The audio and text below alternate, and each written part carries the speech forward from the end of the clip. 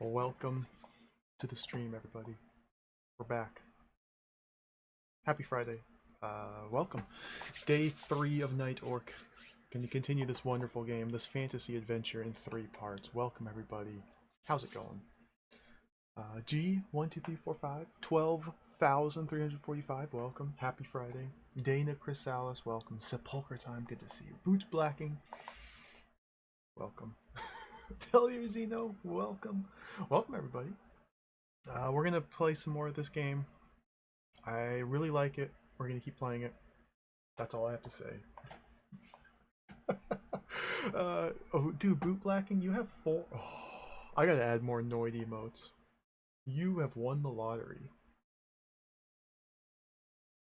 Oh, so good. I got to play more Yo Noid. What am I doing with my life? Why haven't I played Yo Noid? It's been like 4 days, 5 days since I last played Yo Noid.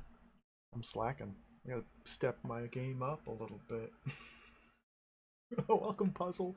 Biffraction. Beautiful skeleton. Nicolas Cage. Welcome. Is that a pig riding a dog? I think it's an orc riding a wolf. I think. It might be a robot riding a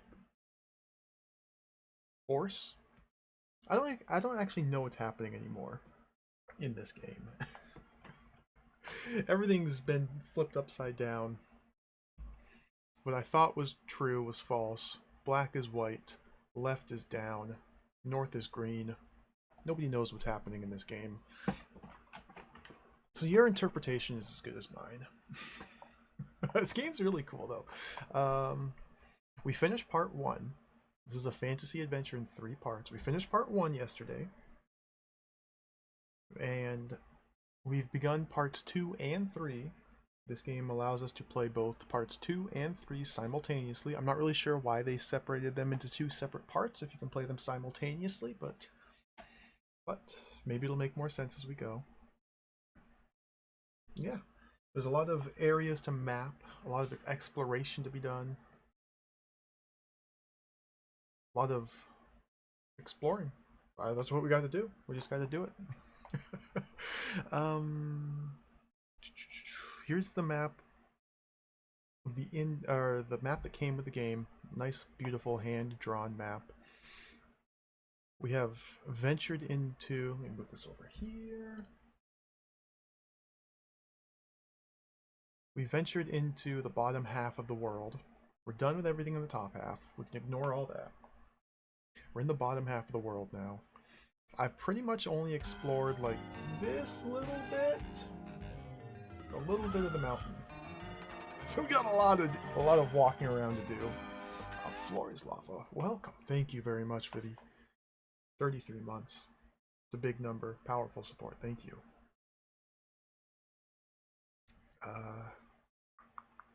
We've only done about this much.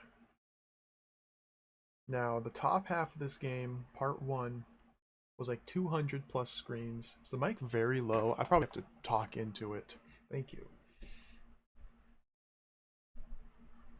Turn up the gain a little bit. It is a little low. I'm still trying to figure out how I want to have things positioned in this room. I'm still workshopping some things. We'll try that. Hopefully that's a little bit better.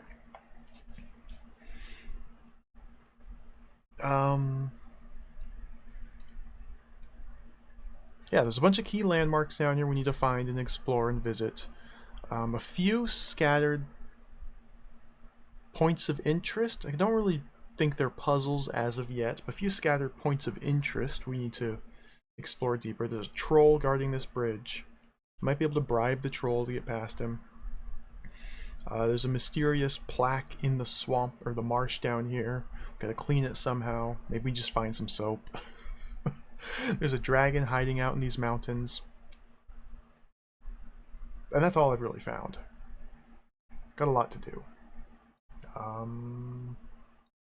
Look at my map. My map. Boop, boop, boop. Look at that. We can ignore all of this over here. This is all done with, dealt with, completed. Just push that over there. this is what we've explored so far, all these different rooms. There's, as you can see, there's tons of different paths I haven't taken. Basically, this is a giant field here. It's like a giant field right here. And then down here, there's a swampy marsh we just found at the end of the last stream. This is a river, an impassable river. I can step onto the river and then drown. Gotta figure out how to fix that. This is the Troll's Bridge right here. Again, I might be able to just bribe the troll. We have a mountain over here, which we've just barely started exploring. And then a very mysterious road and a turnstile. Now our goal, as stated in the game's manual, our goal is to escape. I'm guessing through the turnstile is the escape. Because here on this grassy plain, the game explicitly says there's an exit ramp leading south, which exit ramp should take you to the escape. But there's a locked door, and no robots are allowed past this turnstile. So, again, I'm not really too focused or worried on figuring out and solving these puzzles yet, because there's still more to explore. So let's just get into it. Let's start plugging away. Slippery rope, fish won't let me take. I hate it when fish won't let me take rope. What's the software? It's called Trizbort. I'll drop a link here in chat for you. Ba-ding. It's an incredibly useful software. I should probably update it. Am I even updated? Oh, I'm at version 1.2. They're up to 1.7. I haven't updated this in years. Yeah, we'll deal with that later.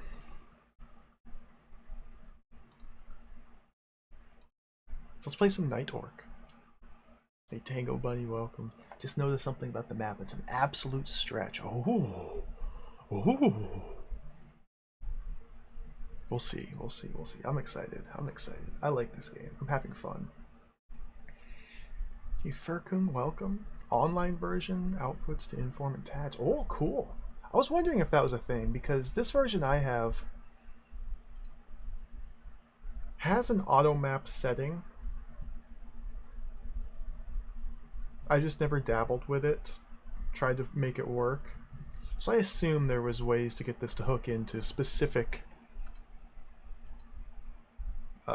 adventure game engines or whatever you want to call them, interpreters, but I haven't played with it. I do it all by hand. Well, with a program. Jank but interesting. Cool. I'll have to look into that. Oh, dude, King's Quest VI is such a good game. I haven't played King's Quest VI in a long time. I should replay some King's Quest. King's Quest is fun. Let's play the game. Ding. Night Orc. Goodbye. I've disappeared.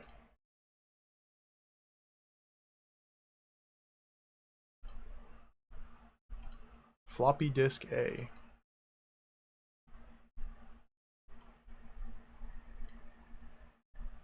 Game.prg.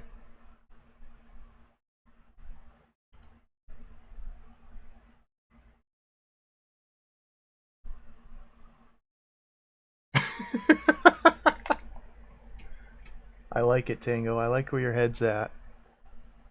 You might be onto something. Probably not, but you might be onto something. I didn't see it.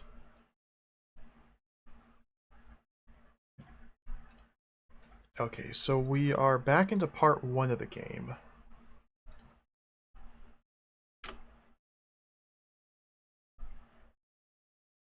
Yeah, we're in part 1. What now? We want to first restore. Really restore? Of course, I want to restore. A funny little... Oh, timer. Funny little gnome appears on the horizon and sprints towards you, yelling stop. Blah, blah, blah. Copy protection. Page 27, line 10, word 1.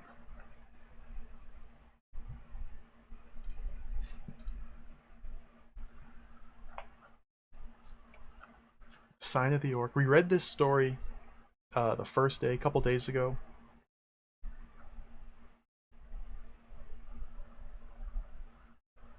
What do I need again? Page 27, line 10, word 1.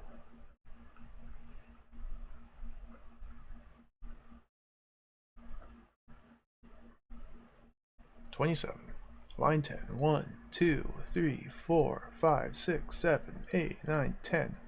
Word 1. Terrible.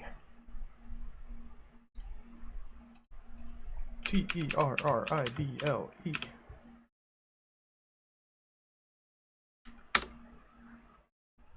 Goodbye, gnome.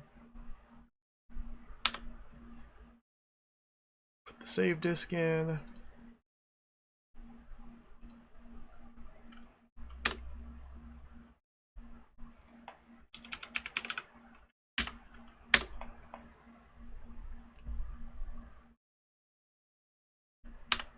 Put the game disk back in.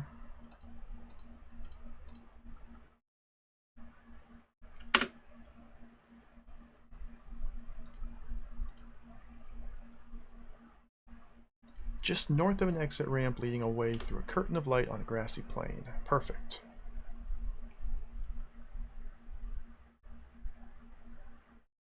Now we need... Oops, let me let that finish loading. It's not glitched. It didn't glitch. The glitch is fixed. Put the picture disc in.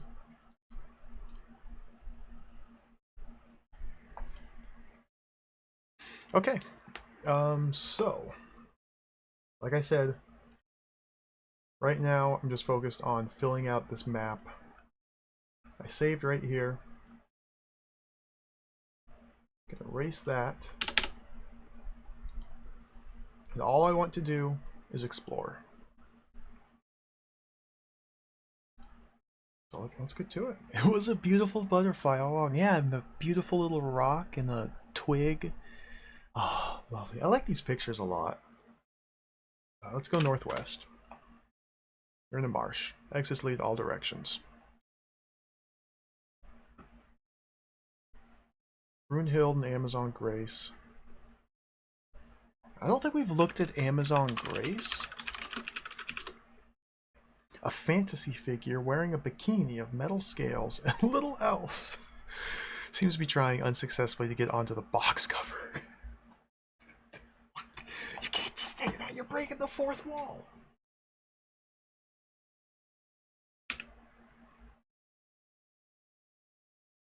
Oh, developers.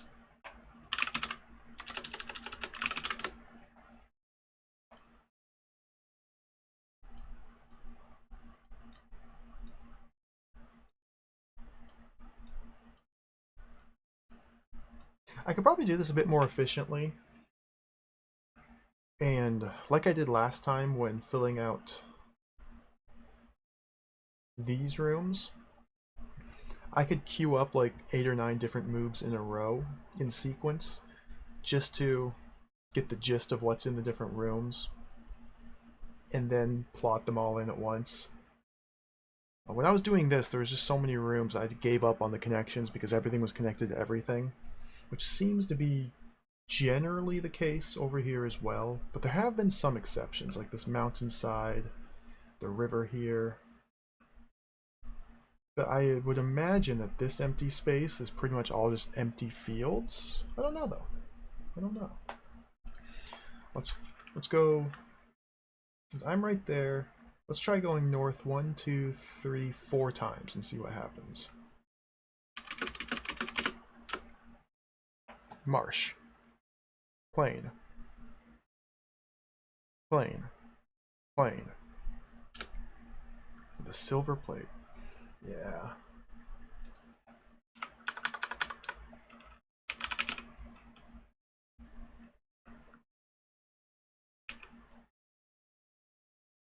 Try to get all this stuff to line up. Since I don't have a perimeter sketched out, I don't want this to get too sloppy.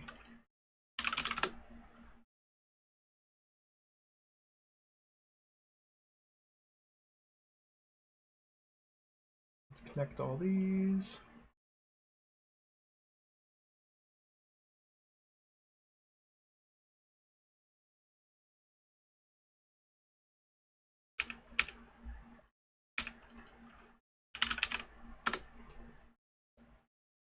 We'll call it a grassy plain, just for consistency.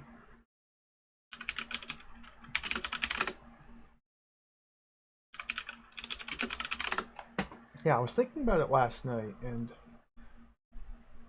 I haven't played enough of these games to really say for sure, but it seems like there's a trend, like with British games specifically, where there's a lot of effort spent creating this vast open environment and then filling it with these NPCs that kind of have their own priorities and their own routines that they go through. And it's kind of more of an effort of creating a fully realized world rather than like a strictly confined narrative experience. Yeah, sentience is the other thing I was thinking of, and like the similarities between this and that. How sentient had this enormous space to explore, cool NPCs to interact with. But then the actual like puzzle design and such was much less fleshed out. It's much more of like an attempt at verisimilitude, modeling something that's realistic. Well, realistic in quotes. Something that feels like you could actually live there or is being lived in. Again, I haven't played enough games of this era and genre to really say for sure if that's like a trend from a specific country, just a specific set of influences that inspire that sort of design philosophy, or I'm just totally making this all up. I just get that impression.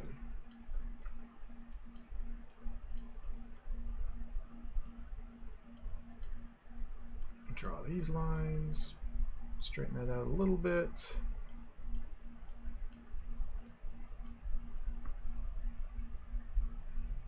Yeah, that's another good example. Waxworks. That one Jack the Ripper scenario. That's so cool. You can go explore all these houses and pick up like dozens of different items, but you only need like 3 of them. That game was so cool. God, I love Waxworks. I gotta play the Elvira games. Still never played Elvira. Okay, so we're up here. So I'm gonna pick up this silver plate, even though somebody's just gonna steal it from me. Let's examine it. Small model of a round shield. Very valuable. Excuse me.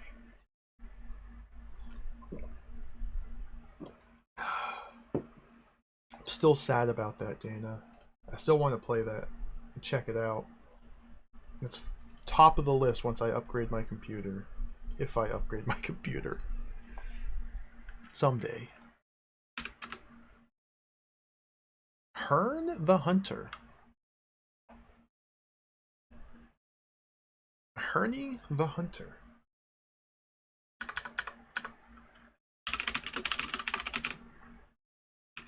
Just stole my plate. An overused figure from myth. Fortunately, he has left his wild hunt at home, carrying a silver plate. What does that mean? Okay.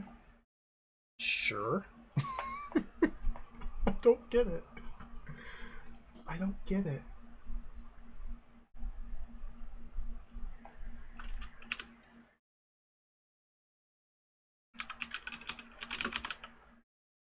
Is that an, oh, is this an actual mythological figure similar to Odin? I mean, we met Odin already. We met Fungus the Boggart Man. We met Annihilator. Those are actual mythological figures, right?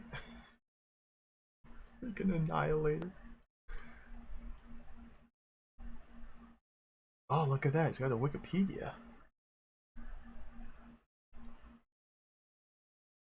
English folklore. I should have known.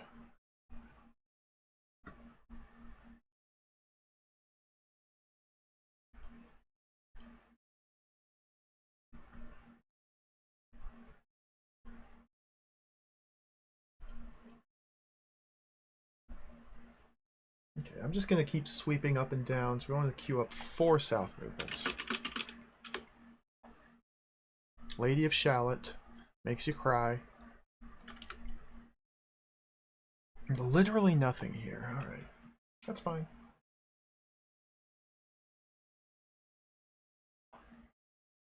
Okay, neck, welcome.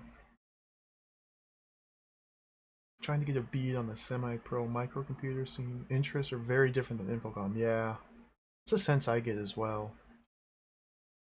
It's a lot of, why is this room here? And it's because it's a house. You need a kitchen. Yeah. It's interesting. Different priorities. Different influences.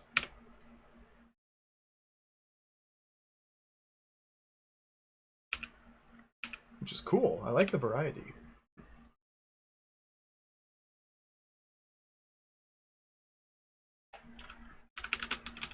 Grassy plain.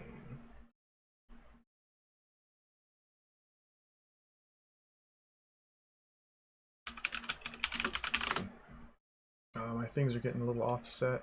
Whatever. It doesn't need to be perfect.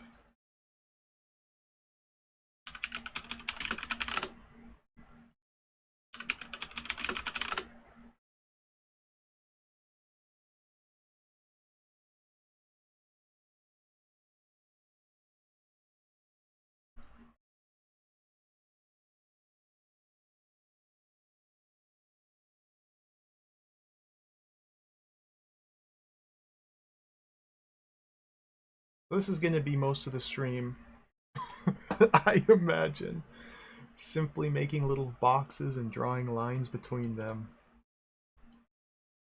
May not be the most riveting thing, but I'm here for it. I like it. There's a sense of satisfaction in plotting maps and seeing things come together. I gotta add these to indicate those are available.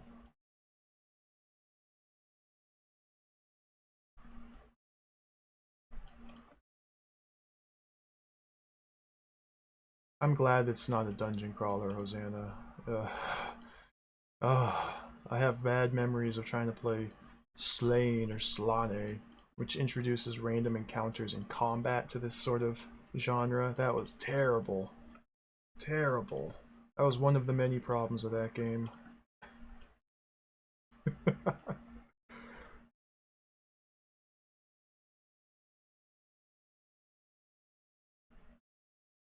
That game was so bad. Because you'd be trying to explore and draw maps like this, and you just be constantly assaulted by random encounters. And the random encounters were random. The control scheme was messed up. You didn't type your commands. You had to use a joystick to grab the commands as they were scatteredly flying throughout the screen. Which, in random encounters, means there's the risk of dying to them or whittling down your resources, your health. It was ruthless. I don't think I even saved the VOD. I think I got so frustrated trying to play it, I just rage quit. Flushed it down the toilet. It's interesting in just how unique it is. But it's not good.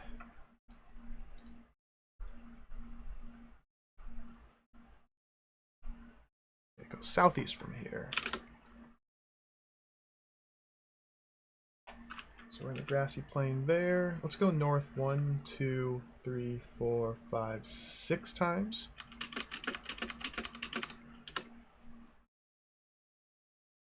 forest. New picture? Once we're done executing these commands. Silver spoon.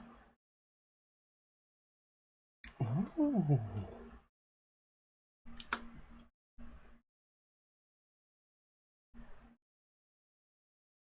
Still nothing.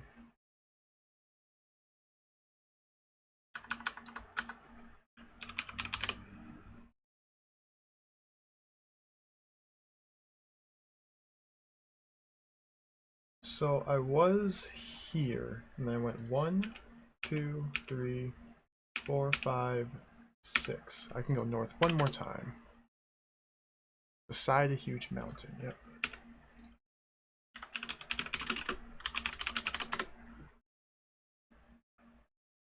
Beautiful picture. Which ones were the forest? Grassy plain, then 3 forests, okay.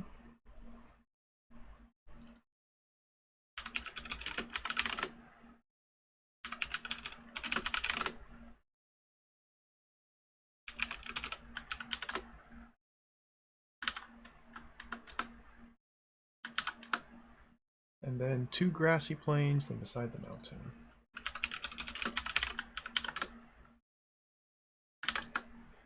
Alright, now we gotta draw the lines. Yeah, I played it once, G. I didn't beat it. I only lasted a couple hours. It was ruthless. I couldn't take it. Wait, I can go west from here.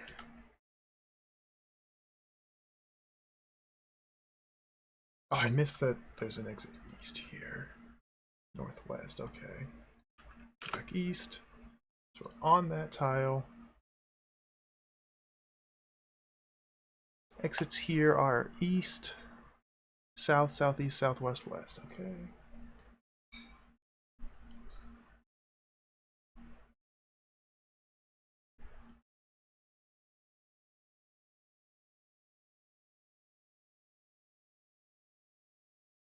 Ah, oh.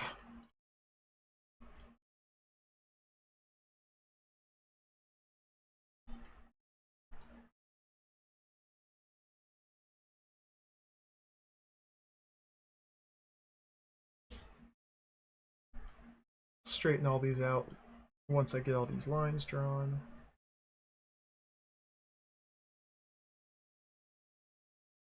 Dude, this program, the hotspot for it.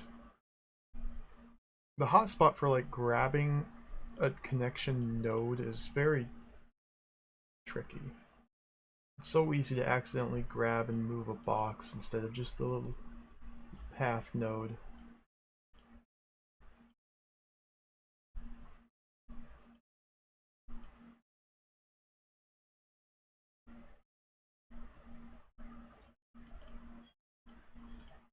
Come on, come on, come on, come on. There we go.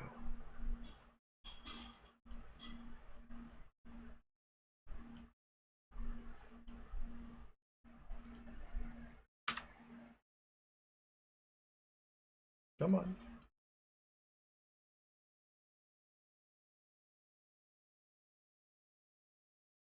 When I played Slain, I tried the Spectrum version. It might be a bit more playable on the Amstrad or the Commodore 64. I don't know if I'm that interested in trying to go back to it though.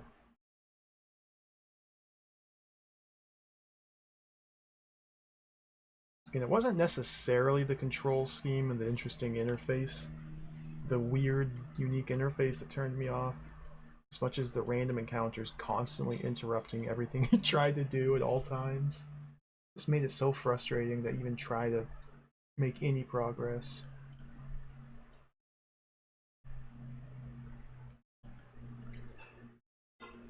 There's a bunch of factors in that game that made me flush it.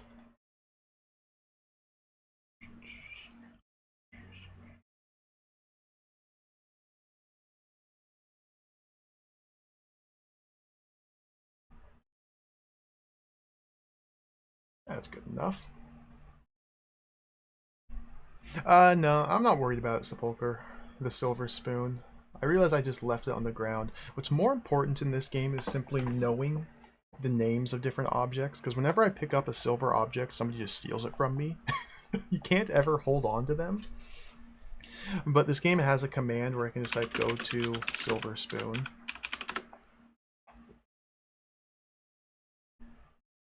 So once I know what all the different objects are, once I need to find one and use it for something, I can just go to it.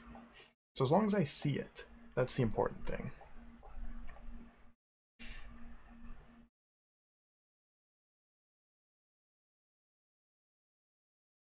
An early pirated version of the play from 1602 includes different version of the text. Oh wow! Literal pirates thieving plays. Cool. I've heard really good things about Plundered Hearts. I've never played Infocom games. I don't know why. One of these days. Just so many game. Just so many game. Okay, we're in the first forest here.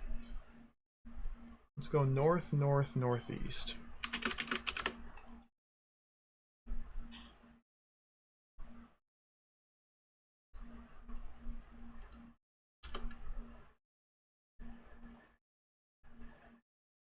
Trinity is another one that's really high on my list from Infocom.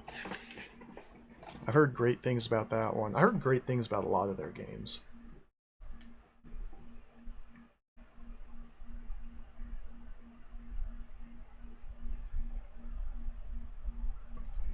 Okay, so now we're here, beside a mountain. I'm gonna guess we can go down 1, 2, 3, 4, 5, 6, 7. 1, 2, 3, 4, 5, 6, 7. There's the loaf. A little lake. Ooh. Something unique. The Druid, some ants, a comfortable perch. And huge. That's a Britishism right there. A huge anthill. And a marble pedestal. On the comfortable perch is the rainbird.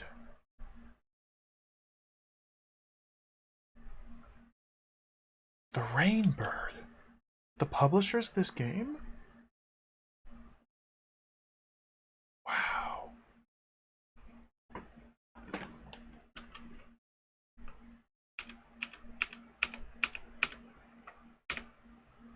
Alright, let's put some boxes in.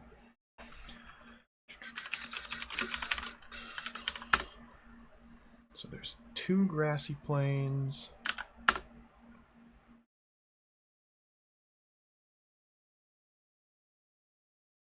And the forest.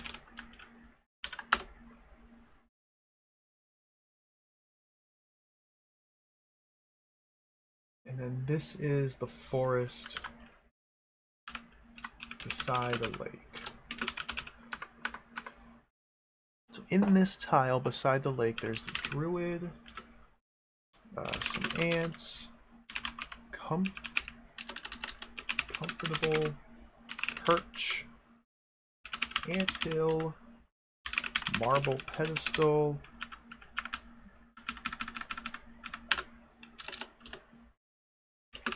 on the perch is the rainbird. That doesn't even all show up. Too many things to list. We gotta go like that.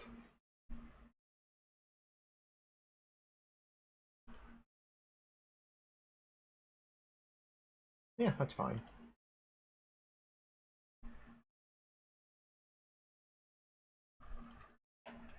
There's another forest.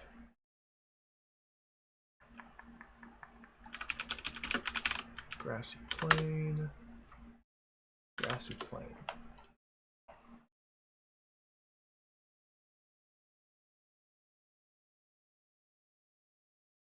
That's good enough.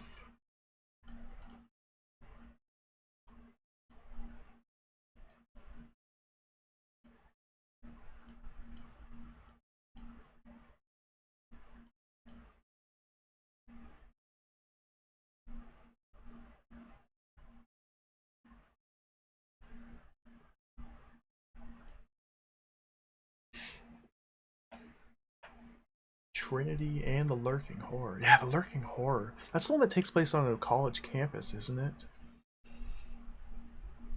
That'd be cool. Fish? Yeah, I've heard of Fish. Fish looks great. God, so many cool games.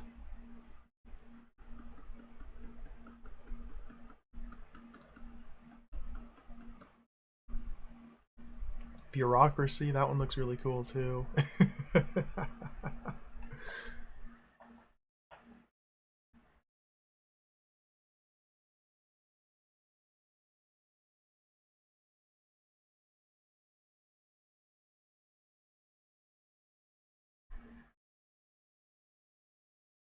I don't really have a method for selecting which game from a specific developer that I play. Sometimes I start at like the start of their catalog, sometimes I just pick a random one that looks cool. Like this is the first level 9 adventure game I'm playing, and it's one of their last ones or towards the end of their catalog. Just for some reason, the name Night Orc has stuck in my memory for years. I've just always wanted to play this one just because it sounds so cool. It's called Night Orc.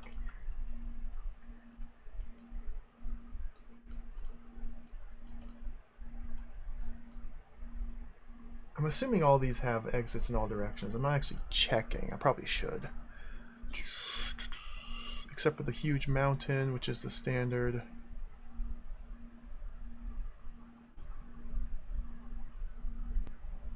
Exits in all directions. Yeah. Okay.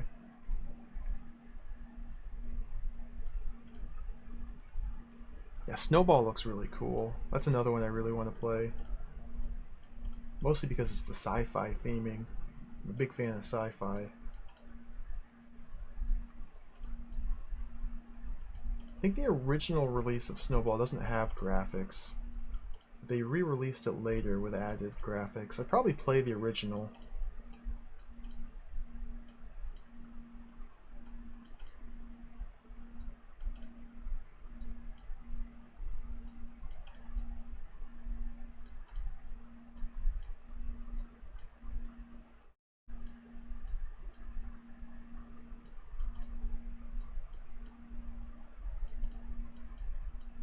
God, so much empty space here. So in the grassy plain here, we cannot go any of the south directions. Okay, I think I got them all. Beautiful.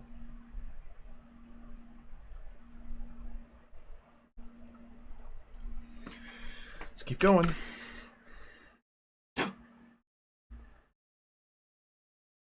Oh, I think I might have found the corner. Might have found the edge of the world. So we're gonna go north 1, 2, 3, 4, 5, 6, 7 times.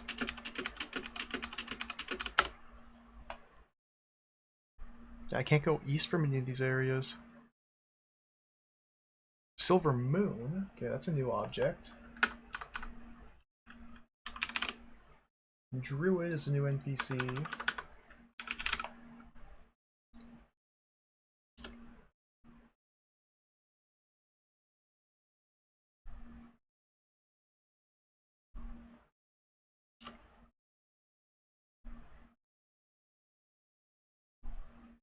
Which bush is the rainbird supposed to be in then? So we keep hearing these random voices. We found the location of the rainbird. It wasn't in a bush, he was on a perch. I wonder if this is just important, or if this is just meaningless blather. So this being the eastern edge of the field forest down here makes me think perhaps this is the eastern boundary of the game world altogether. Part 1, again, was 16 across, 13 up. How far have I gotten here? 1, 2, 3, 4, 5, 6, 7, 8, 9, 10, 11, 12? Potentially 13 if you count this wide road down here. This might be as high as it goes north to south.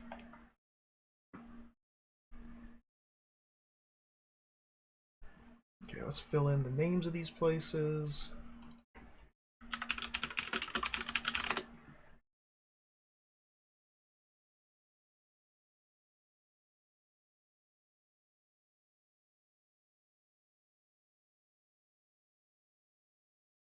So we go from beside a mountain, grassy plain. Forest is really small.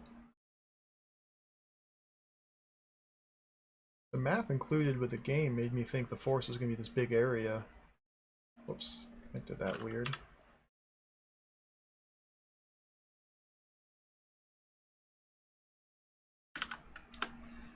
There's 2 grassy plains, 3 forest,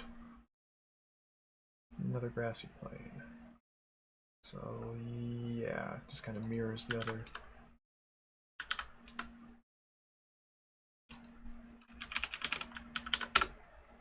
Whoops.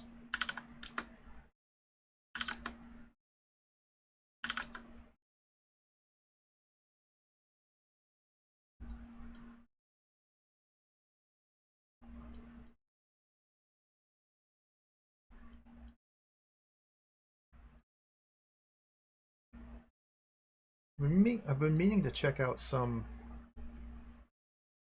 amateur text adventure games, because there's thousands upon thousands of them, and some of them look pretty cool. Maybe older ones like the Quill Adventure Creation System, whatever it's called, for the Spectrum. I want to play a couple of those. I don't know. I always say I want to play games, then never end up playing them. So many games.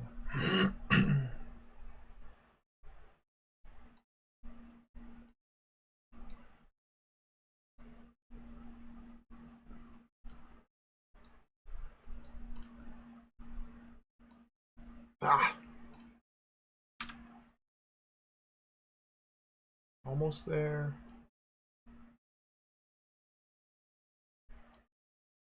Perfect.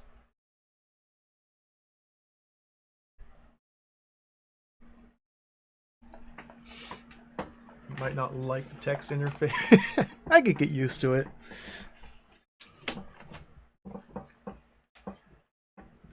I am surprisingly adaptable. I can learn new systems and adapt to them.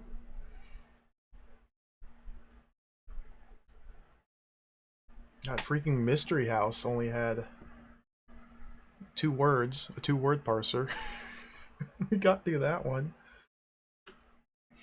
A lot of parsers only read like the first couple letters of each word you type.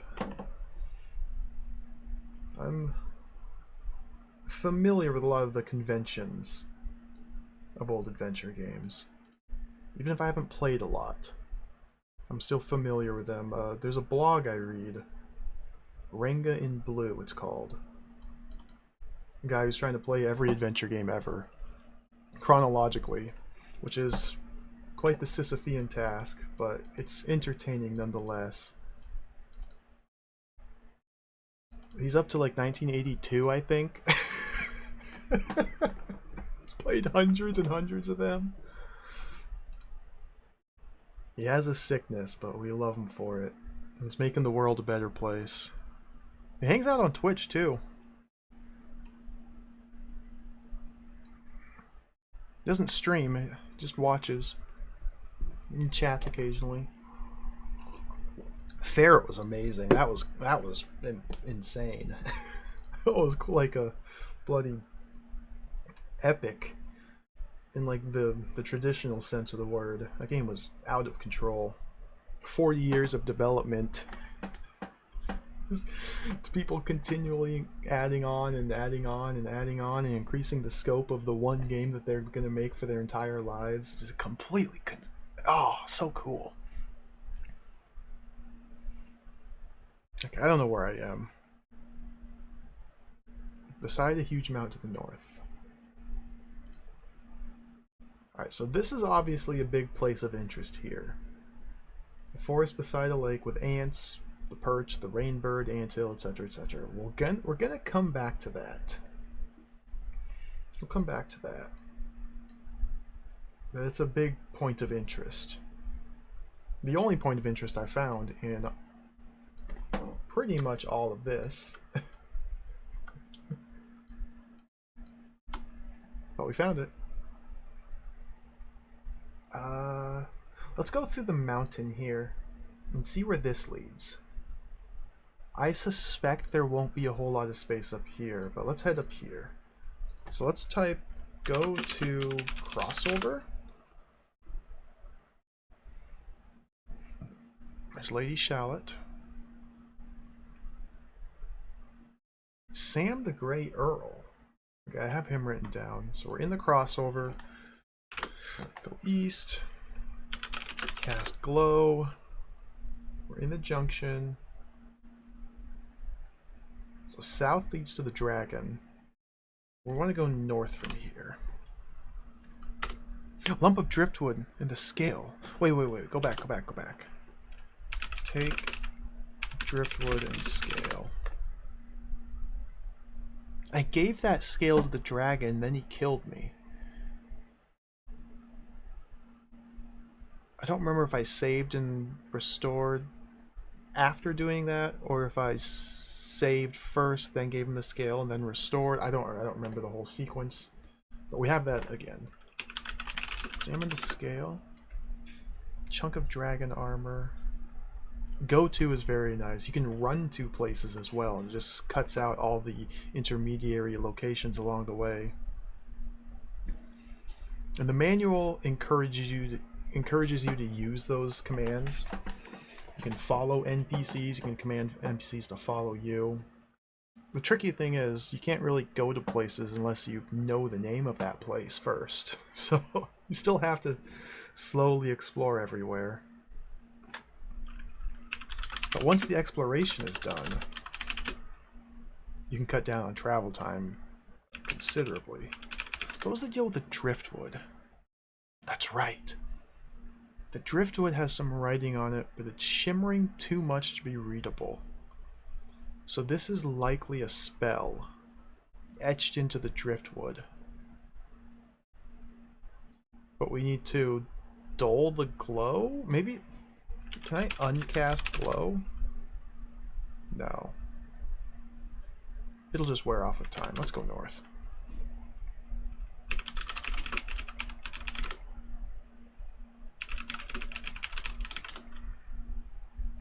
Shimmering too much to be readable.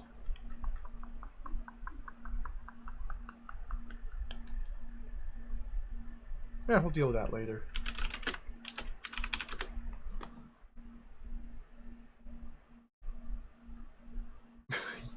The room is now glowing. You're in a dim tunnel.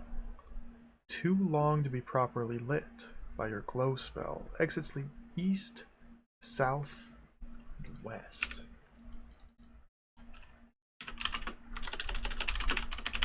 Dim tunnel. It's a dark room.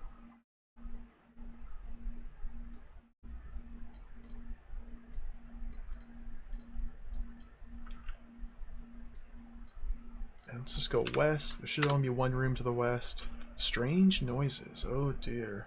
Let's go back to the east. And save. Wah. Oh, that's waiting.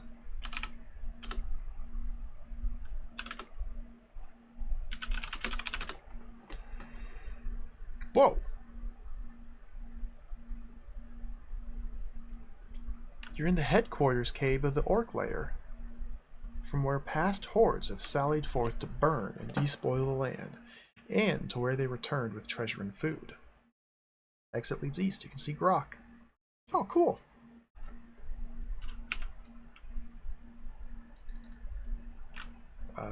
Headquarters.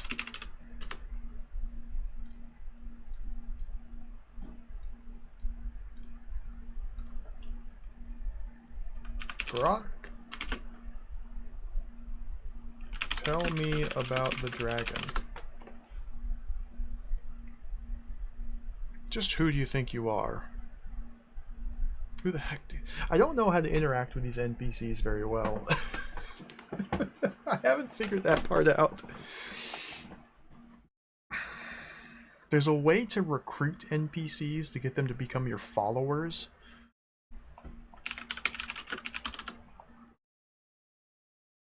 Why haven't you brought me any food? You don't have the recruiter. You might need a specific item called the recruiter.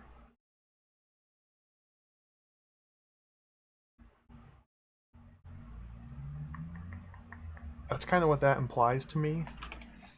And if there does exist an item called the recruiter, I would assume it's in the real world, not the fantasy world that we're in. So I probably have to take the visor off to find the recruiter, and then take that back with me into the fantasy world. That's kind of my suspicion.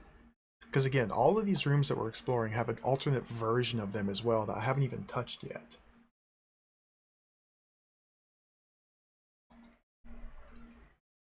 Let's go east. Just ignore Grok.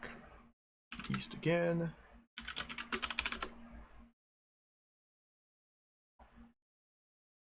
You're in the landing, below a flight of well-polished stairs. East, west, up.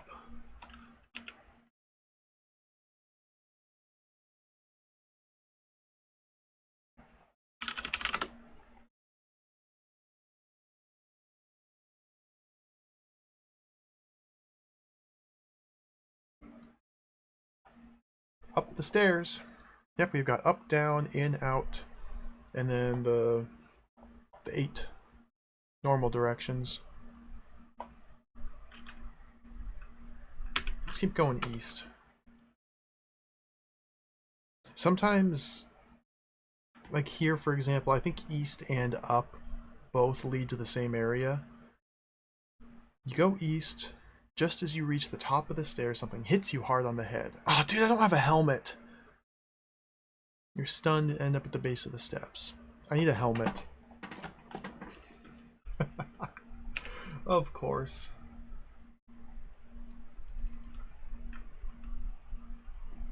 Top of stairs.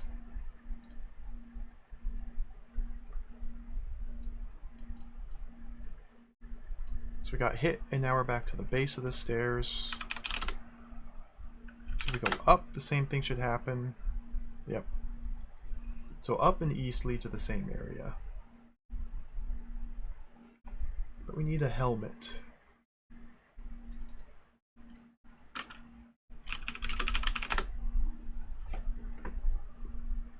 I wonder if that works. I was just thinking about that too, Sepulcher. Go to helmet.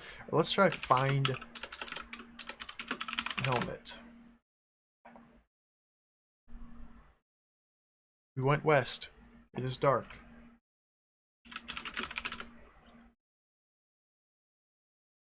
Oink is here, because Oink is wearing a helmet.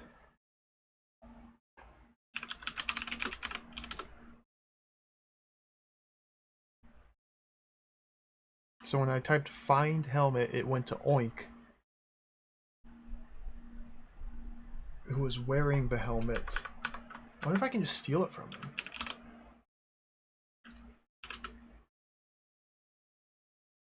Yep, right there, it tells you. Oink goes upwards. He's hit by a club, which bounces off the helmet. He goes upwards. Ah! Does anyone have any treasure to spare? I only need another 2 to go up a level. What does that mean?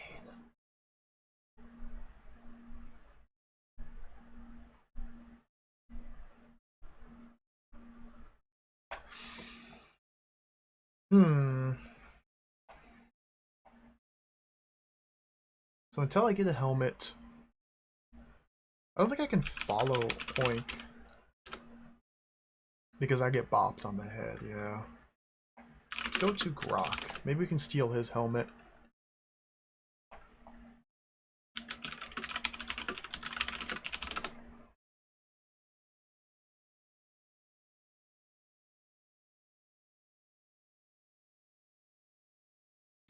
I don't know what you mean. What do you mean? I'm typing examine Grok.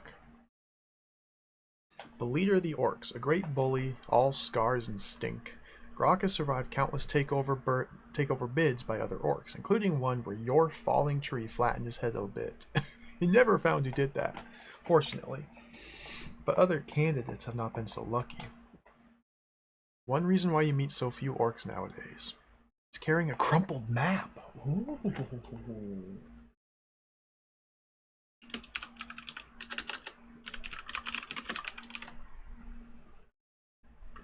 Steel map. Grok hides the map and shouts, "Get your hands off my map. Where's my rat pie? I'm hungry. Bring me some food." Okay, we might have to give him some food, and similar to how we dealt with the hermit in part 1, give him the food while he's busy eating it, steal the map from him maybe. Grok doesn't have a helmet as well. Alright. Again, not really going to concern myself too much with trying to solve these, because there's still areas to be explored. So let's go west in the marsh now.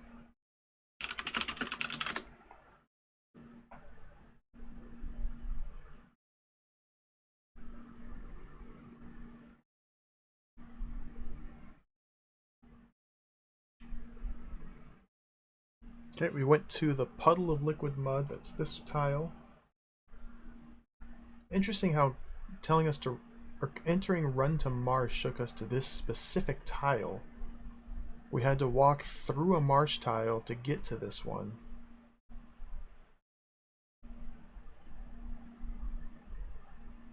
Interesting. We do have the jump spell as well. And I had a couple thoughts about how to use the jump spell. Let's go west.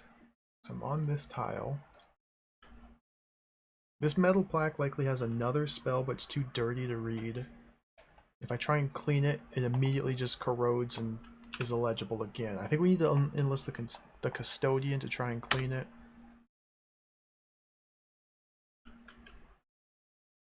Silver hair.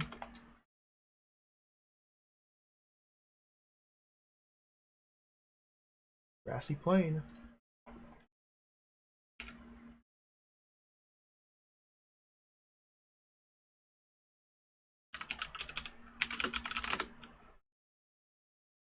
So this might be the other side of the river. We might be able to just completely ignore the troll bridge and walk around the river like this through the marsh. There is a door. I was able to get to the troll bridge once. I was able to stand on this tile once and saw there was a door leading north. So we do have to deal with the troll eventually. But for now,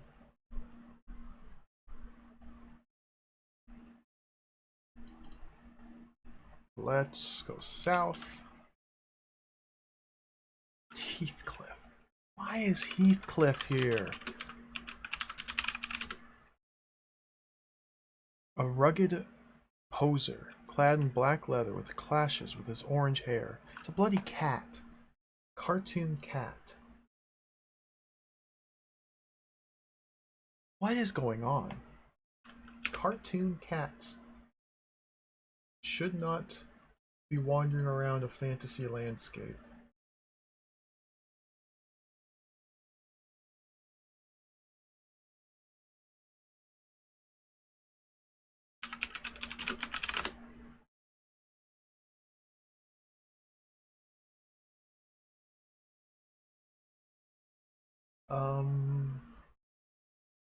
I think there's going to be a house right here.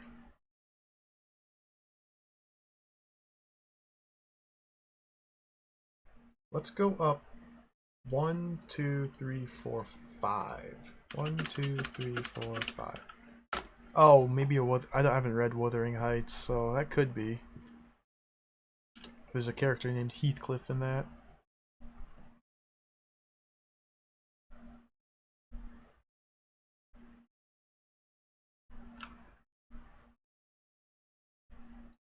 The riverbank. Hey, Moosey Fate, welcome.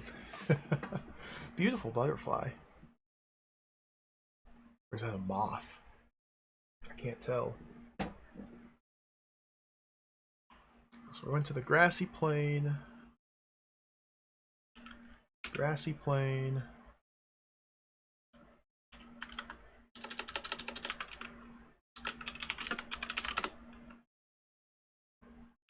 And then 3 banks. 3 river banks, which makes sense.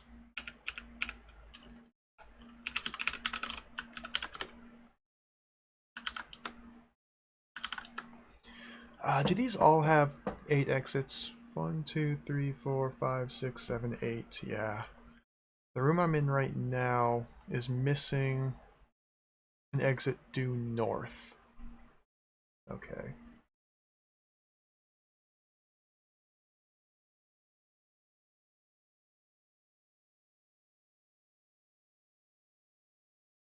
I think there's a house up here. We have to go around and enter it. Yep, we're on the other side of the river now. Just walked around it.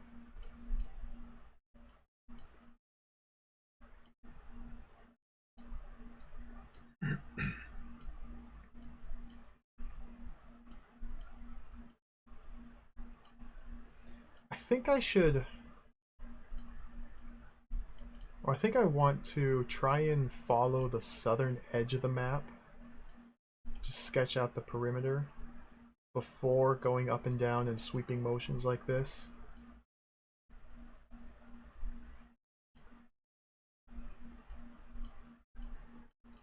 Come on. There we go.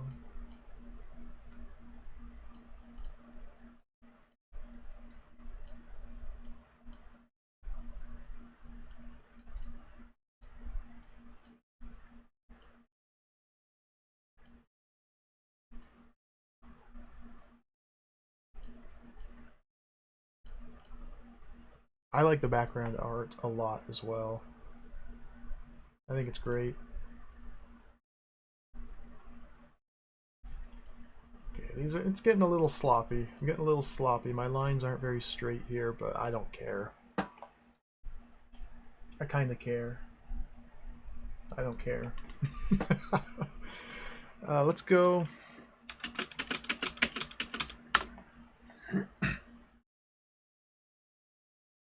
I want to go there and then go due west. Butterfly. Jane Doe. Whoa, John Doe. John Doe. Jonathan Doe.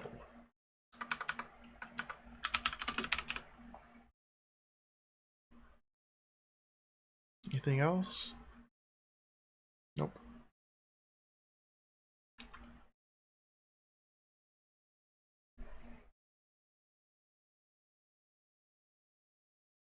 Let's see how far west I can go. Beside a castle. Oh, I was able to go 1 tile. Cool. It's the same castle as part 1. Come on.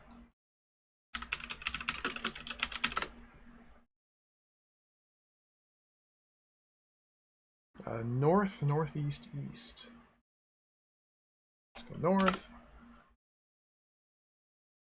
There's Susan. What's Susan's deal again? She's wandering about, getting steadily more confused. That's the extent of her description. Susan's just like me. For real, for real. Exits lead north, northeast, east, south, southeast. Okay.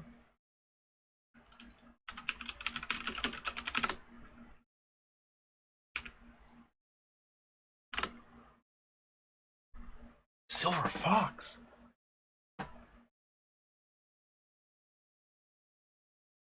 I don't think it's the same castle. I think it's just the same artwork. Would be my guess.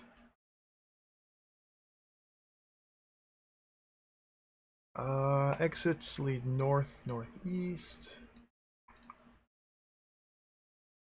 East, south, southeast, northwest. Okay.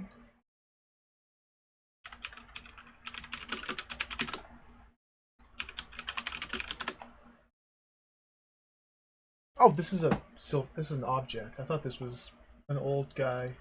I thought this was a dude with gray hair who was very handsome. Would make good elf bait? What?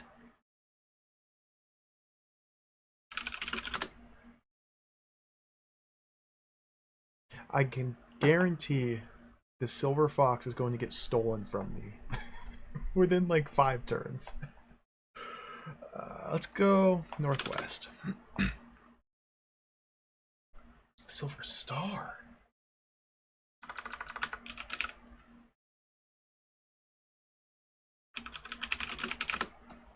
A chunky lump of silver from the pits of the Marsh Hill Bodgers. Nice sharp corners, still retains its original battered appearance. Mine. Now we're there. Should be a room to the east. These old grassy plains. The other room was called Beside a Castle.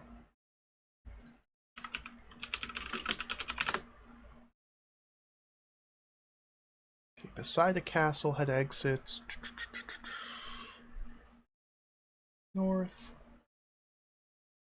northeast, east, southeast, west, and northwest. Grassy plains, all directions. All directions? I bet I can't go southwest. I bet I can't. I bet they're lying to me again.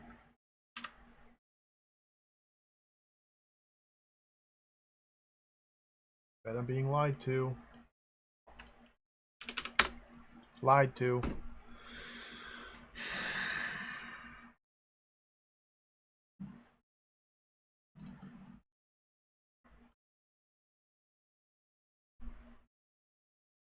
That's good enough. How weird. It's not the first time that's come up. Exits lead in all directions. Oh, except that one, but we're not going to tell you about that. They must be just simply copy and pasting room descriptions. They must have to manually type in room descriptions, including the exits to the rooms when they're making the game. And they just copied and pasted a whole bunch of the same descriptions. Because there's also been instances where a room has exits in all the different directions, but it lists them out. But functionally, it's the exact same as exits lead in all directions. It just lists them.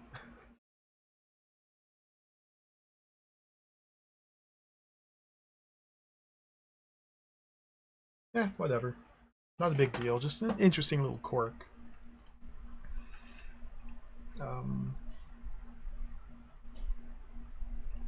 I want to try and get to the bottom left corner. Let's go west, beside the castle.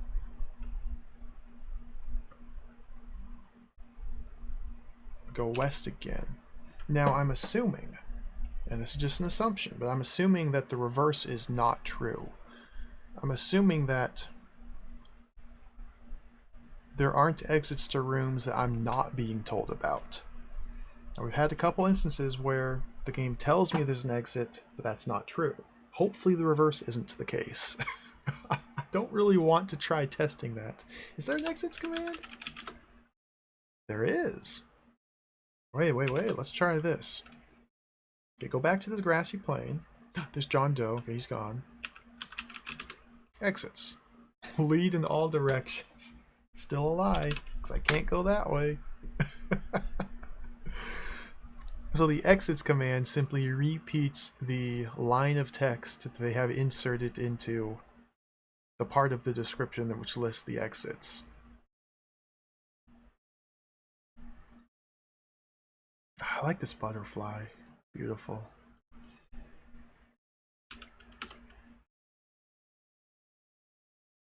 Okay, go west from here. Just north of a crystal castle on a north-south road. Oh, now we're getting somewhere. Now we're getting somewhere. I will call this the north-south road. Ropes overhead.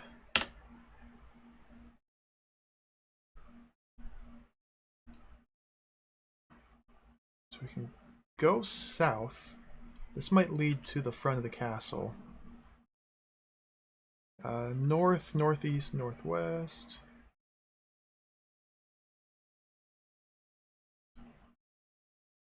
Save. East, south, west, and northwest. Beside a castle.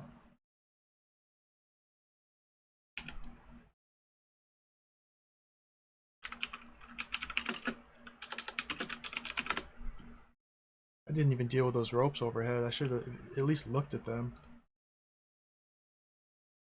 North, northeast, east. Oh, this might be the corner. This might be the corner. Let me check something real quick. 1, 2, 3, 4, 5, 6, 7, 8, 9, 10, 11, 12. It's 12 across and 12 high, plus maybe 13 if you count this. Maybe this is a lot smaller.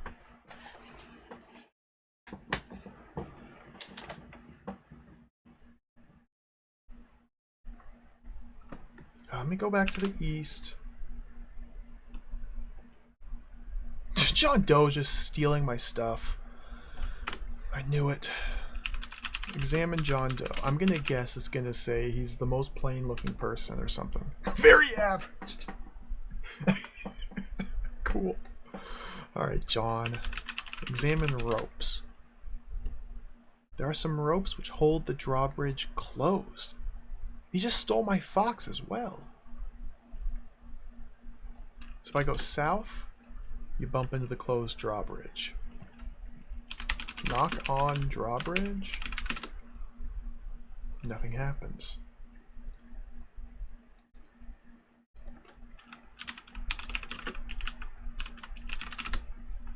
Okay, let's make a note of that.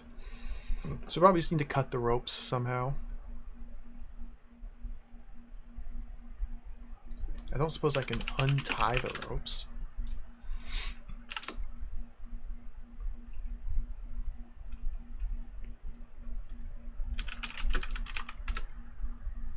The room is unmoved. I still don't know how the jump spell works. Cast jump to ropes.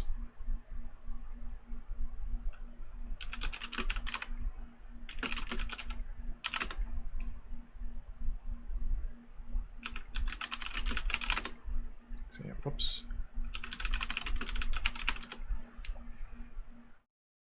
It's just like the other castle, the medieval equivalent of a tower block.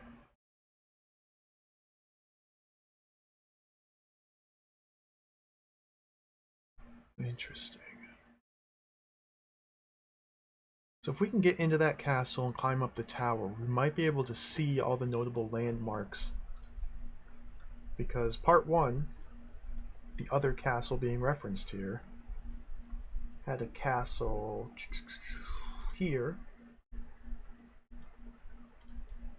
Courtyard, entrance hall, staircase, lookout. And from the lookout we could see all the different areas in this gigantic field that actually had things of interest. It explicitly stated where I needed to go. Well, I guess that's not the way to say it. It just points out, you know, you see a royal oak tree, you see a tower, you see a well, you see a crossroads, etc., etc. So the same thing might happen if we're able to get into this castle.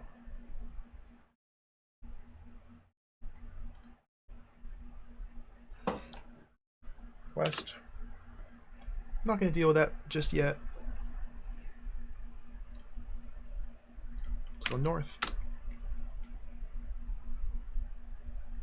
Beautiful. Oops. Go north again. North again. Can't go that way. I have to go northeast.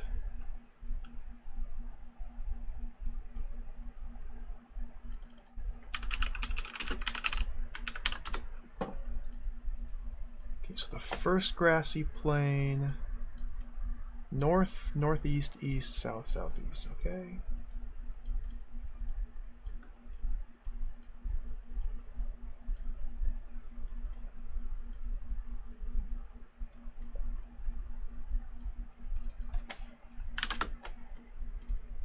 Oops.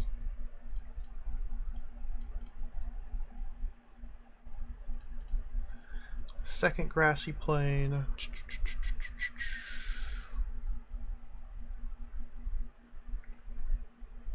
Northeast, east, south, southeast.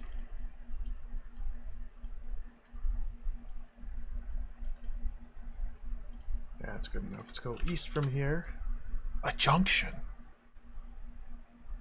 The road continues south and east. Ooh. Beautiful.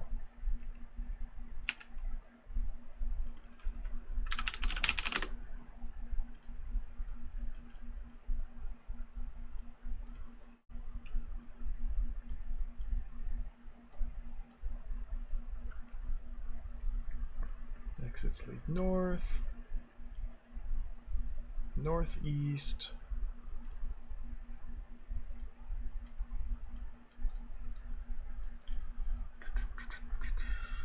Okay, let's go north. A rose garden. Whoa.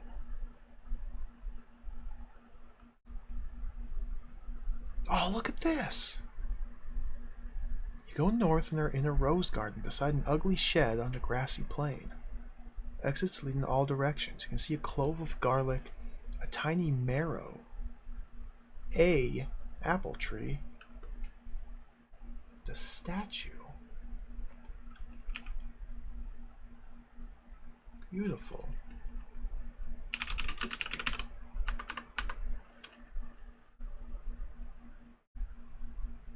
We have garlic. I don't even know what a tiny marrow is.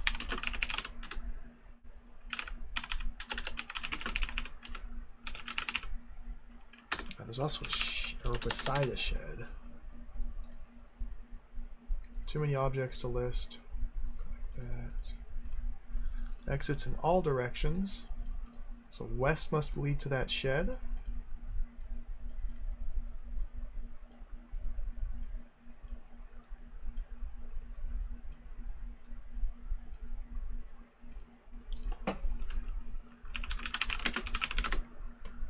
It's a complete waste of space.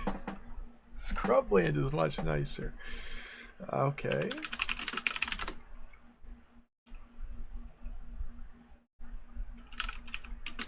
Give me that garlic. Maybe we can feed that to, what's his face? Grok. He asked for a rat pie, but maybe we could feed him the garlic.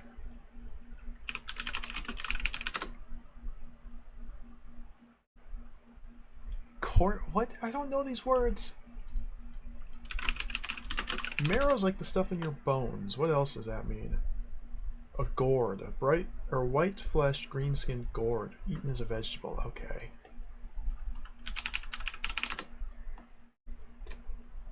A courgette's like a squash or a zucchini. Okay, these are British words.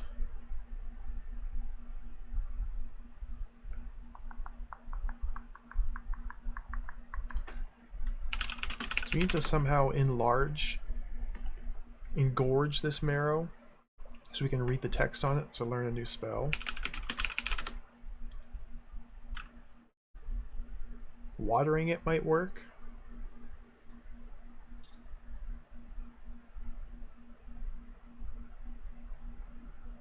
Okay, cool, cool.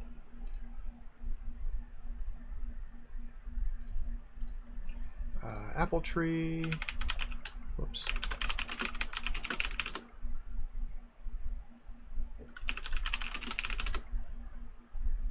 Just like any other fruit tree, gnarled, cankerous, and overgrown with a mass of leaves, but almost no fruit.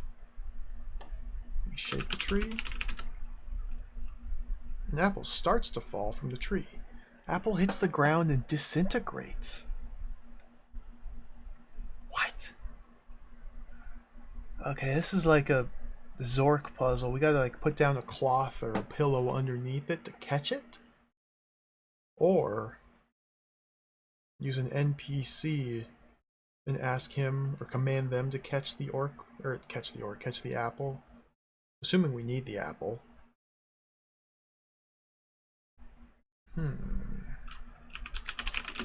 Statue. Small and remarkably ugly. Can I take it? Too heavy.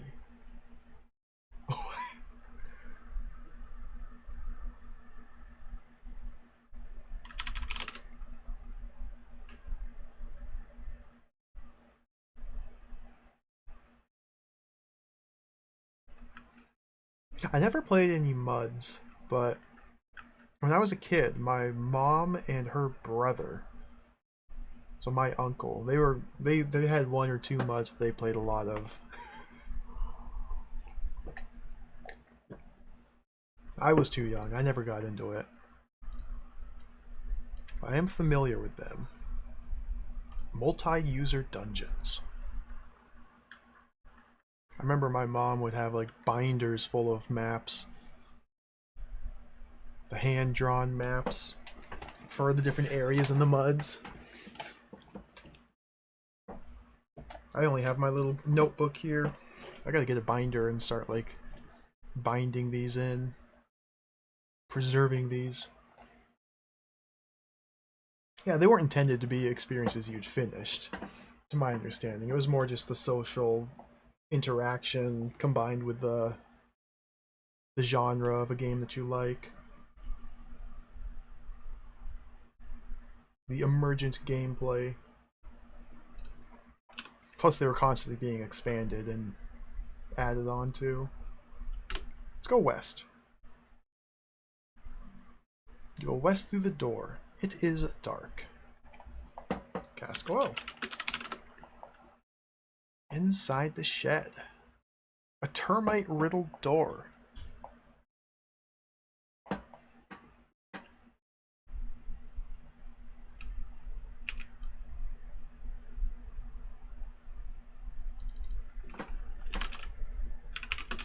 Inside shed, dark, termite riddled door.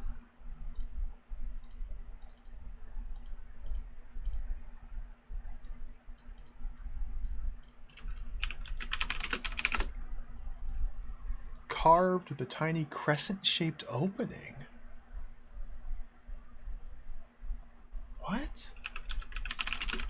Oh, it's a freaking outhouse.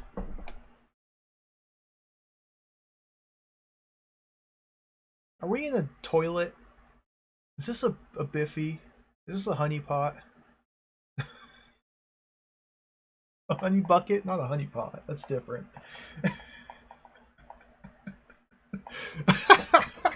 Get out of there. Get me out of here. Goodness gracious, man. I've been played.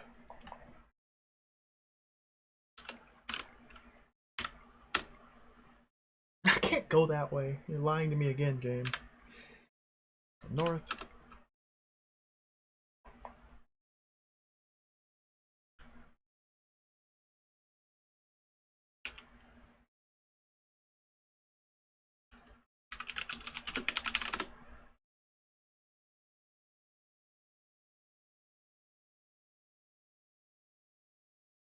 Now it says exits lead in all directions. I guarantee I cannot go southwest.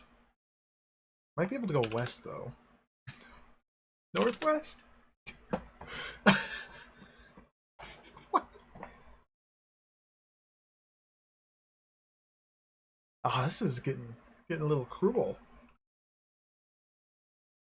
Now it's possible. Because again, there's two different versions of these rooms I'm exploring. It's possible if I take the visor off, then there will be exits in those directions. I don't know how I notate that on my map without just having two separate maps, but I'll figure it out. If that's the case. Can I go north? I can. Silver candlestick.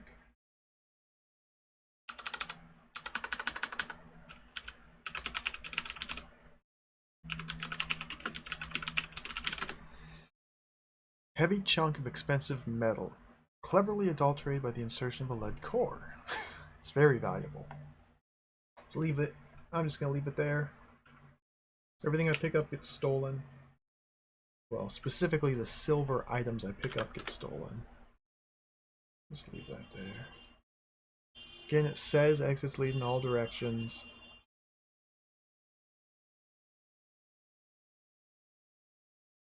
I go southwest, west, northwest.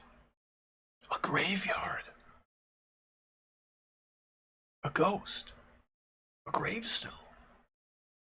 New picture? Oh, cool.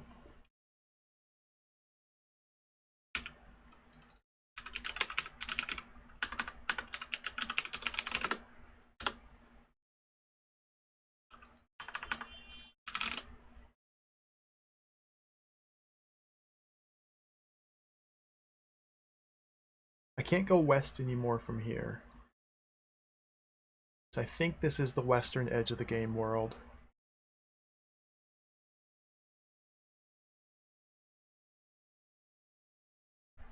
Connects to there. Here we go.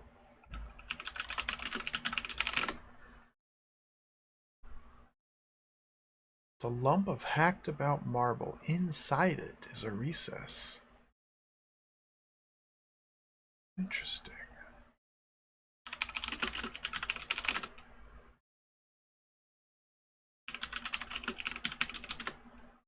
A D-shaped hole in the stone.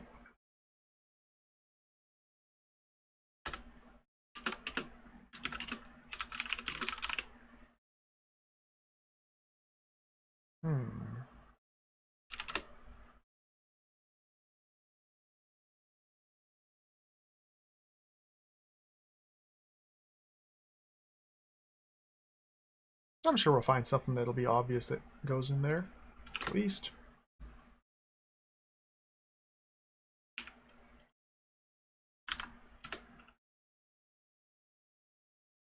Exits lead in all directions, but I can't go southwest. Nope.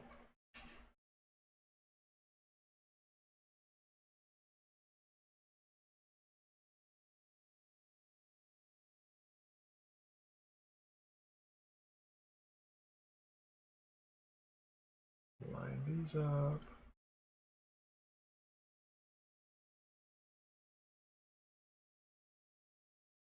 Northwest. Yep.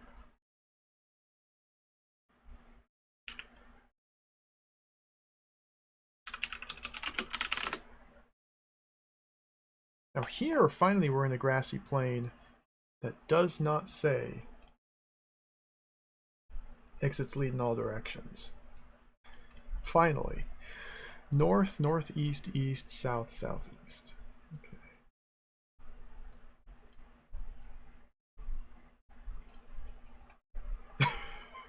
Okay. Penis. That's the that's the explanation.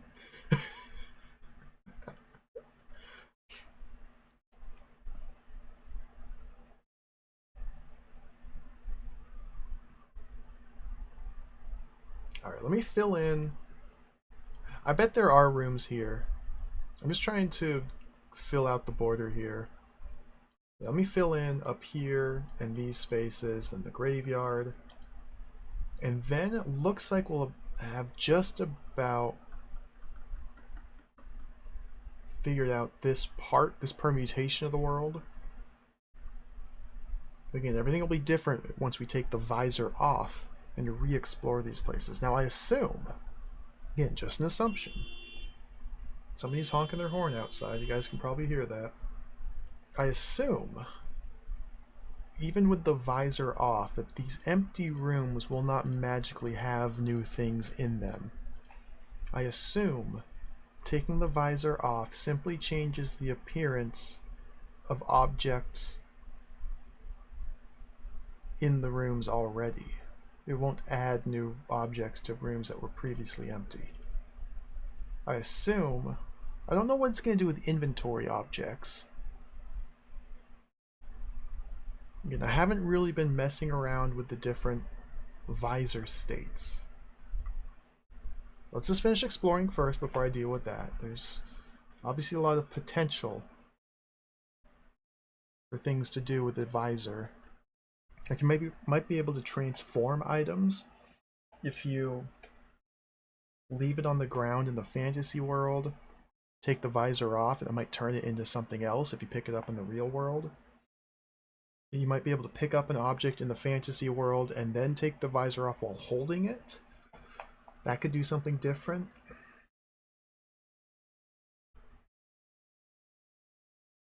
Let's go north. Top of the world.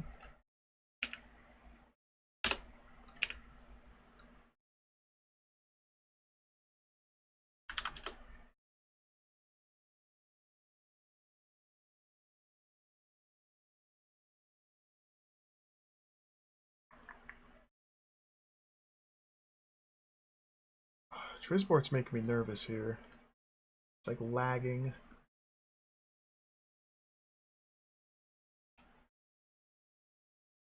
Can I move these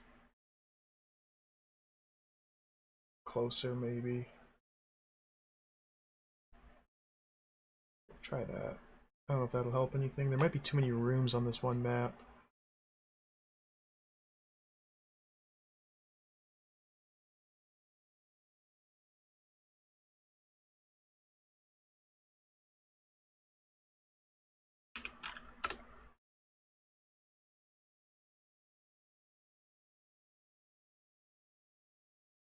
Grassy plain. Grassy plain. Grassy plain. Riverbank.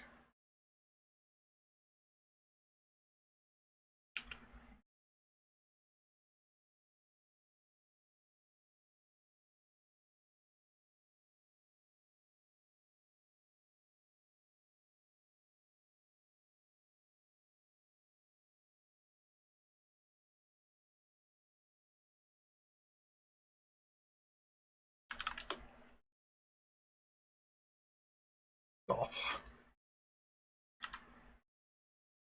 Oh.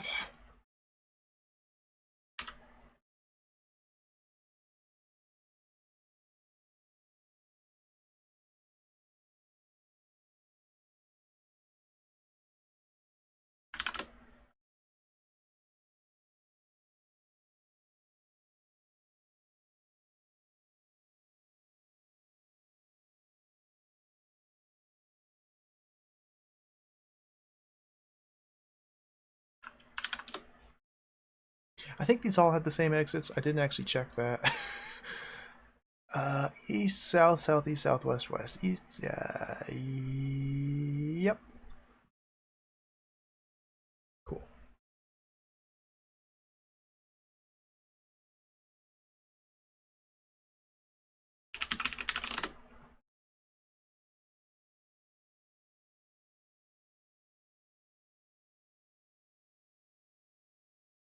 I can go west on the riverbank.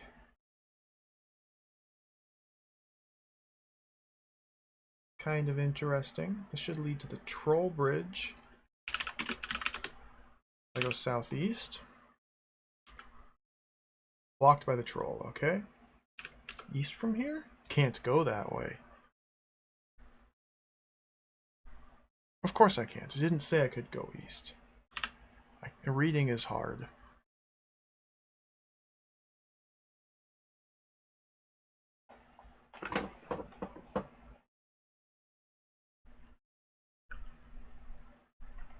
So let's go south. Oops. South and west, west, west. Southeast, east, east.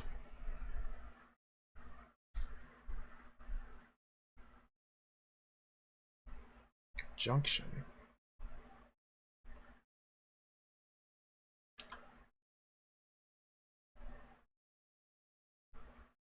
Silver Sliver. Another junction.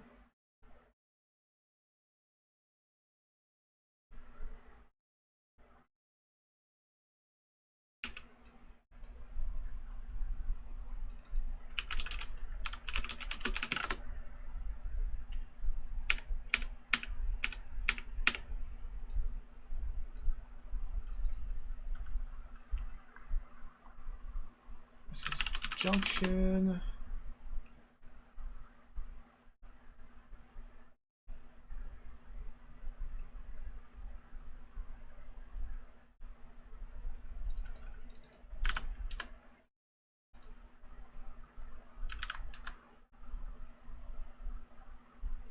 This is the junction.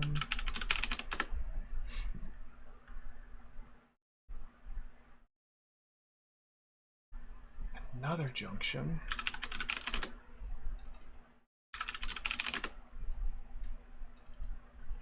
And riverbank. Okay. Fill in all these little lines. We're almost done with the tedious part. Then we can start playing the game properly. Almost.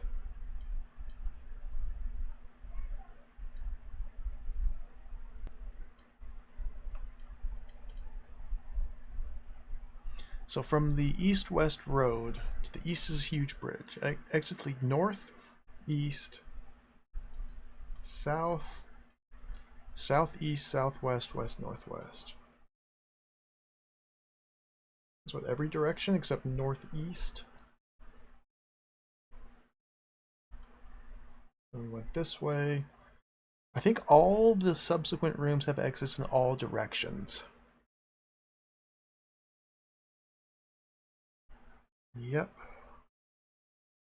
All directions, all directions. Yeah.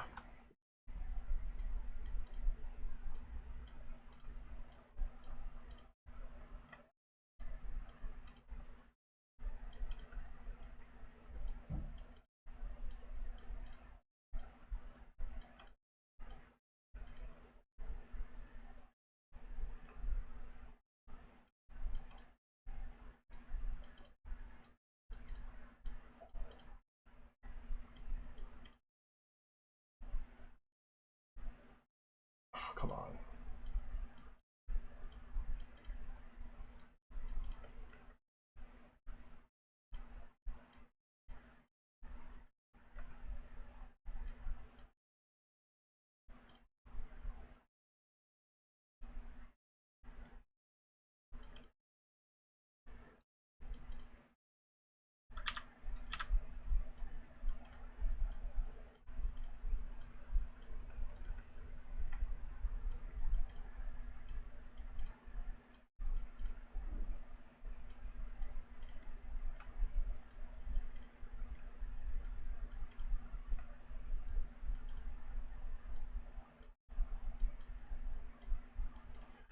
Beautiful.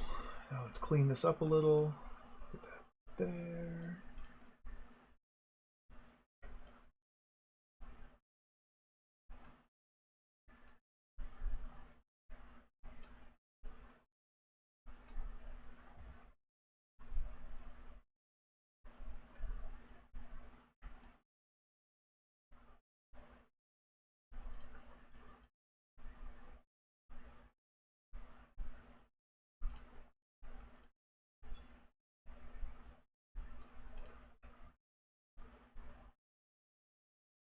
I'm getting sloppy again. It doesn't matter. Doesn't matter. I don't even need these lines, really, for the most part. This spot right here still makes me curious. I was able to walk to these river tiles, but I instantly died. And this one said it had an exit leading north. But from the troll bridge, it didn't have an exit going south. So we might be able to go underneath the troll bridge if we find a way to survive walking on water. There's something to be investigated further here. The troll bridge has a door leading north as well. That I think the troll is just as simple as, I mean, he says right here, it's barely on screen. Oi, 1 treasure toll for crossing. I think if we're able to carry a piece of silver to the troll, we can give him that as a toll. I'm guessing. And we found 1, 2, 3, 4, 5, 6, 7, 8, 9, 10, 11 different silver objects already. So we should be able to find a piece of silver, give it to the troll, cross the bridge, and then investigate what's to the north. There's also a slippery rope on the troll bridge leading into the water. I tried to pull the rope up, and a fish grabbed it and pulled it back down. So there's something to be done there that could be connected to the potential room under the bridge. A lot of interesting things to investigate. But for now, let's continue filling this stuff in. I think I'm on this tile. Yeah. Let's go south, west, west, south, east, east. I think actually there's a house here. So we'll stop that. We'll stop at this. Oh, never mind. My queued commands are all jacked up.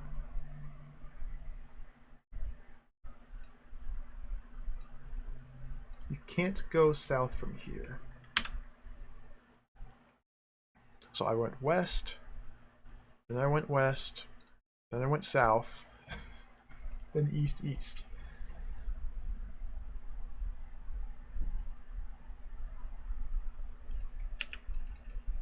Okay, this is the north-south road. I can't go east from here, actually. So I went to one new room.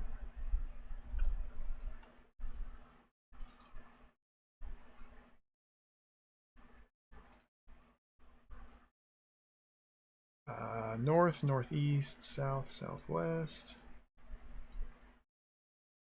west, northwest. Huh. Let me test these different exits here. North, at the junction. I guess it doesn't say southeast here. My bad. Let's go east. It doesn't say we can go south. Or southeast, okay. Go east. We can only go southeast, which takes us onto the water. Okay. Solves that.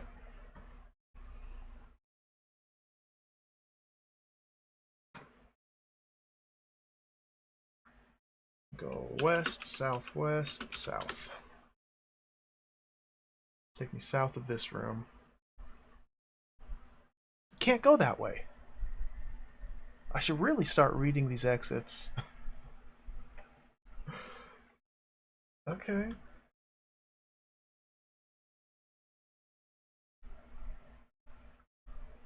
Oh, I keep typing the wrong thing. I typed west, southeast, south. So I'm in this room. I'm botching. Okay, southwest. Now we're here. Now we go south. Okay.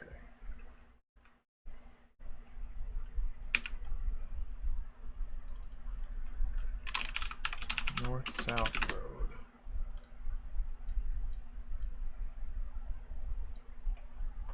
North.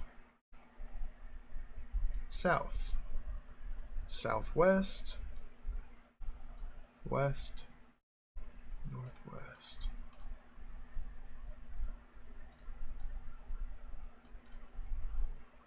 Go south. Ooh, outside a spooky looking house on a north-south road. You can see the custodian. Oh, what's this? Cool. You can see the custodian, Eric Blood Eagle, and a ghost. Eric Blood Eagle?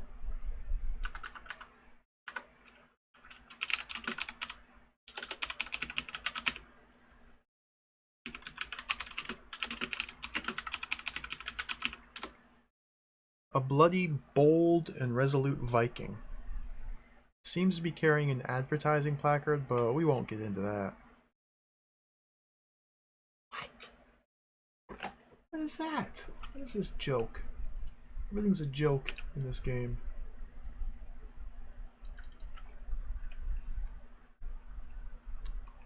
This is still north-south road beside house.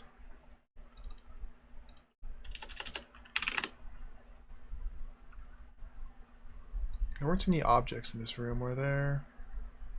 Nope, just a spooky looking house.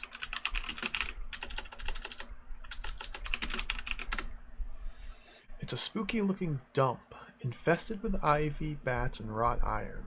Lightning sparks from the rolling clouds overhead, punctuating the insistent chorus of crickets, toads, and rattlesnakes underfoot. Oh, cool.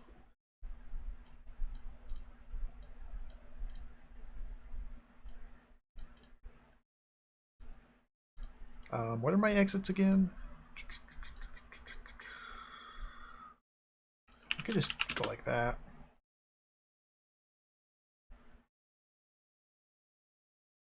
East, south, southeast. So everywhere except northeast, because that's likely reserved. This space is likely reserved for inside the house.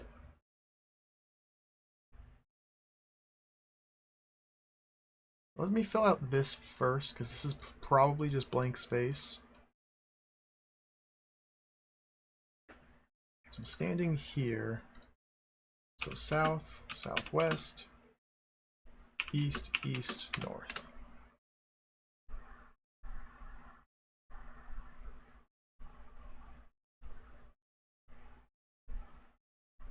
Thud the Barbarian.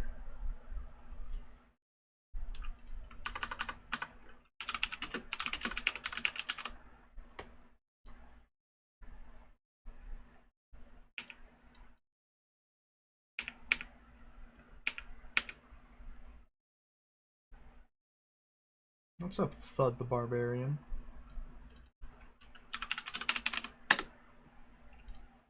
Alright, what are my exits? I gotta actually pay attention here. North. East. South. Southeast. Probably everything except northeast. Yeah, just can't go northeast from here.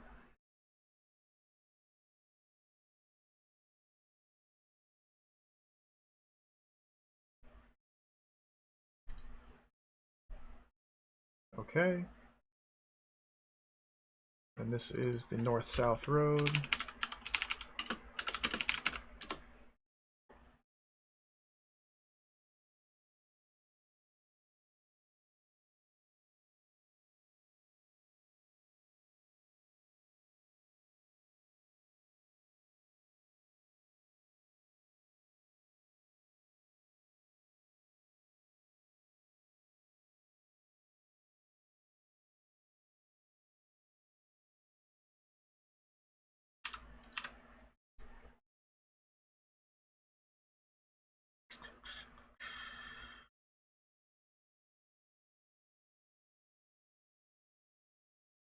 East grassy plain, exits all direction.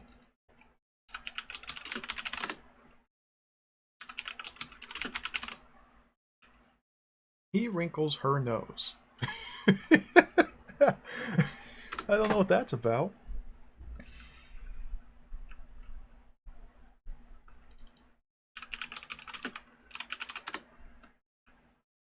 A little bit of confusion there.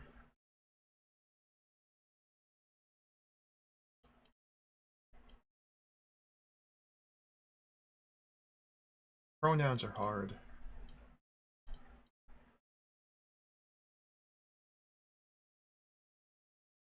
These are getting misaligned again, but doesn't really matter.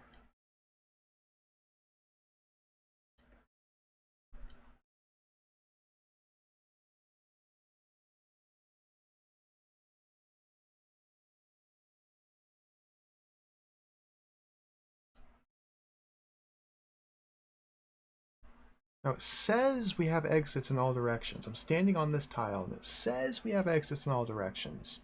I bet that's not true. I bet we can't go north or northeast. We might be able to go north. Let's try northeast. Can't go. Let's try north. Can't go. I bet if I go east, I can't go northwest. It doesn't even say I can go northwest, so of course not. Okay.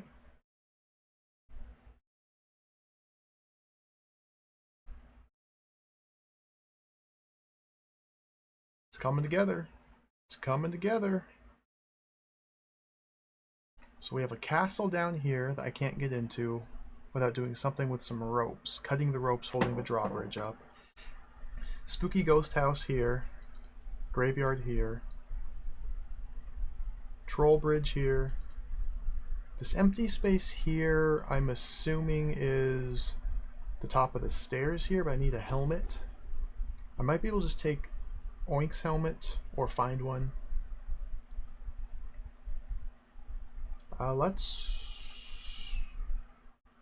Since I'm right here, let's just go into the spooky ghost house. Let's go to Thud real quick. Let's examine Thud.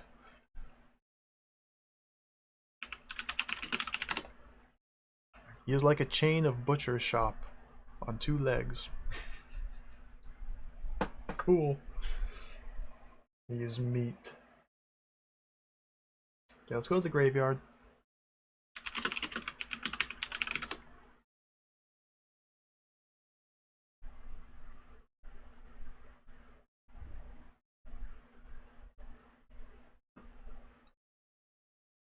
Okay. South. The necropolis.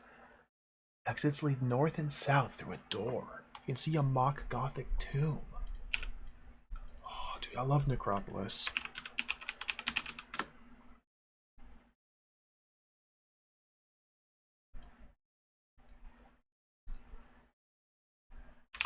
Mock Gothic tomb.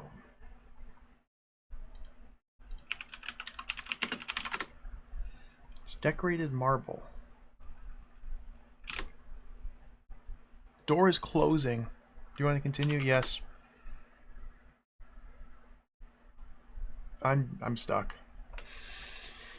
You go south through the door. It's dark. The door shuts with a solid clunk. You realize with alarm that the door can't be opened from this side. Well, let's cast below. You're inside the bone-chilling barrow. The exit leads north through the door. A vampire and a half coin. Well. Well. Well. Well.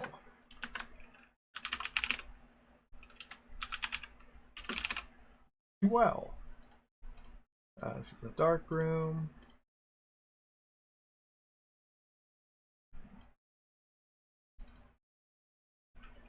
Door shuts behind you.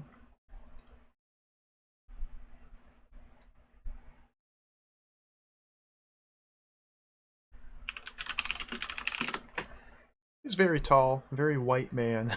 Good teeth and a charmed life. Looks like the Malamar actor or chariot salesman. As luck would have it, the vampire's asleep. A coin which has been bitten cleanly in 2. So, does that mean it's gold?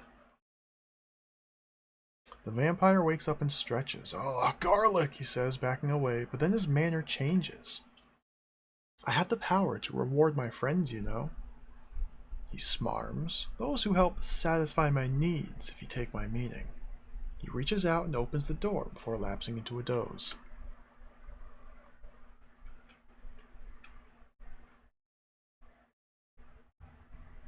Alright, we have to lure some poor unsuspecting sap in here. Where's Denzel when you need him? Give me the coin.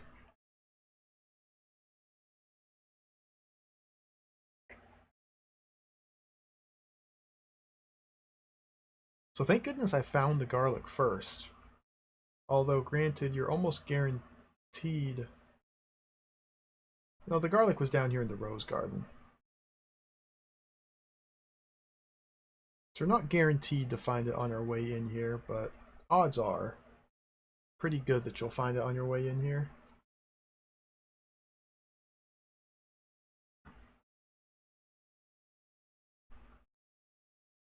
The half coin could fit in this D-shaped hole in the gravestone here.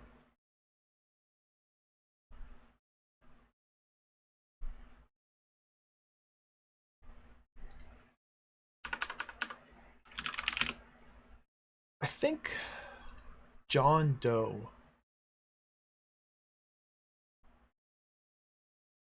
is who I want to sacrifice to the vampire.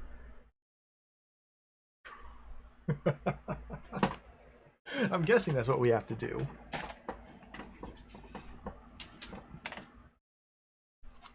Okay, let's go north. Let's go north. The gravestone. Again, if we examine the gravestone, there's a recess. If we examine that, a D-shaped hole in the stone. Put coin in recess. You hear the grating sound of a tomb swinging open. The mock Gothic tomb to the south? The tomb closes. Alright, we're gonna have to enlist somebody's help to do this.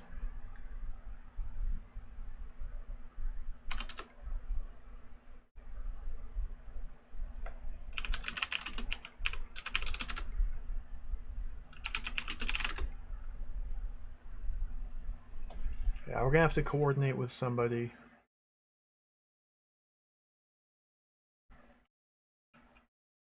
Have them put the coin in the hole while we're standing in this tile, or in this room with the tomb, so then we can go in the tomb. I'm assuming the tomb is different from the vampire, the room the vampire's in. It should be.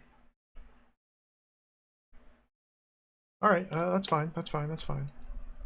Again, not too concerned with trying to work out and solve these puzzles just yet, because there's still more to do. Now let's go into the spooky house. Currently here, let's go down here.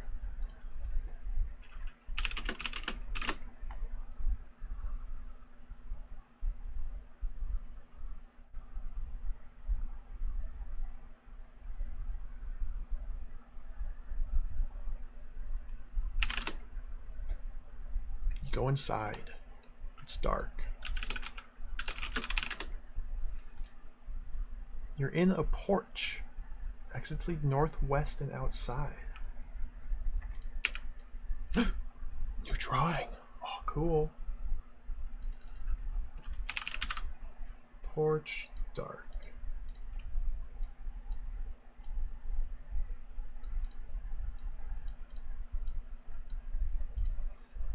North. A brown study. The whole room is dominated by the magnificent fireplace on the north wall. You can see a grate. Inside it's a nasty hot fire. Why is the room dark when there's a fire burning in the fireplace?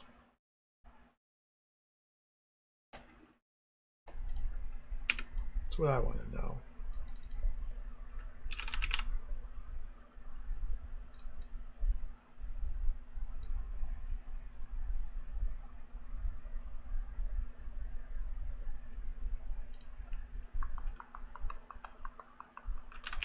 Great. Nasty hot fire. Where are my exits again? East, south, up. The fireplace is on the northern wall. Nothing like the rusty grate on the ground that you remember from elsewhere. This one is a strange kind of fire basket. It's too hot to make out anything else. Inside's a nasty hot fire. Burning fiercely, heating the grate till it glows. Can't open that. Trying to remember where there was a rusty grate elsewhere.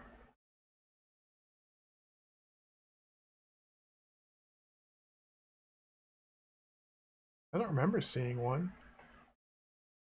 Where's the up lead?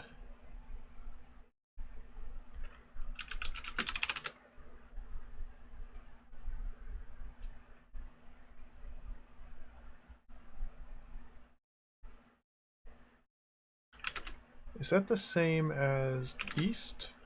Yeah.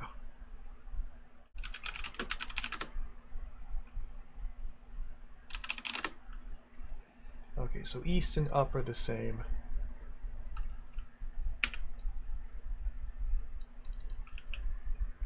Flight of stairs. Go north, south through a door, west up and down.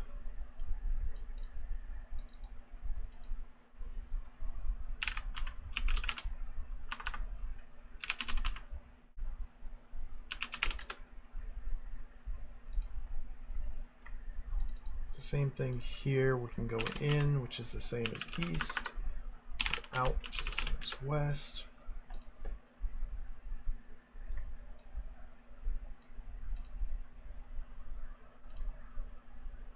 North. The ghost waves a shimmering arm over the western wall, and an opening appears. Ghost goes west.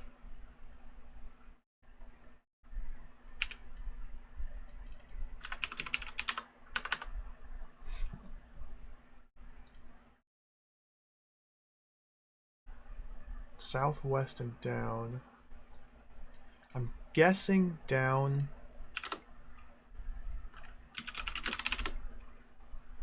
is the flight of stairs. Up is the same as north. Bedroom. Yeah, okay. They're really doubling up on these exits of quite a lot. So up, north, down, south.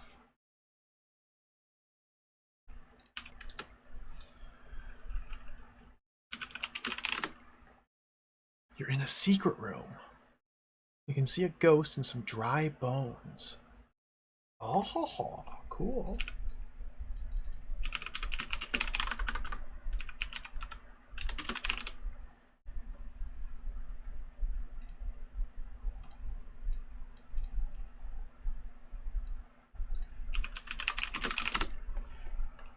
Transparent and misty, looking vaguely orc-like.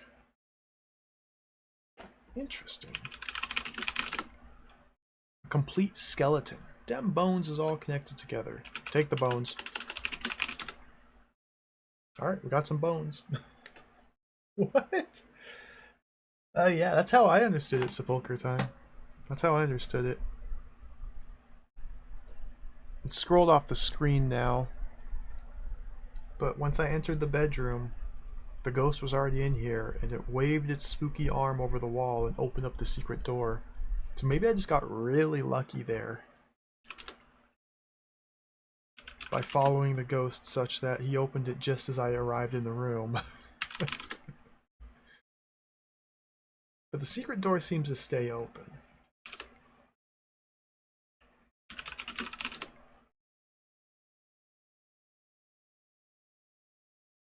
Alright, let's go south.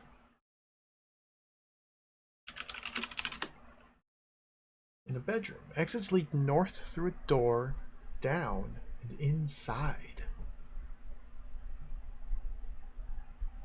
You can see a 4-poster bed.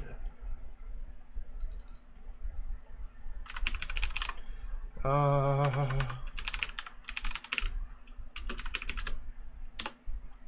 running out of room.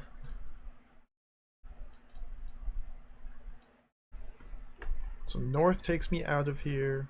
Down. Well, down might take me to the porch. Inside. I don't know. Examine the bed.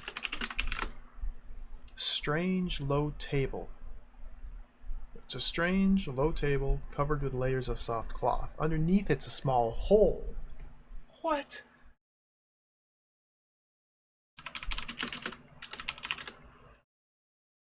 A finger-sized opening in the wall at floor level. What?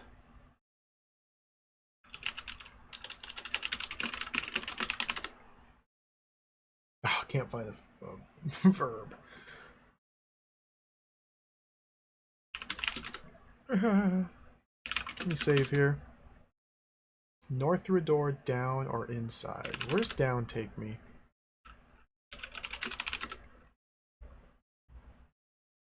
To the flight of stairs?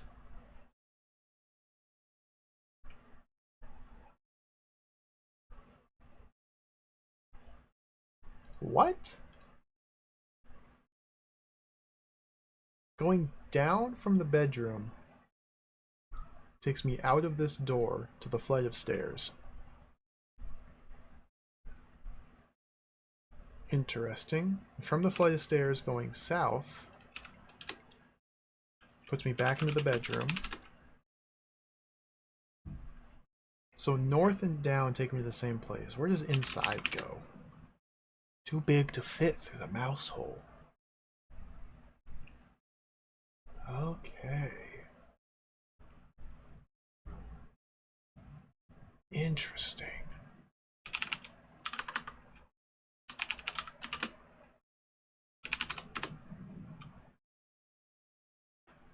They're doubling up on these room exits. It's very confusing. We have a mouse hole.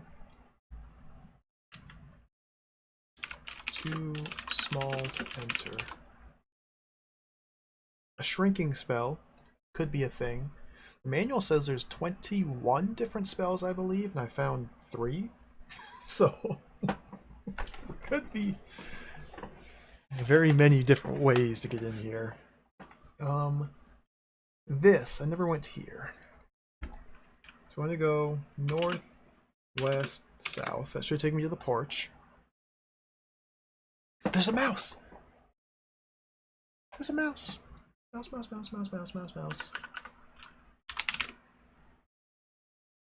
Oh, I saw a mouse last stream too. Okay, we're on the porch. Northwest and outside. I don't know why I keep putting exits to the east when there aren't any.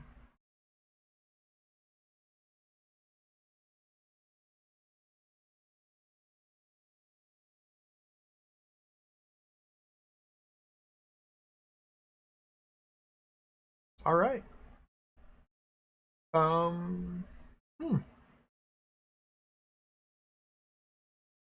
Well.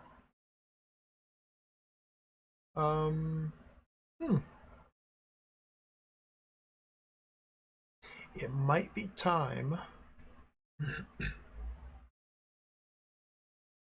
I never did anything down here. I didn't even like look at any of these things in this room.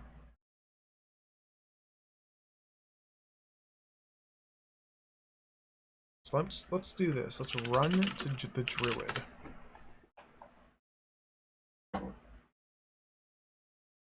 Takes a second to think about it. There we go. Oh, he went east. Okay, follow him. He's a stupid child of nature who likes trees and flowers and doesn't like fighting. So he's somewhere in these squares. I want to go to the ants. So go to ants. There we go. What the heck?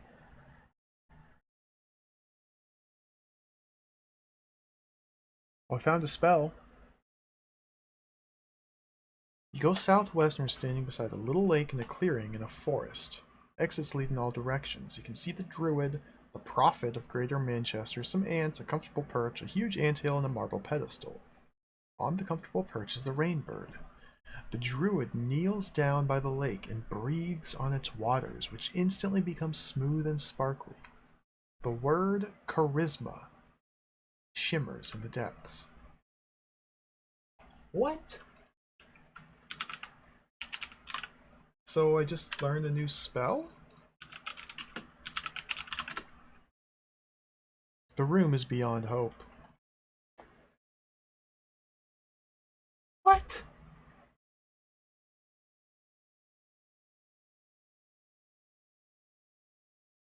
How? Why? What did I do to trigger that? I guess I just got lucky. Let's not worry about it. I got really lucky. Can I cast it on me?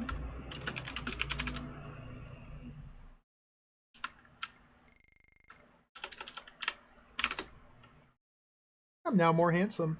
Alright. Ah, beautiful.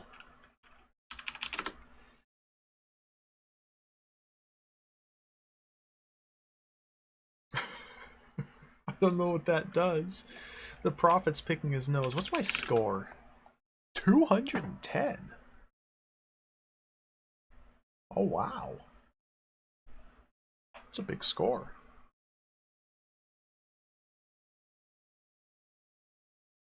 We gotta look at the things here. Whoops. A mass of fiery little insects which taste awful. About 1,100 ants here.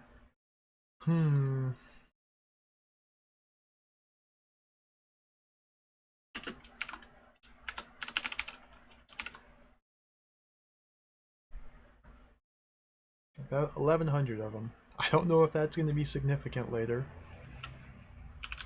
Examine the perch. It high up in a bush. Much too high to reach. Well, I can jump with the jump spell.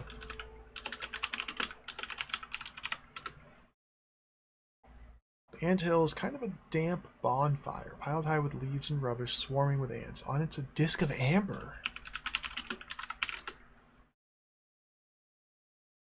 Ooh.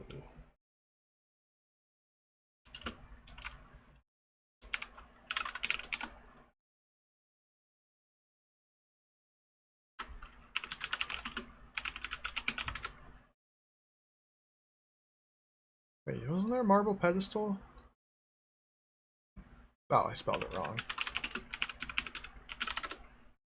Short pedestal about 3 feet high made of marble. On it's a great black book.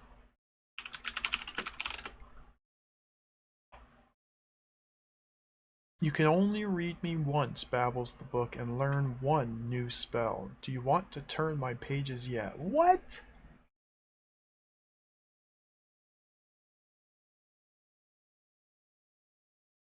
Yes? Why not? No? No. I'm scared. Huh. Save. Read book. The book opens at a random page, revealing details of the death spell. Holy smokes. Okay.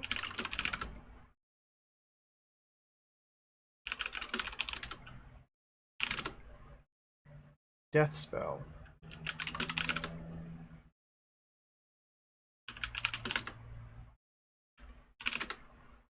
Oh, dude! It happened again.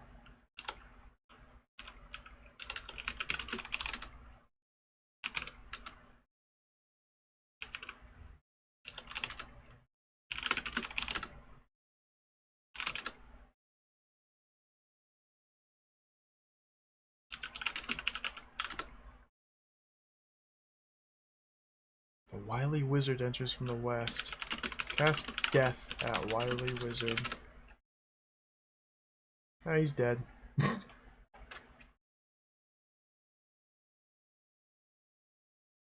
I can't type the number 1. Freaking Hatari, this emulator. I can't type the number 1. Because it didn't save this.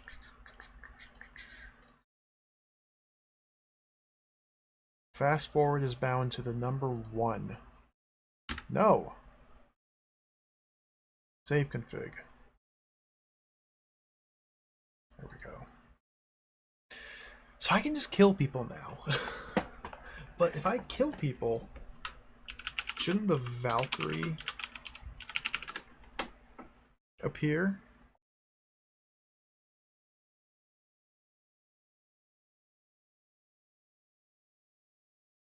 There we go, the Valkyrie's here.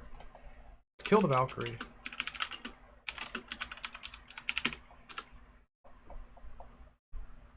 The ghost of the Valkyrie appears, picks up her body, and leaves with it. Cool. I don't know if I want this death spell.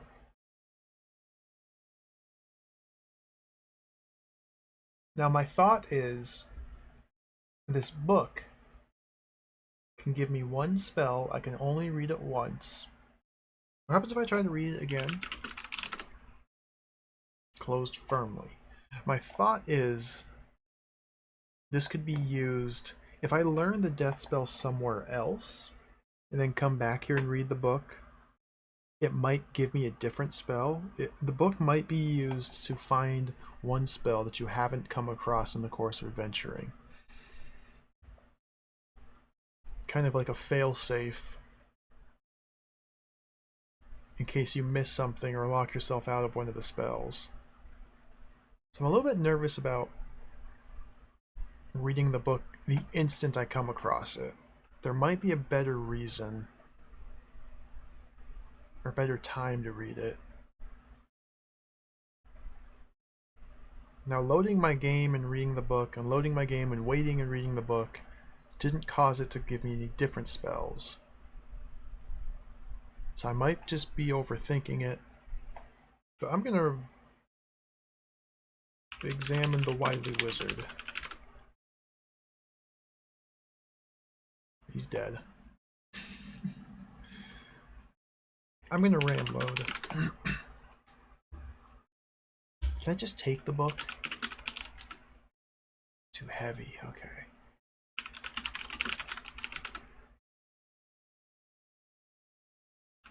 Cast Jump on Me. Jump to Rainbird?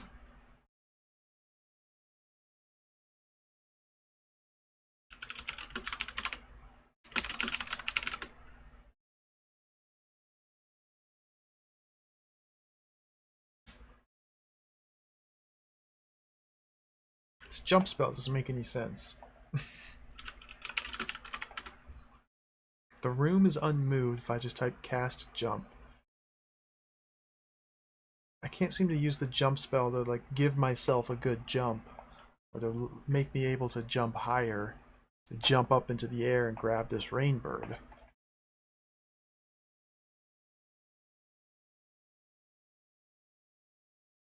Hmm. Hmm. Hmm.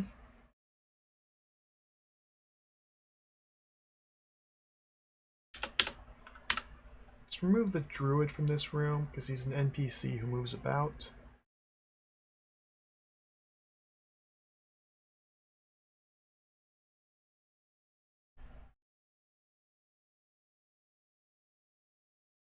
Yeah, I'm wondering if I can like maybe jump is like a teleport spell. Cast jump. I'll try that. I think I just walked east. I think I just end up walking east. I didn't say I went that direction.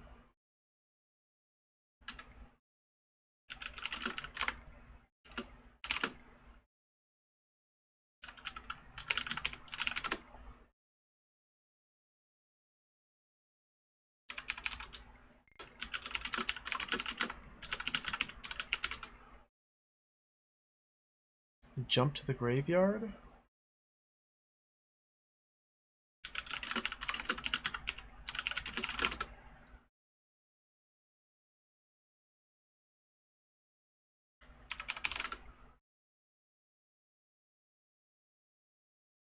Hmm. All my items got dropped.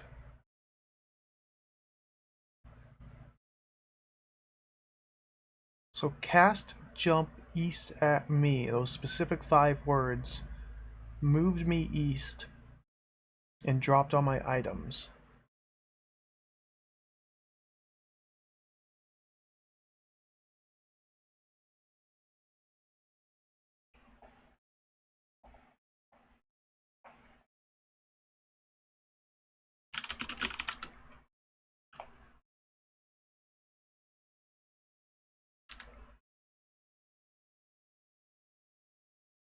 Weird. Weird.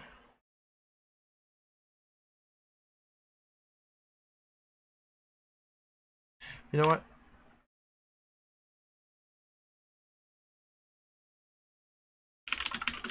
Take the visor off. We gotta start experimenting with the alternate form of these rooms.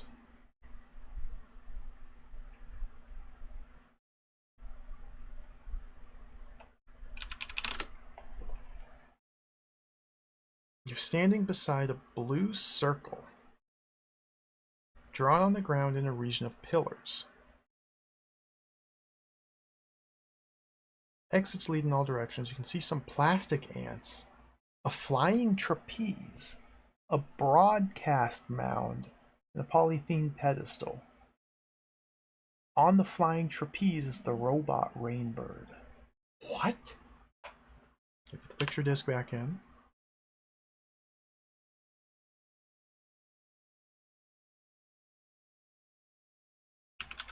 So the blue circle's the lake. Drawn on the ground in a region of pillars. The pillars are the trees. Buzzing crowd of toy insects. Scurrying over the mound, which controls and powers them. About 1,100 ants here.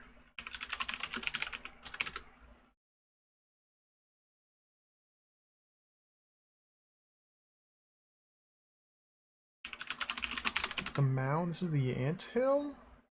Smooth lump of metal, providing power to the ants and guarded by them. On it is a yellow filter.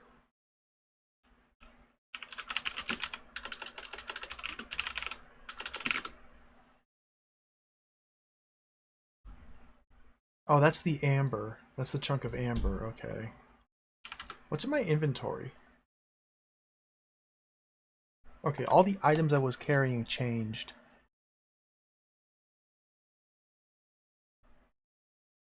You own a chunk of chipboard. That's the driftwood.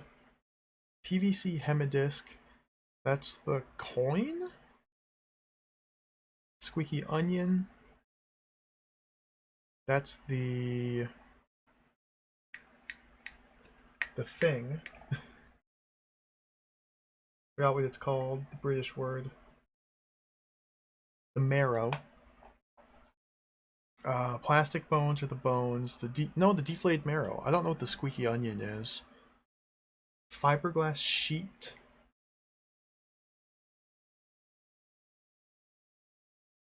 What's that?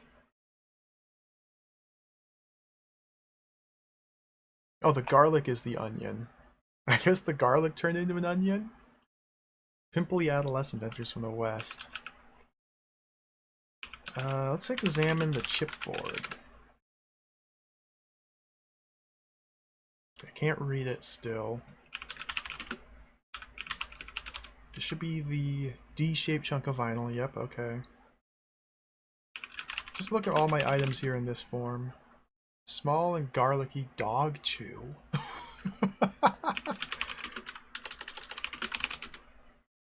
Bones of a complete plastic skeleton. Druid robot enters from the northeast.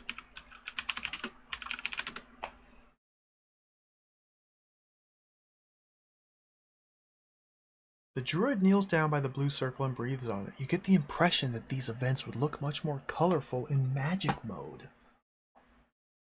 Okay, so magic mode, and that's the name of the visor world? What's the fiberglass sheet? A chunk of rear fender? What is this?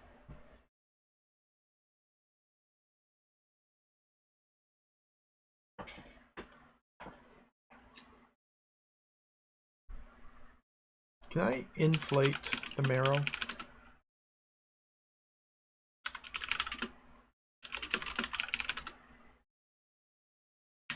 Exhale into marrow. Blow up the marrow. It says it's deflated.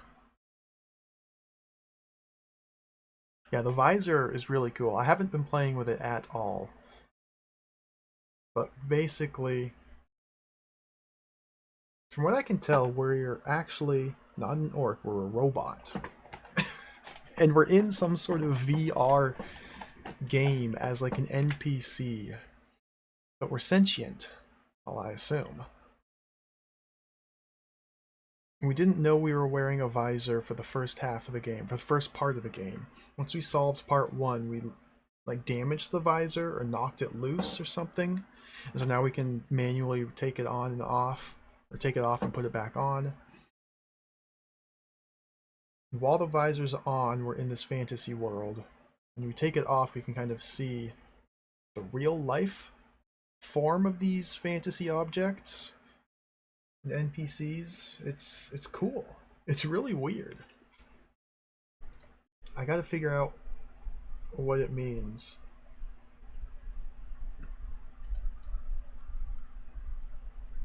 Chunk of a rear fender. What is that in the other world?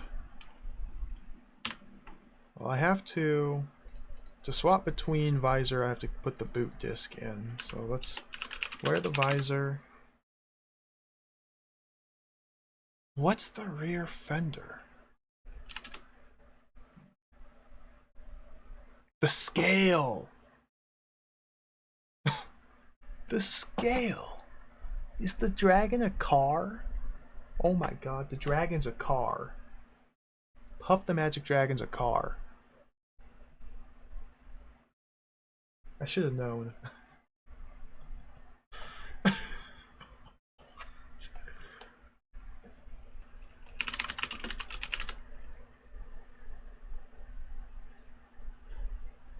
Yeah, we gotta explore. What other points of interest are there here? Let's go here to the marsh. So I'm here, let's go west, west, west, west, south, south. An old guy. Smart pensioner.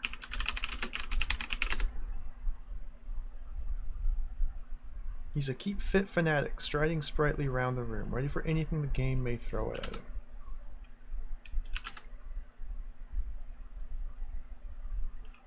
Snot-nosed kid just went north. Let's go south. Unwoven matting. Okay, you're sprawled in a particularly damp place on woven matting. See a plastic plaque. A metal hand reaches out of the mat and grabs your leg. Examine the plaque. Covered by condensation.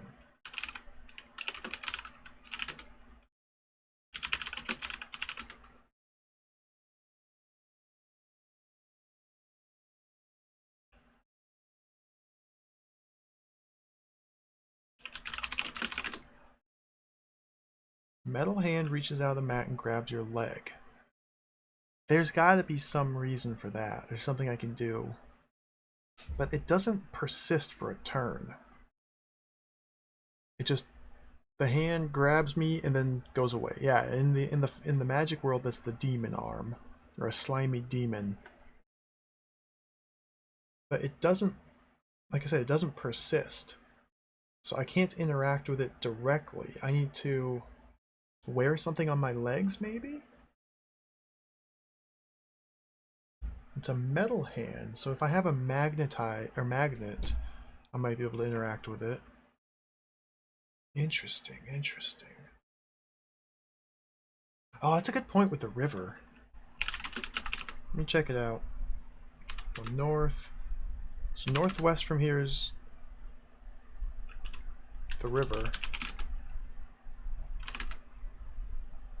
West.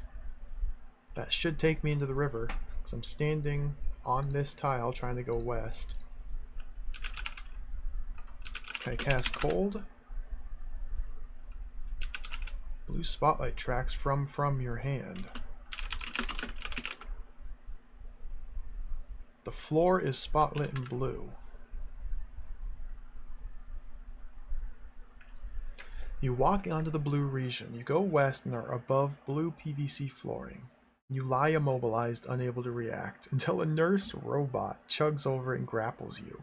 She trundles back to base, through a large gate, and drops you in a cluttered repair shed. You're sitting in a grimy repair shed. You can see a metal door. So that's the Valkyrie. The nurse robot's the Valkyrie.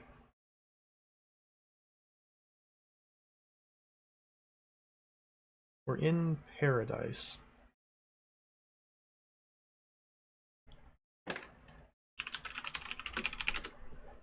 Just a door. I can't open the door.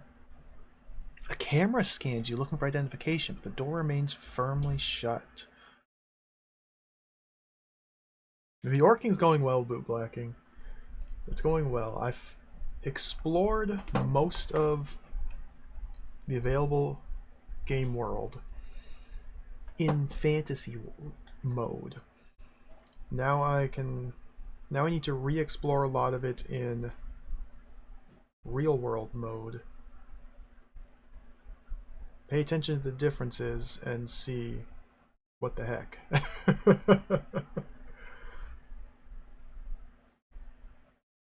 Because our goal is to learn spells, recruit followers, and escape. Escape the game. It seems like the fantasy world's a game, and all the wandering NPCs are potentially players? Like real human players also wearing visors, maybe?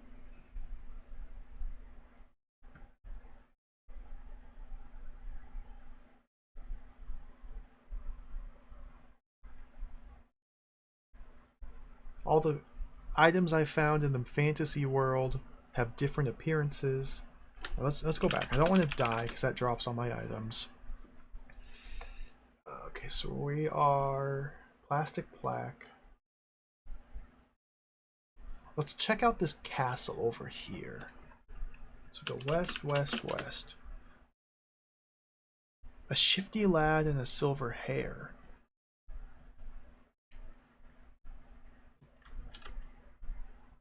East of a wall. Go north, northwest, west.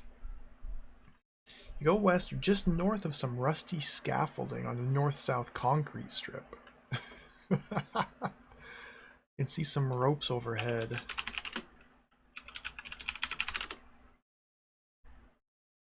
It's a mound of jointed metal rods, not unlike the set for an unusually worthwhile Arts Council play. That's the Crystal Castle. Ropes holding the drawbridge closed.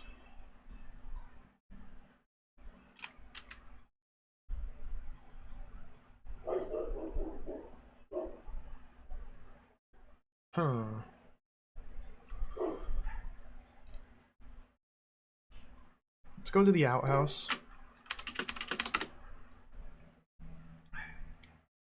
Just taking a quick peek at these different areas. We're in a barren area beside an industrial transport container on a green carpet.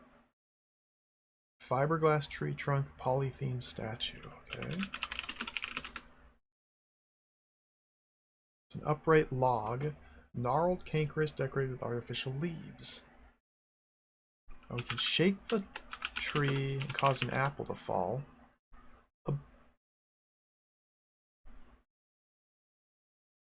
You shake the fiberglass tree trunk. A bleeping robot dashes up to deliver a wax fruit. A great manipulator descends from the ceiling and grabs the wax fruit. What?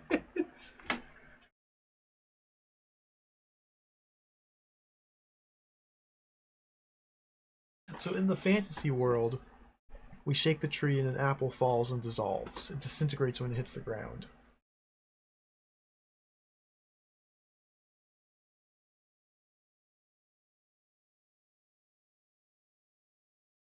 Interesting.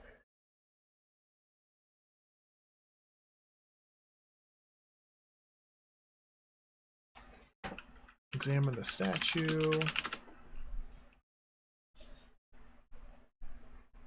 Go west. Cast glow.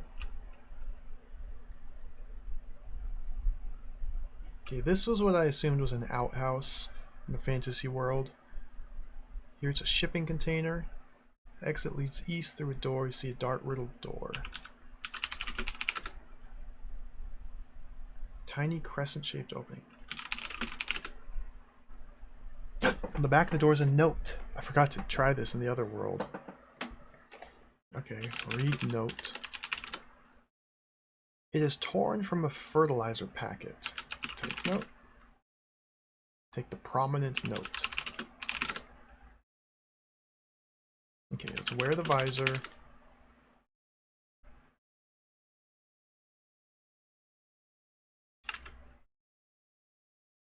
Now I have a mysterious note. Only one word stands out clearly, namely, grow. New spell.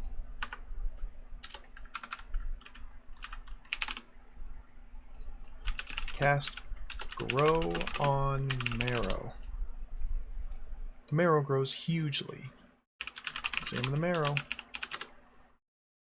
It's now a champion, impressively bloated and with great white letters spelling out cure. New spell.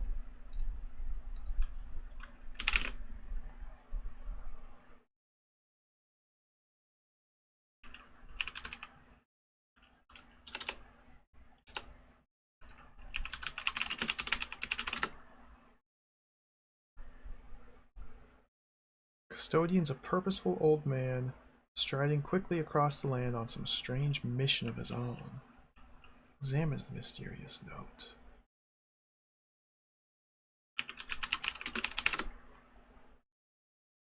That's mine.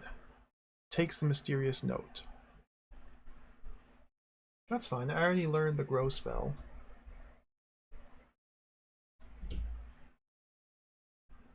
I have glow, grow, cold, jump, charisma, cure.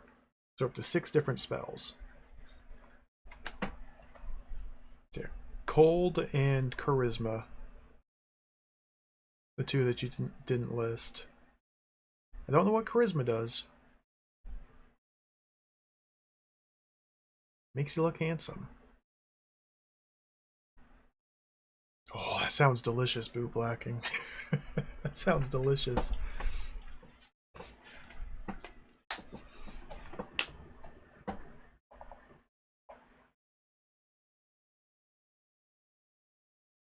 Do we need to grow anything else? Maybe. Cure. Can I cure the skeleton that I'm carrying around? Cast Cure on bones. They're completely healed.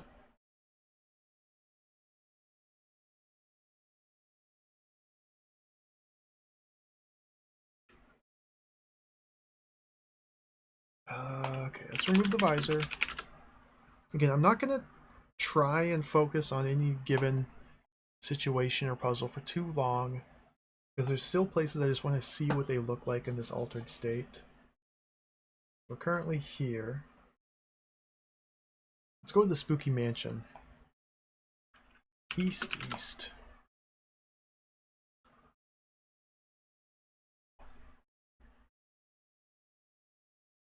You're outside a synthetic-looking square fence on a north-south concrete strip. Exits lead northeast, blah blah blah. You see a bemused lady wandering about, getting steadily more confused. This is Susan.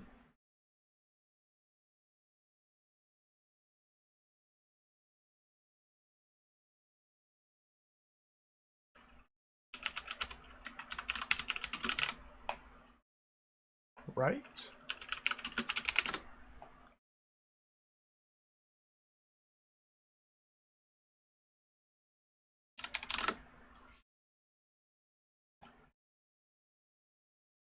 Yep, Susan. So I'm going to want to do this. I'm going to want to wear and remove the visor every time I come across an NPC to see what their two different forms are. I think.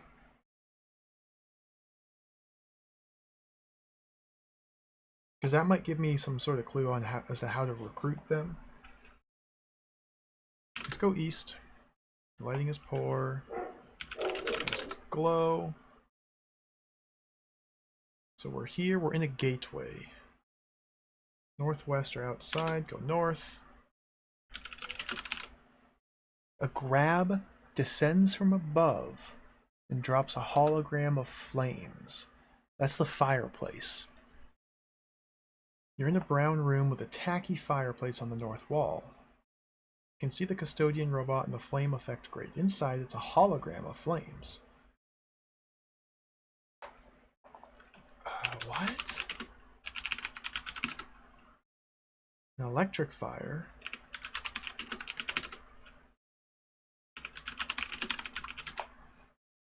It's apparently burning fiercely in the grate. Just open the grate.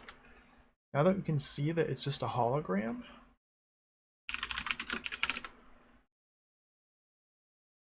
Kick the grate.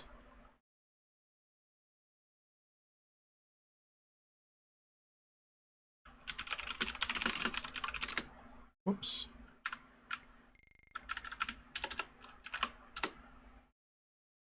Flames are now extinguished. A giant nozzle descends and disposes of the hologram of flames.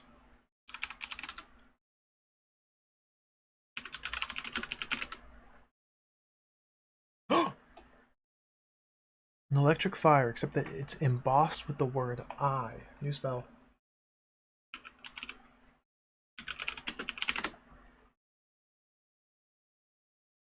A grab descends from above and drops a vidcam on a string? Miniature camera. What?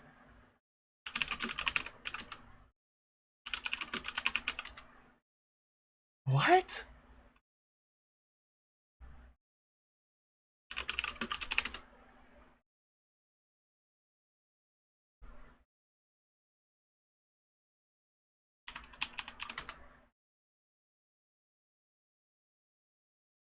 A floating eye. What does this do?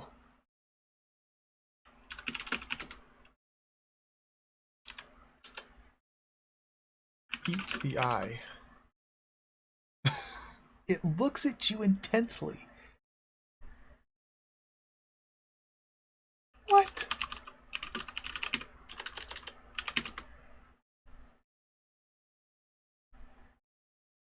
What?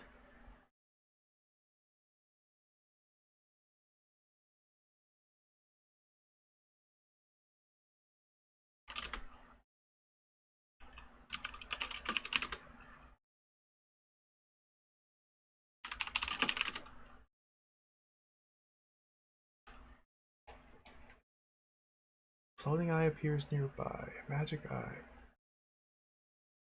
So we can't, like... There might be some specific command I'm missing. There's got to be a way to interact with this eye.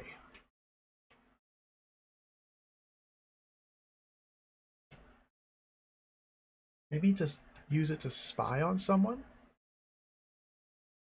Or something.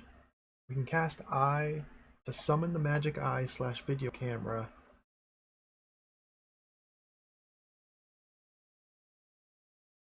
But to what end? I can't take the eye, I can't eat the eye. I can't use the eye. Look in the eye.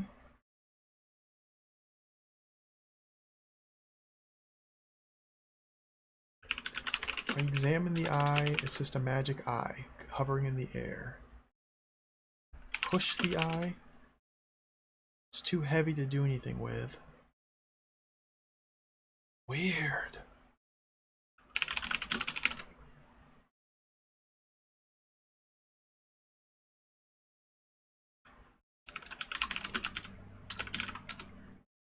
Miniature camera.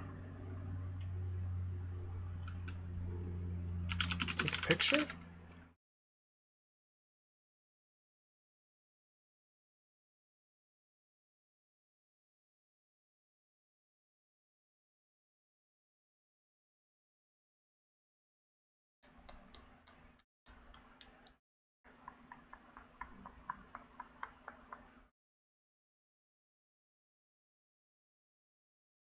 Huh.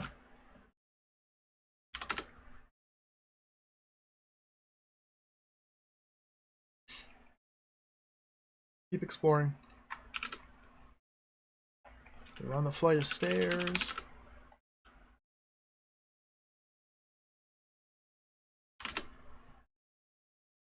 Bedroom. This is the secret room. A secret cubicle. This is where we found the skeleton. Dead end. South, south. Mouse. A funny little gray box with two beady eyes and a long tail. The mouse runs back under the bed. Dude, the game is lagging really bad. I think there's too much going on. Too much has been saved into the game's memory. The room is now spotlit. You're in another dead end. Lead north through the door, downstairs and inside. You can see a mother tat bed. An uncomfortable bed constructed from metal tubes, mirror glass, and woven canework. Underneath it's a small hole.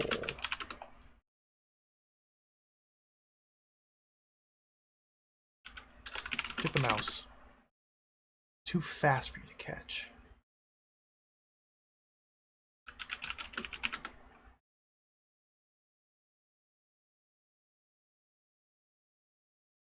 A vidcam on a string.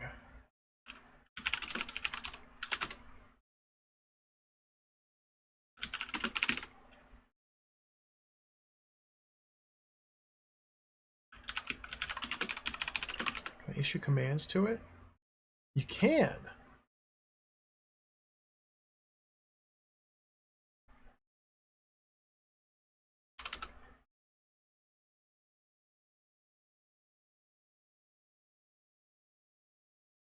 I might be able to use this idea.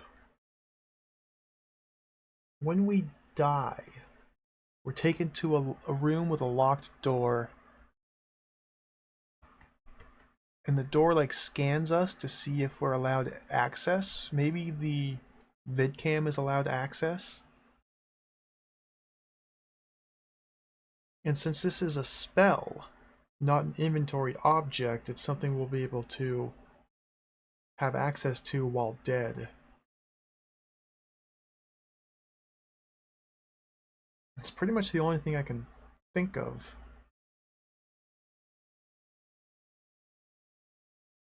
Let me try telling the vidcam to go into the mouse hole. Where am I again? South.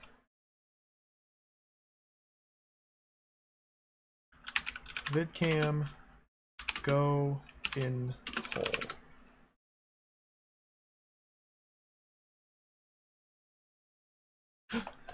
The vidcam is now in a hole.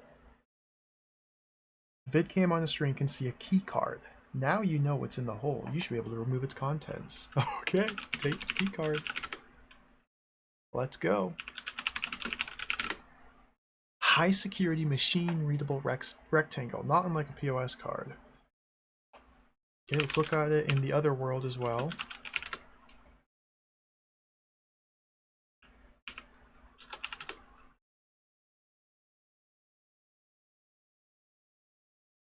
I gotta wear the visor. Whoops. Not remove. Gotta wear.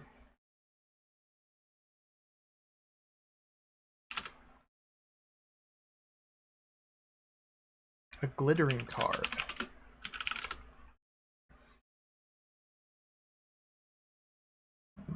A thin slice of polished ivory, spangled with tiny gems of every kind.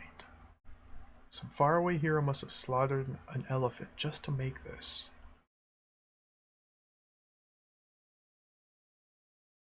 Interesting. Interesting.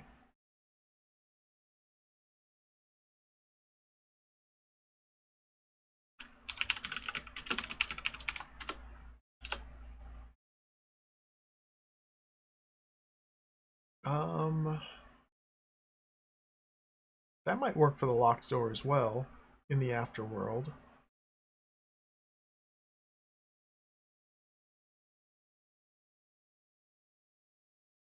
There's a locked fire door down here in the exit ramp. Turnstile that says no robots allowed.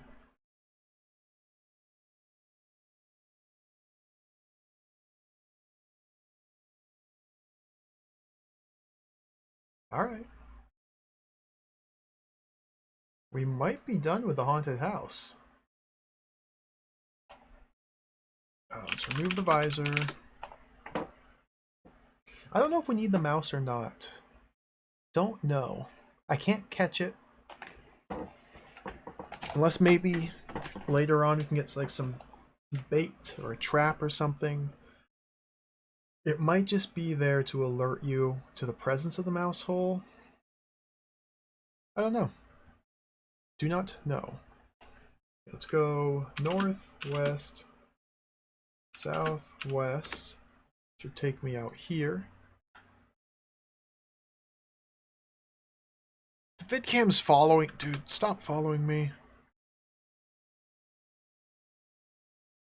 Man with a beard. Cast eye.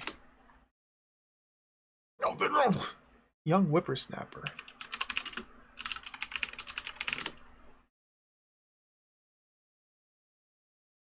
A bald young thug dressed in tattoos. Okay, who's this?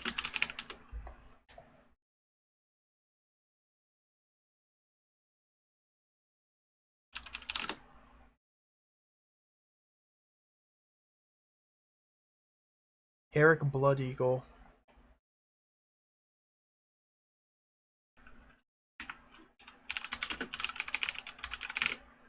Is the young whippersnapper.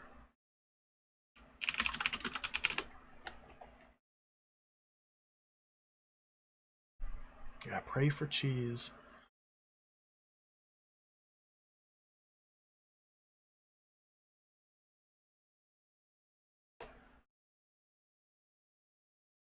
Let's go to the necropolis.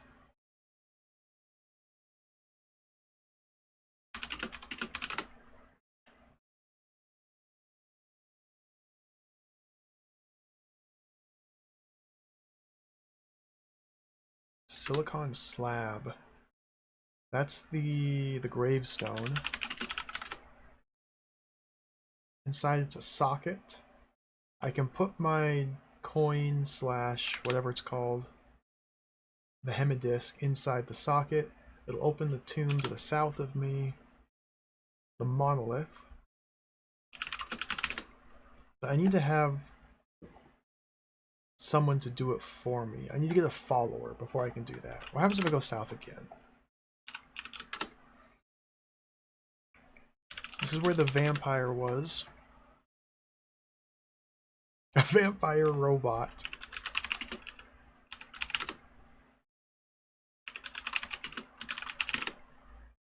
Another butler robot. Okay, this is the same text.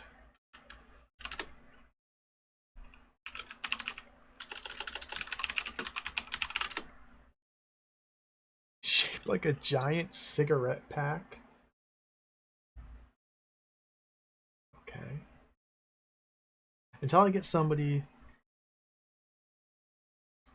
to follow me and obey my commands, I don't think I can get into this monolith slash mock garlic mark this mock gothic tomb. Trollbridge.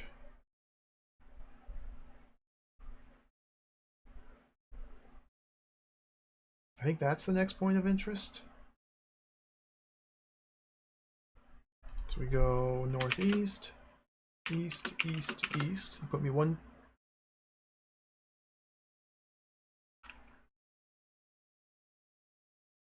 I'll tell you this room. No, no. North, northeast, east, east, east.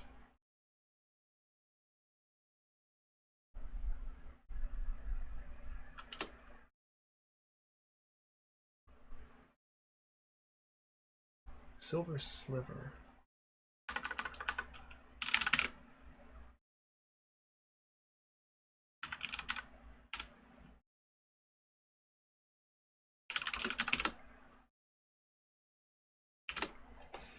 From a concealed trapdoor is pushed the robot troll. Bloody robot troll. Can I cast jump on robot troll? The spell vanishes mysteriously.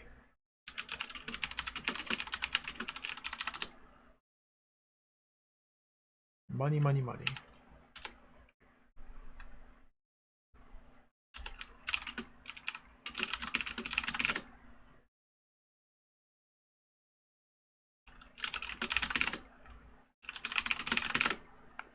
Carefully blunted plastic offcut. Very tacky.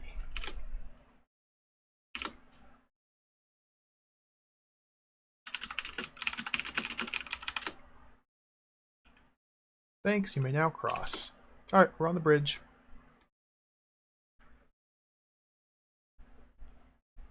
So there's only a limited number of these silver items I can give to the troll. So I'm not very confident that I'm supposed to come here now or that I'm ready to come onto the troll bridge now. So we can't just walk around it. But it's worth it investigating. Go east and are on a low ramp above blue PVC flooring. You can see a green string. A strong, thin rope hanging from the ramp. I can't take the string because a mechanical fish jumps up from the ground, catches the string in its mouth, and drags it back down.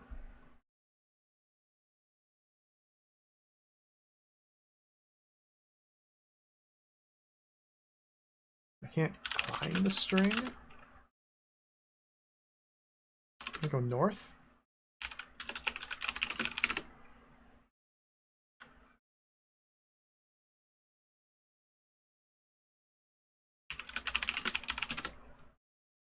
Set of 3 bolts.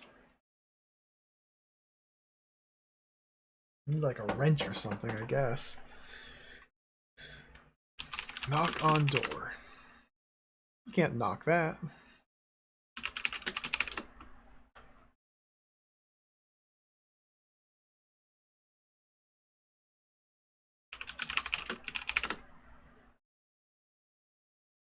Here it's an armored vault door. The first bolt is now open. A loud alarm goes off from somewhere inside. I'll just keep opening it.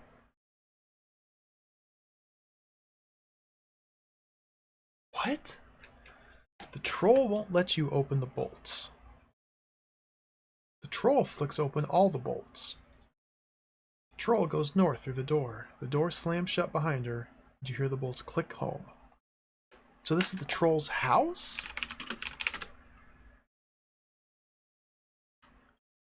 Huh.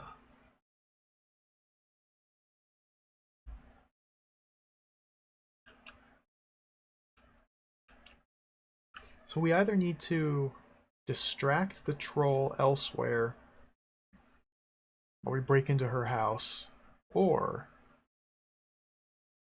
cast death on troll. Maybe that's what the death spell is all about. Let's just...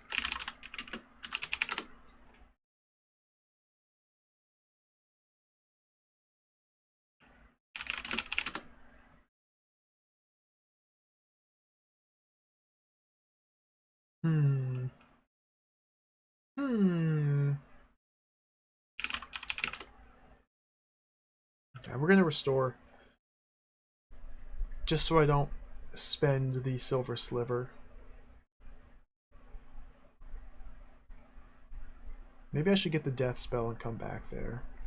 There's still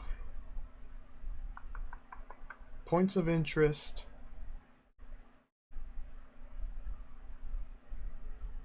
here. Dragon's Lair and the Orc headquarters.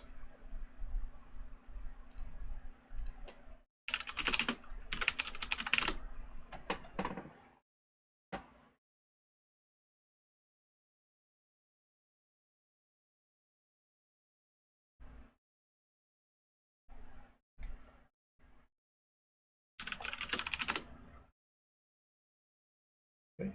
So we're right here. Let's check out what this maze area looks like. It's probably going to be nothingness. South. Odd, nastily patterned room dividers. Southeast. Nastily, yeah, it's just the same.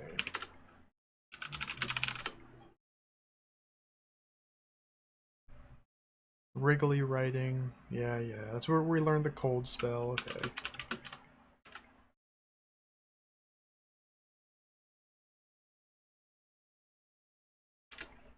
Go east.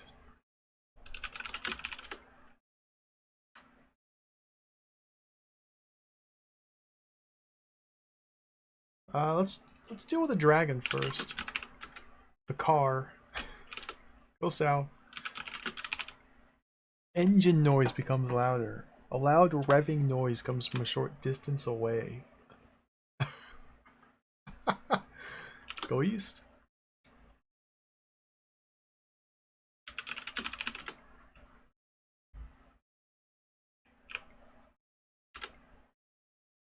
Engine noises.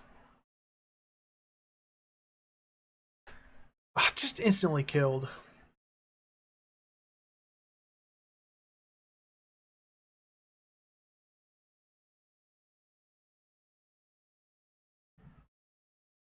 The dragon's a car that reaches out and swats you. Alright, let's cast Eye. Doesn't seem to work. Oh, we can't summon the Eye while in the afterlife.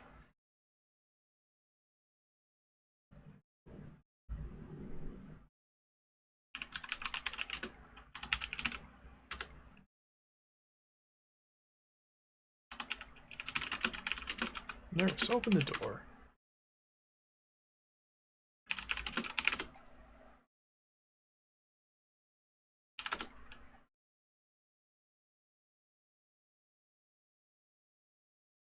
So however it is we're meant to get through this door, it either entails somehow taking an item with us into the afterlife after we die, or a magic spell, but it doesn't look like any of my spells work here.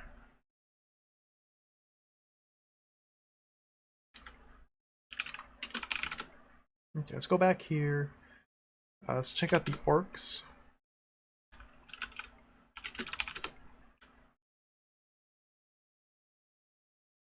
Go west. This is the orc headquarters.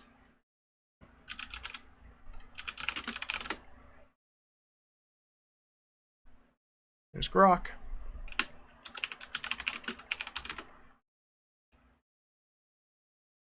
Nearly new humanoid robot carrying a crumpled map.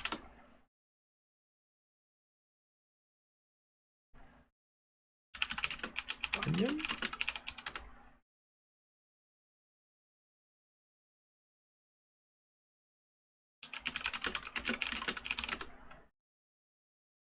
Rock, give me the map.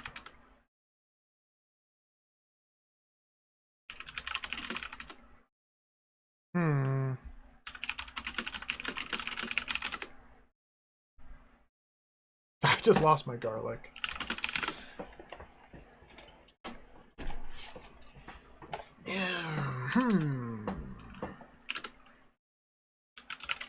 I think we need a rat pie.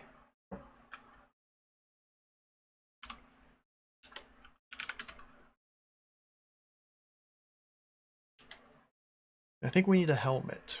Okay. So I think we need a rat pie to give to Grok. Grok seems to hang out in his headquarters here. Grok has a map. I suspect if we're able to find a rat pie and give it to Grok, we could distract him long enough to steal the map. Oink. The orc had a helmet, was wearing a helmet, and was able to make it past whatever is bopping you on the head while climbing these stairs. So you need to find a helmet to be able to get up here. I don't know what the deal is with the dragon or how we're going to get past the dragon. If we're able to get behind the dragon somehow, it's missing its rear fender. I would assume, since we have the fender, we could potentially fix the car, which would, in essence, befriend the dragon. Although maybe we're supposed to slay it. Not really sure what's going on there, or how to approach that.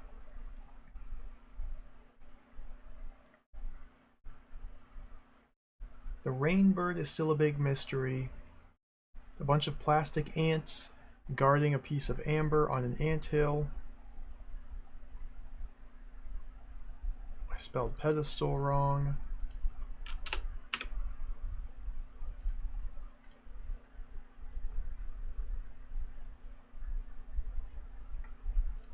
The metal plaque in the marsh has hiding a spell.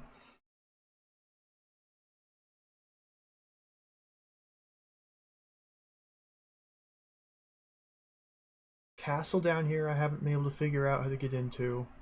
I haven't really tried too hard either. I assume we have to cut the ropes somehow to open the drawbridge to enter into the castle, but I don't have any cutting implements.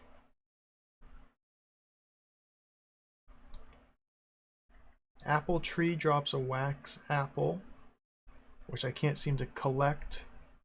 I'm not really given an opportunity to collect it. A mysterious statue here I can't do anything with. Vampire wants, I don't know, someone with blood that he can suck and he'll reward us.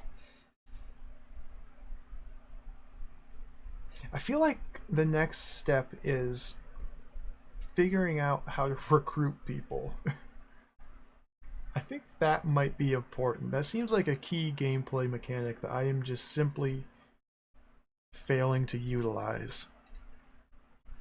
So if I try to just recruit someone, it says I don't have the recruiter. I can't find the recruiter.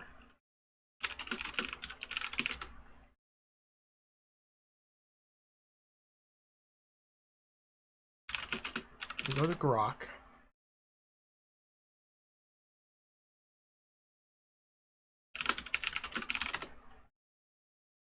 The reprogrammer. I mean, that definitely implies that recruiting someone is just code for... I mean, yeah, it's a physical object I need to find, which will allow me to reprogram these characters, these robotic characters specifically, and turn them into my followers. Now, there's a distinction to be made between the robotic characters in the game and the human characters in the game, because some of these people wandering around the map are humans.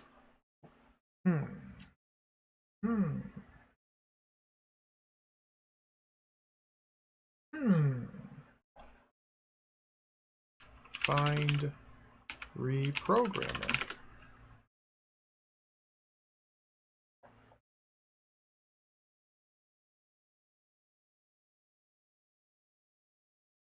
I want to try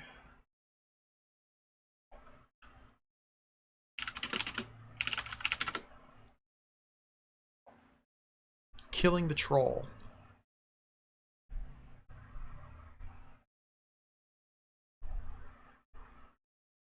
Snot-nosed kid.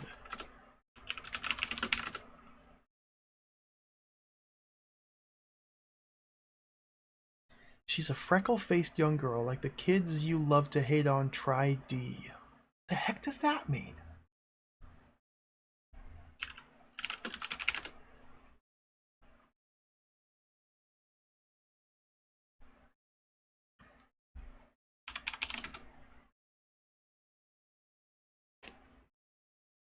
Dame Luck. Okay, Dame Luck is the snot-nosed kid.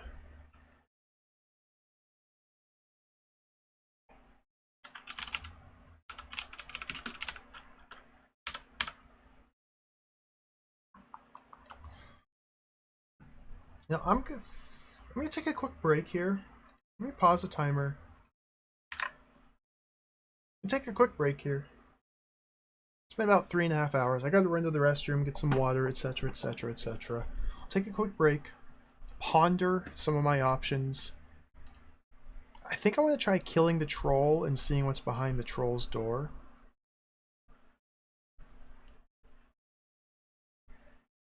Other than that, I'm not really sure what to do. I'm gonna take a quick break now. Be back in a few minutes. BRB.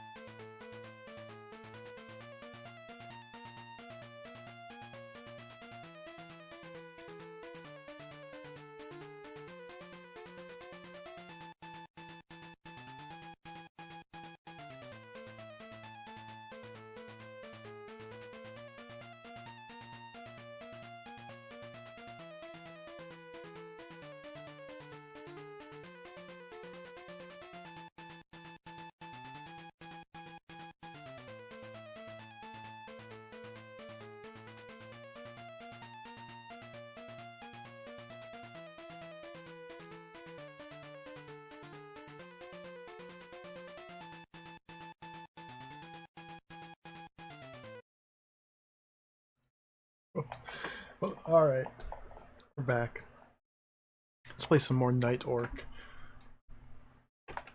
Try and figure out some puzzles here. Beautiful Dr. Chaos music there. I want to play Dr. Chaos again. I did not have any moments of inspiration. If we look at the map,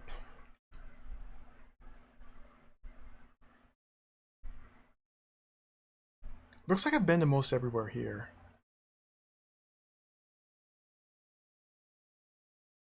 The Crystal Castle here is the big outlier. This is still the big empty spot that I haven't been able to explore. Crystal Castle in the north of the Troll Bridge. This is the Rose Garden here. This is the Necropolis, the Haunted House, the Marsh, Troll Bridge, the river. Could be something under the bridge as well. We might be able to send the eye under the bridge. Using the eye a bit more could be helpful. The forest didn't seem to have anything in it except for in the center of the forest. There's the mysterious rainbird and the anthill. I think this is the exit ramp. I'm pretty sure we can just save the exit ramp for last. The mountain, yeah. Castle, big question mark. Big question mark.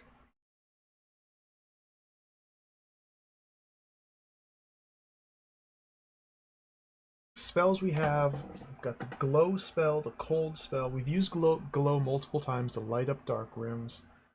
Cold has been used in two different situations. Once to extinguish the fake flames, the holographic flames in the spooky mansion, to learn the eye spell. You can use the cold spell as well to freeze the river to walk out onto it. But we can't freeze the river. Maybe I can. I just haven't been doing it correctly. But we can't seem to freeze the river in the room we're walking into. We can only freeze the river bank, which allows us to walk onto the river and die.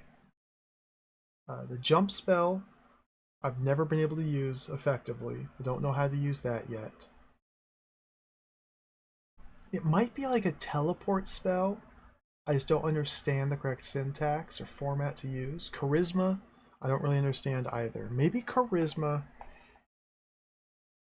allows me to recruit human followers. Maybe there's different methods to recruit different followers. Maybe we need to find the reprogrammer to recruit robot followers. And maybe by casting charisma, we can get humans to become followers. I should probably play around with that. Grow we used once to learn the cure spell. I haven't used cure spell. Cure seems to heal, as the name would imply. Characters have health. When you fight people, you deal damage. When their damage gets too much, then they die. Cure recovers that damage.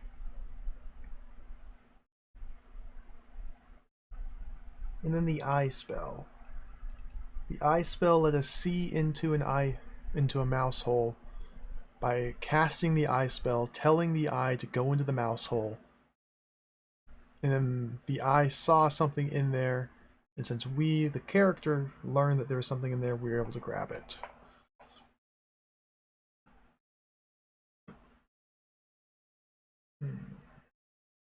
There might be more uses for eye. Alright, so where am I? We're in the clearing in the forest. We're in Magic World. Dame Luck is here.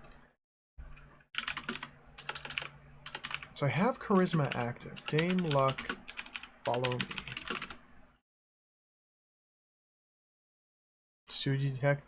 Just who the heck do you think you are? Alright.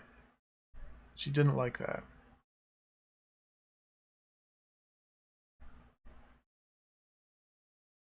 We can learn... Oh yeah, that's right. I was going to learn the death spell here. So let's ram save real quick. Read the book. You can only read it once. Boom, death spell. Now let's go to Troll Bridge.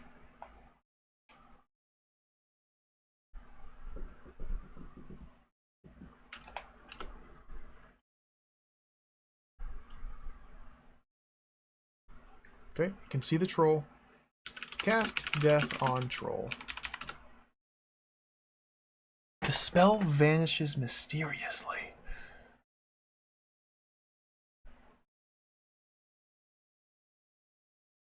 Oh shucks. Let's go to Grok. We can't kill the troll. Grok is carrying a map. He won't let us have the map. Let's kill him. Grok drops stone dead. Take the map. Grok hides the map and shouts, "Get your hands off my map. Where's my rabbi?" Grok's dead and he's still yelling at me. Dude, Grok! Grok, you're dead! Steal the map.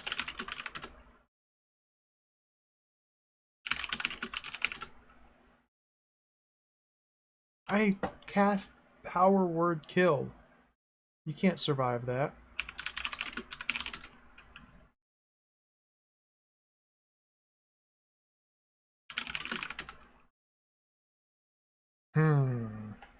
I guess he can survive it.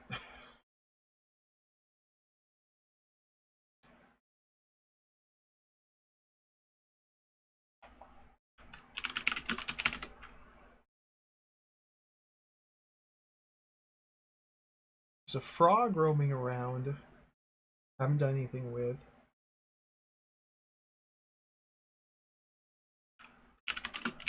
Let's go to John Doe and kill him.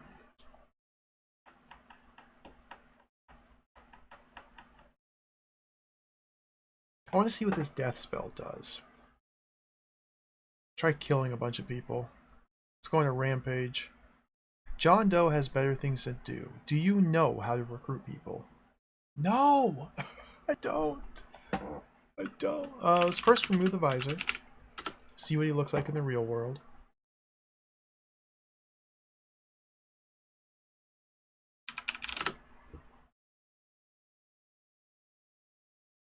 A good chap. John Doe is a good chap.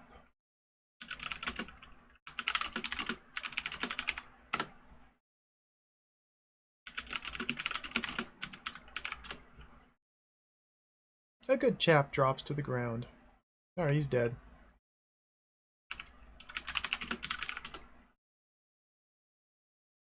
An ordinary sort of guy. No more revolting than any other human.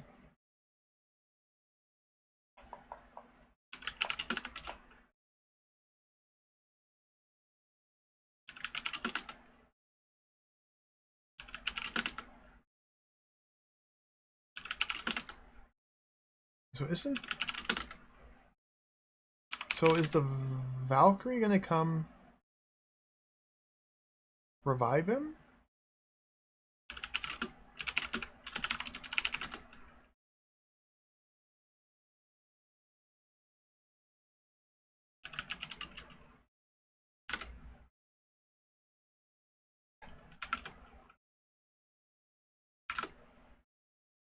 Kill the guy with the helm. Oh, that's a good idea. I might have just killed John Doe. I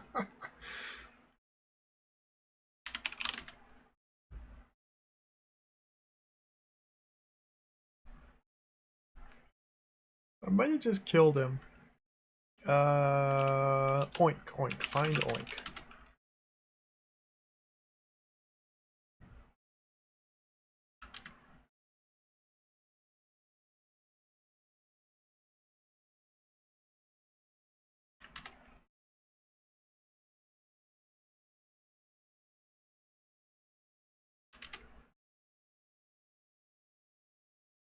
What?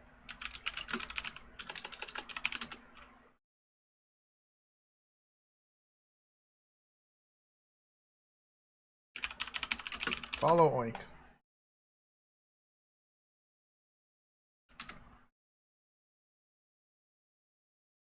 He's going up the stairs.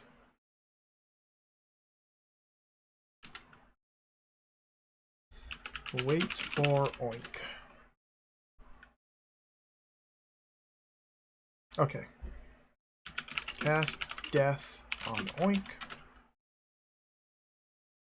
Take the helmet.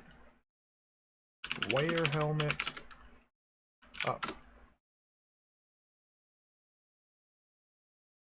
Boing! The helmet's slightly dented, but you are unharmed. You go upstairs, it's dark. A greasy kitchen. Treading on garbage. Exits lead southwest downwards. Here we go. Here we go. Top of stairs is actually a greasy kitchen. In this room you see Brains, another orc from the story, kitchen knife, crude tray, flowered sack.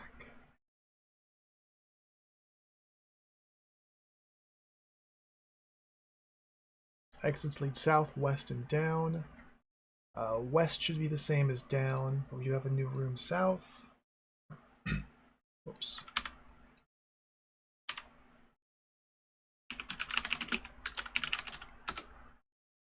He's an unusually cunning and devious orc, fully capable of writing his own name and counting beyond 20. Brains looks like a silly little runt. He's always the first orc to run away in a crisis, and the one who ends up with treasure. Carrying a club. Might be able to kill him and take the club. Flint sharp, bone-handled weaponry. Give me that. Crude tray. A rat pie!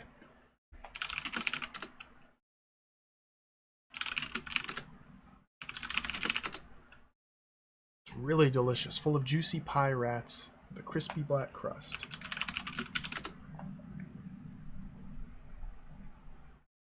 There's a flour sack sewn together from good, only half-rotted cloth. Okay, now we remove the visor. Investigate everything in the other dimension. Smelly cubicle. Brains is still Brains. The latest robot reject, consigned to play the part of an orc, carrying a soft cushion.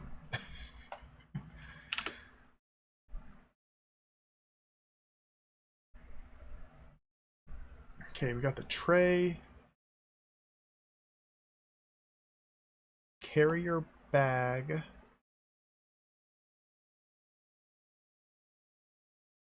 The ballpoint pen must be the knife.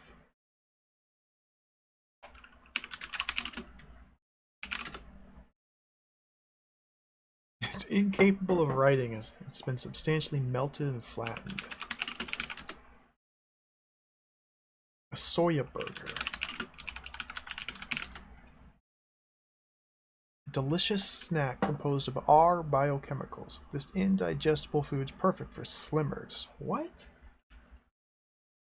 Oh, what? The bag? Sponsored by a local fast food shop. Go south.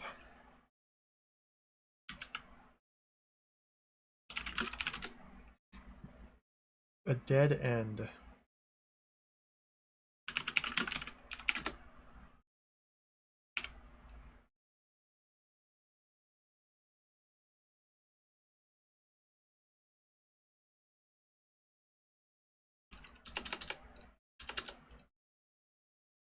Why is this though?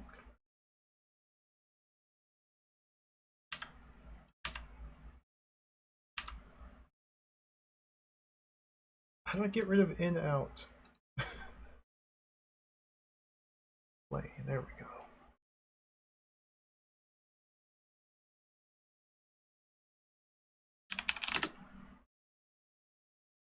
You're at a dead-end store for tenterhooks. What? What? What the heck's a tenterhook? It looks exactly as you would expect. Oh, come on. Okay.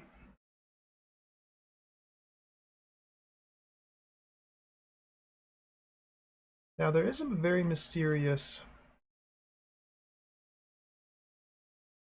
space for a room to be right here.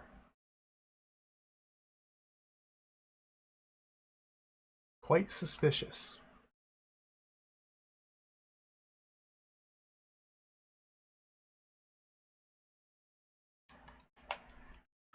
Move the tenter hook.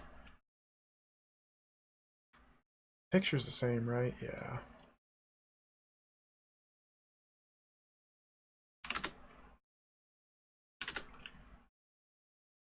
The Valkyrie is resuscitating Oink. Okay. Let's go visit what's his face? Grok. Because I want the map.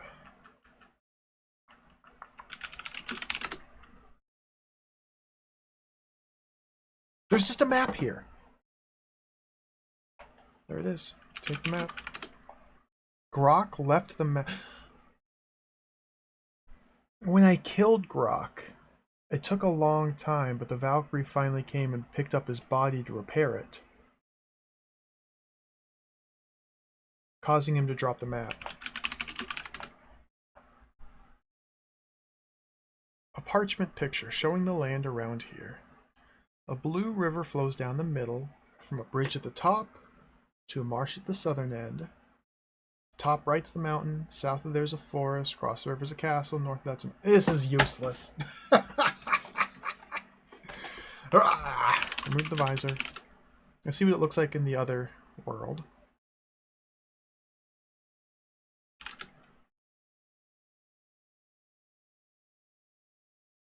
Crumpled map.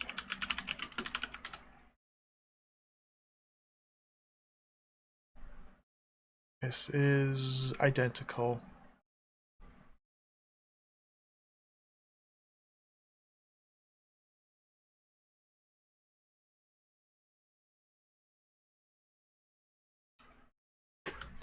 Okay.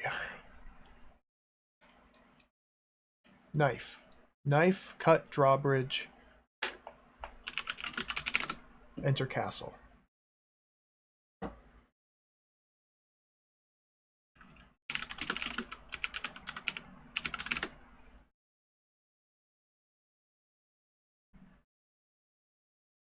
Oh, Grok seems delighted. We stumbled across Grok. The ghost took my dry bones. Really? There's still the slimy demon arm. Grok dropped the map, grabs the pie, pushes his face into it. I think I kinda sequence broke it a little bit there by killing Grok. Whatever, that's fine. Cut ropes with knife. There's no effect.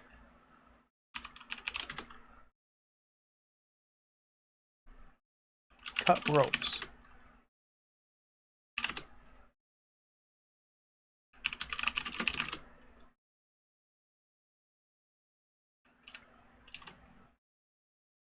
Open drawbridge.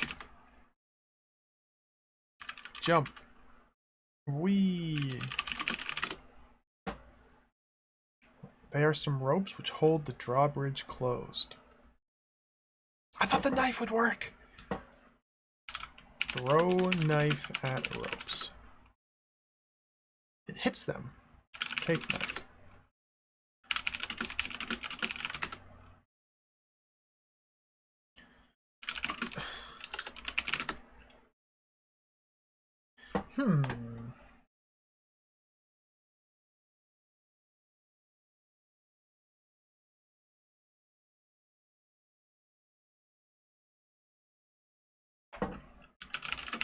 Cast jump to the south. You end up right where you were.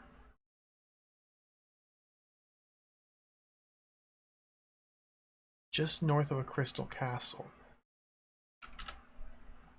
All my items have been dropped. Of these items here, which ones haven't I used? Kitchen knife I haven't used. Crude tray had the rat pie, which Grok is now eating. Driftwood has a spell. I need to learn how to read the spell on the driftwood. Card I haven't used. Flour sack I haven't used. Coin I know how to use it, but I haven't done it yet. Garlic I think just lets me survive the vampire. Small scale I haven't used. Big all. Let's focus on the driftwood.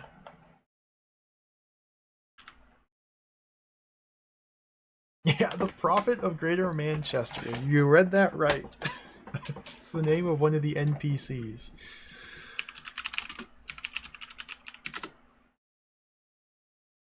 Okay.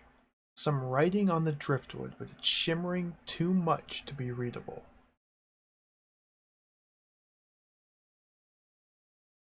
Need to obscure this somehow.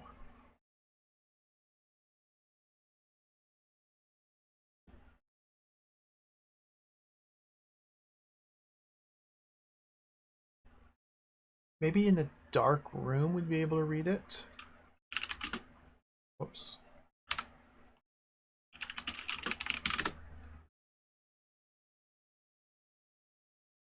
Okay, we're in a dark room.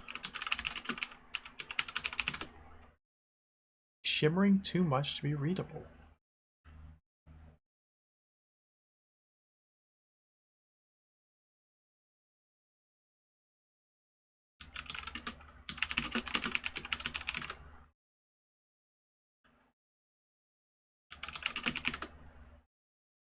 I read the driftwood.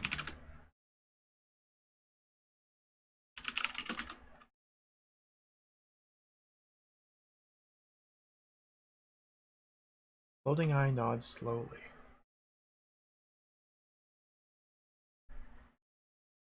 Hmm.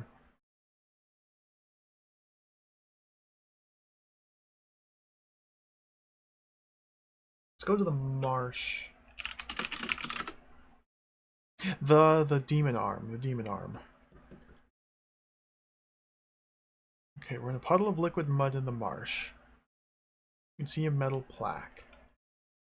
Drop driftwood.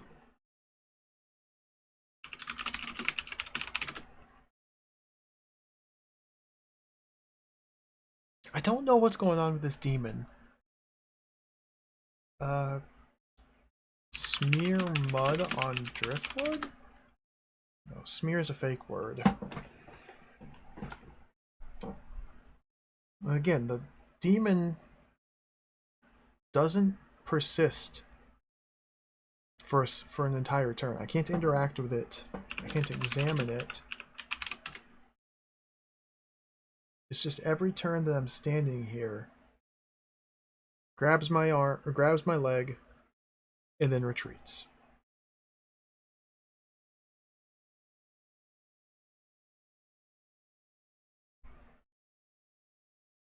There's this metal plaque as well.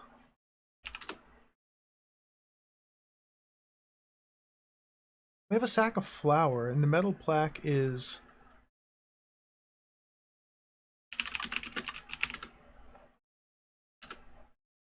moisture, I think.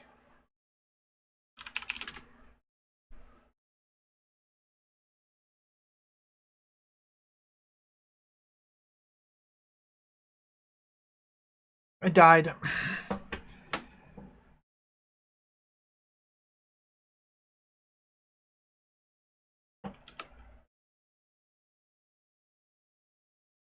Oink is here.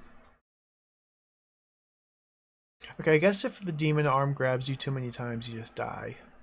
That's what it's doing. It's like a soft timer on how long you can be in that room.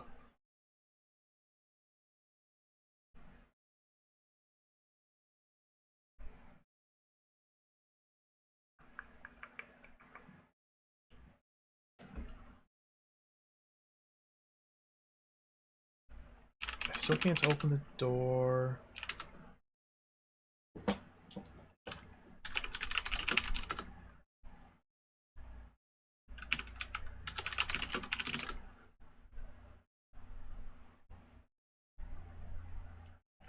Two humans walk in and examine Oink. They argue for a while, then take him outside. Oink shouts, "I'm back in the game." What?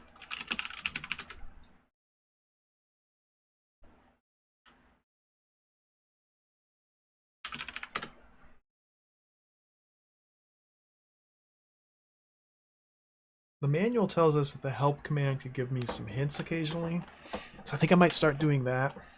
Don't push your luck, Rustface. We don't help robot orcs either. Okay, let's wear the visor. I don't have it.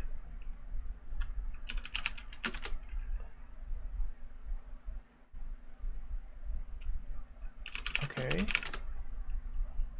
I lost it.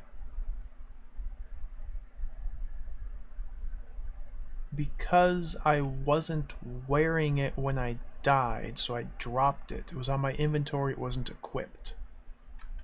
So we need to run to the marsh. It should be on the ground here.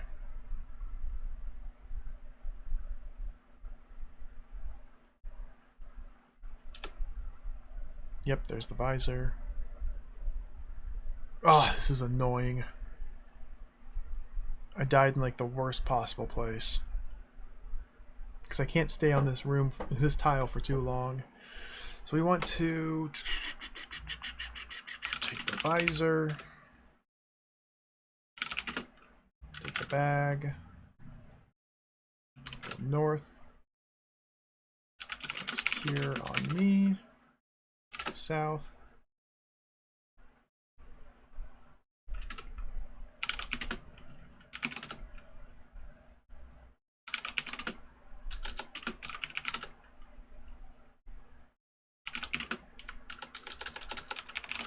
What else is here?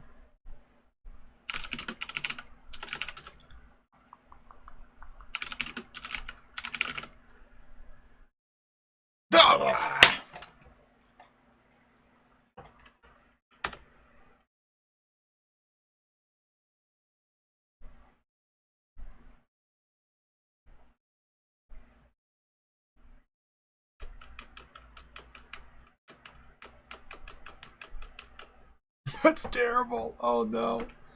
All my stuff.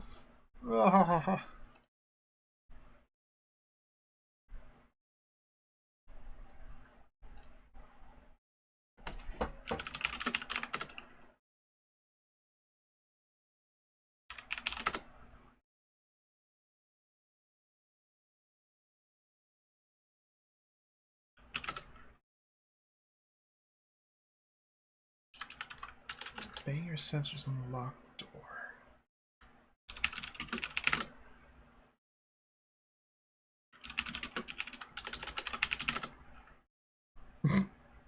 Start attacking people. I don't know. Just wait.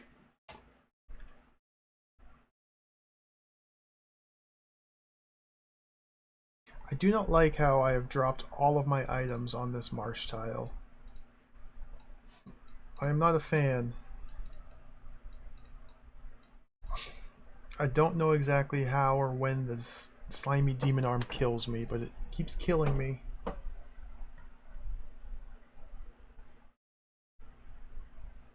Now I have a sack full of flour. I want to try and dump that on the plaque to keep it from getting wet. That's what I want to try to do without dying. Whoops. Run to marsh.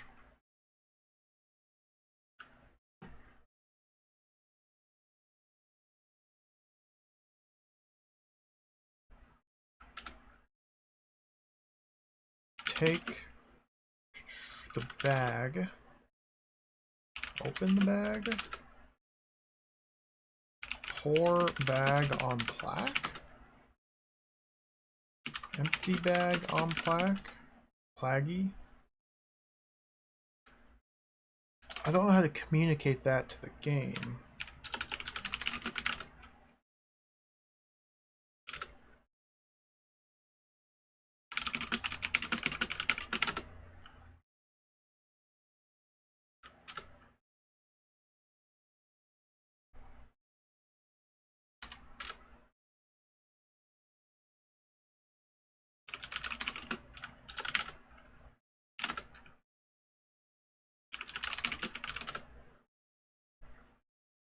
sewn together from good, only half rotted cloth. Look in the sack? Is there anything in this sack? Or is it an empty sack?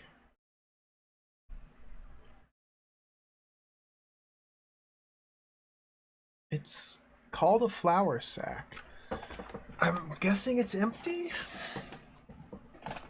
Can we stow items in it?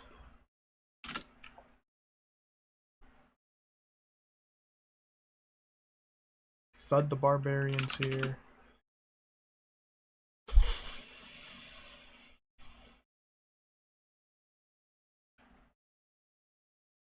Knife. Put knife in sack.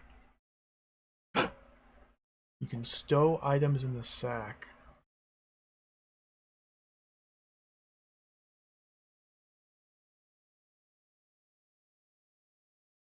What good is that gonna do?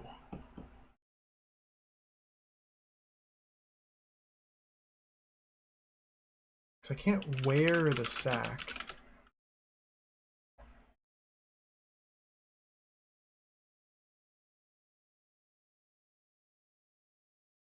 It might just be for convenience, yeah.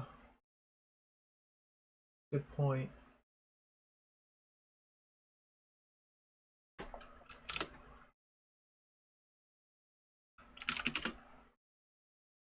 Let's see if I can take all without dying.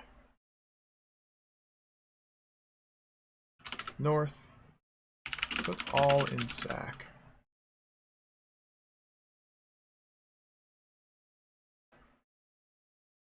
Can't put the sack in the sack.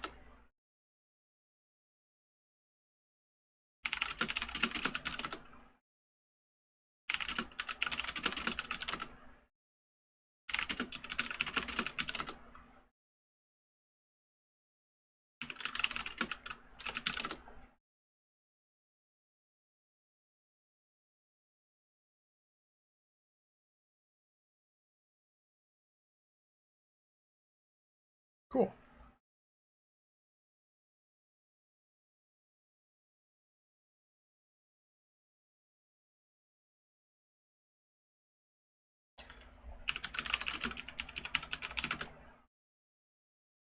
This is killing me here. Some writing on the driftwood, but it's shimmering too much to be readable.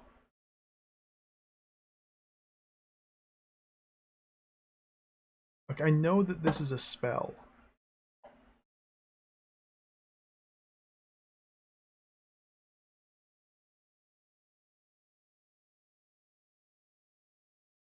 Hmm.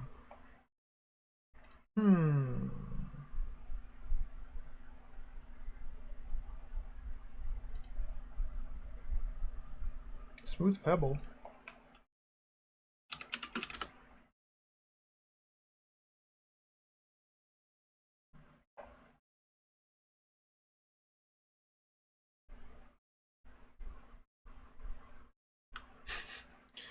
Prophet of Greater Manchester, Thud the Barbarian, Silver Hair, Brunhilde, Frog. Surely the frog's important.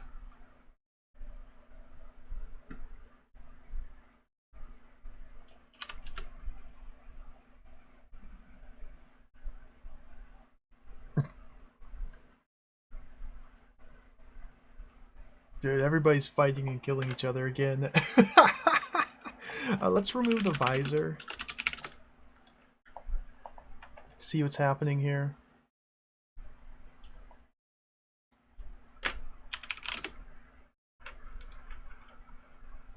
A stately transvestite, a pimply adolescent, and a plump youngster. Who is who?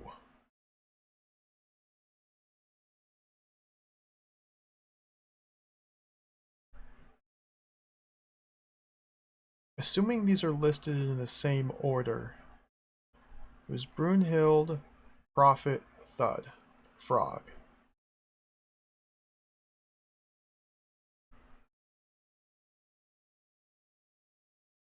Frog left. So Brunhilde would be transvestite, Prophet, pimply adolescent, Thud, plump youngster.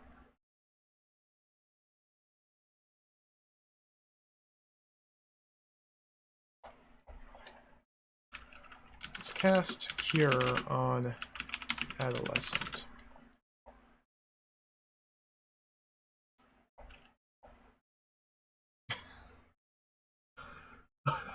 What's going on? I don't know how to recruit these bloody people.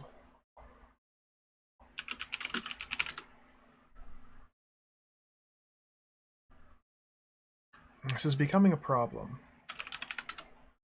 No help arrives.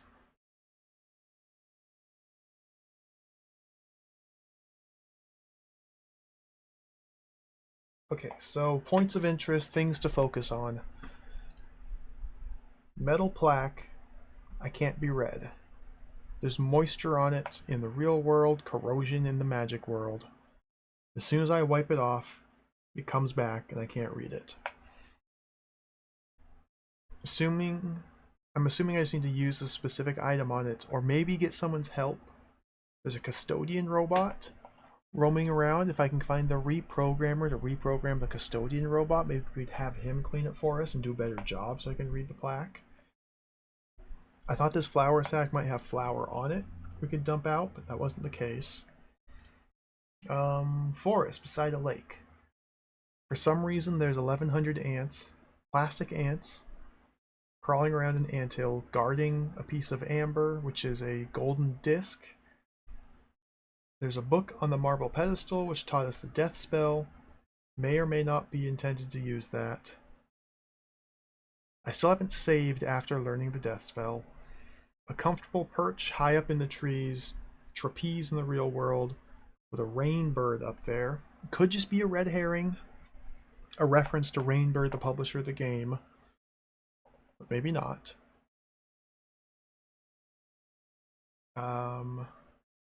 So the amber is certainly something important.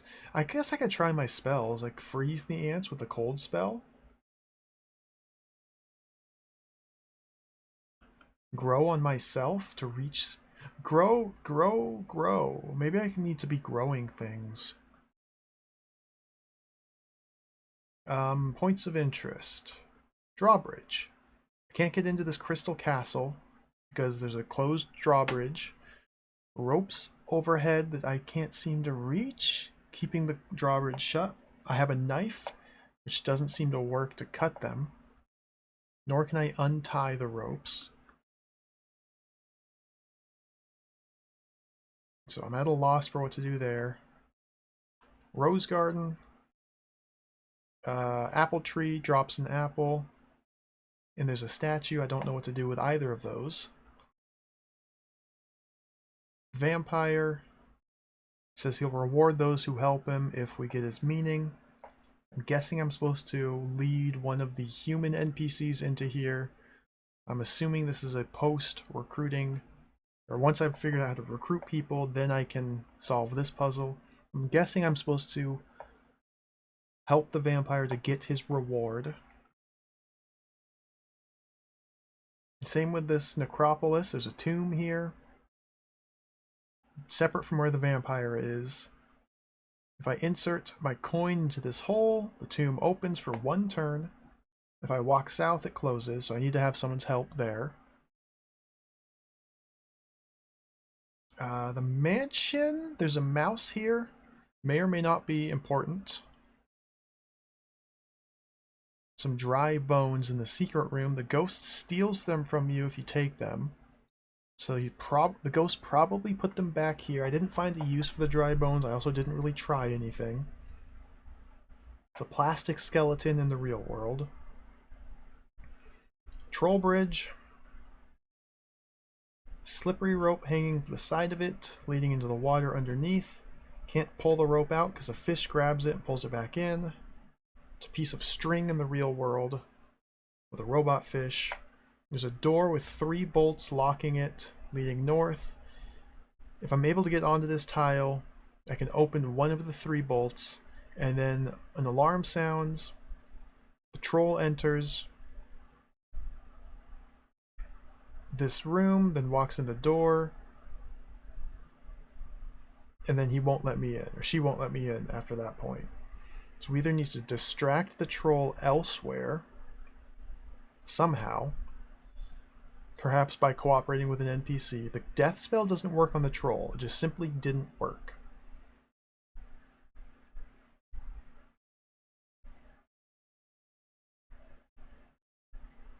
Distracting the troll seems like the best play. Maybe by collecting a bunch of silver objects, giving them to an NPC, and having the NPC distract the troll by giving her silver, like 5 or 6 silver items over the course of multiple turns, while I'm on here unlocking the door and breaking in. Something like that. But again, I suspect this also requires coordination and teamwork with a recruited follower.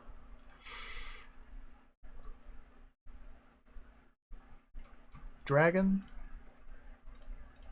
No idea what to do there. I need to get behind the dragon somehow. Maybe that's where the jump spell comes in handy. Maybe I need to be figuring out how to use the jump spell to jump behind the dragon. Because the dragon's missing a scale on its tail.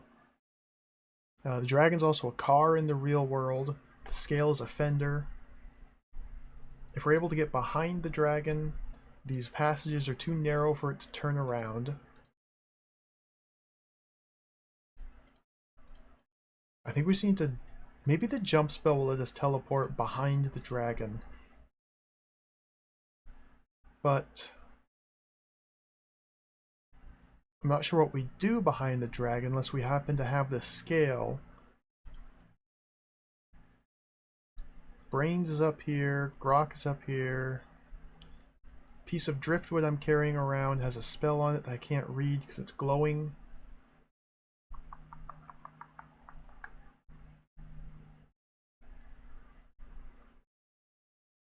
Maybe we throw the driftwood in the water, in the river? I'm trying to think of some way to like obscure the writing on the driftwood. There's an empty tile here, that's true. That's quite suspicious as well. And a room very suspiciously named Dead End. I didn't find anything there, I didn't search very hard.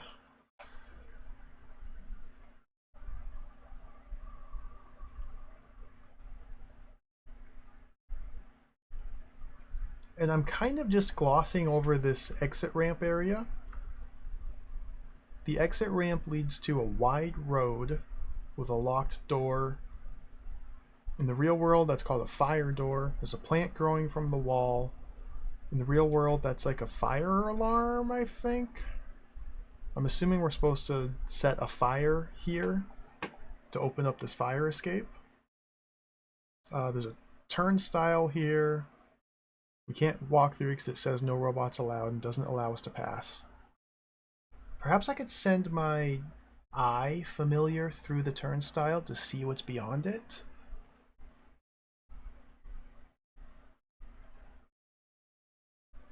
There's also potentially... This could just be a mistake in me mapping. But this river tile I have marked here that it has an exit to the north. Which may or may not be real. And may or may not lead to a new location underneath the troll bridge. But I can't figure out how to stand on a river.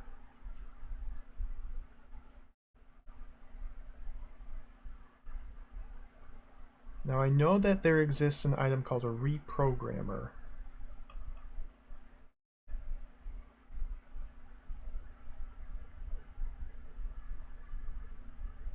Which I assume is to be used to reprogram the robotic NPCs in the game world to have them help me, turn them into followers. Let's look at the manual real quick. It's been a while since we looked at the manual. Let's see what the manual has to offer.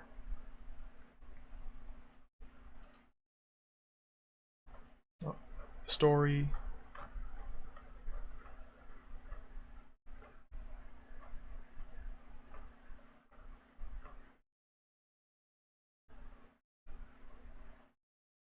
Hints don't seem to be useless. Or they do seem to be useless. can't recruit the helpers you know are needed to complete the game, don't despair. Send us a letter. Oops.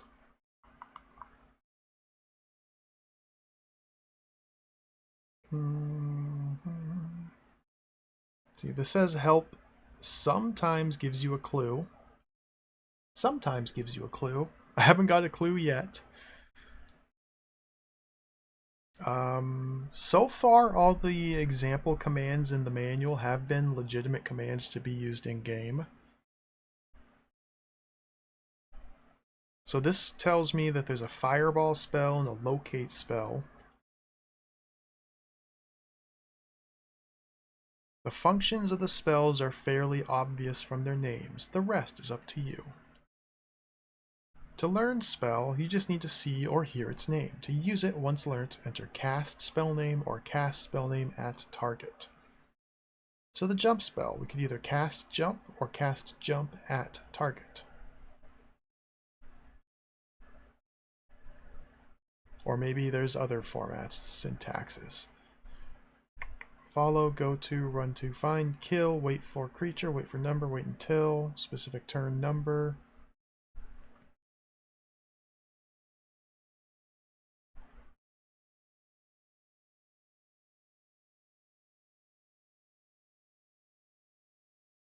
Troll, wait to, in, kill vampire. I found the vampire.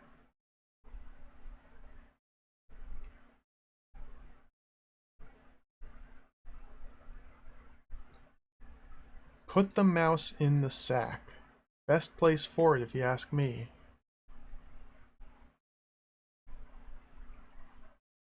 Kick the frog.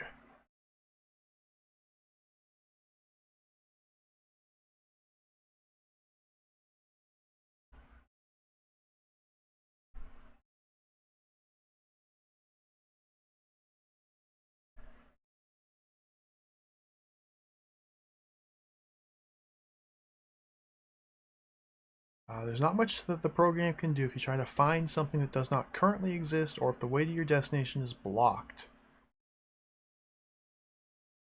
So when I try to find the recruiter, it doesn't help because the way is blocked.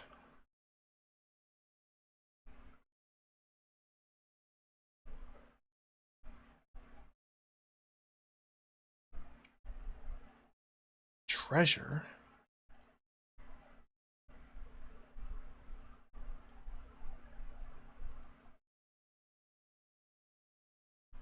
So I'm guessing silver items and gold in the first part of the game are what's collectively known as treasure.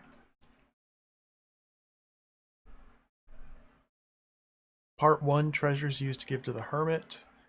Part 2, treasure seems to be used to give to the troll?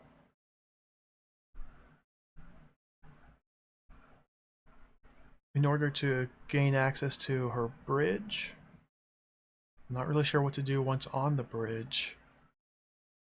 There's no reason to use treasure to give to the troll to cross the bridge because you can just go around instead. Unless we need to use the bridge as like a shortcut for some reason. So we can try putting the mouse into the flour sack.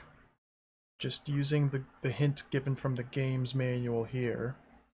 We can try putting the mouse in the flour sack. We can try kicking the frog.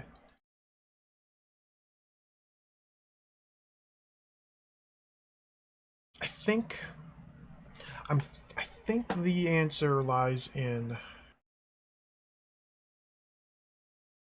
my spells, though. I think better, more creative usage of spells is probably the key here.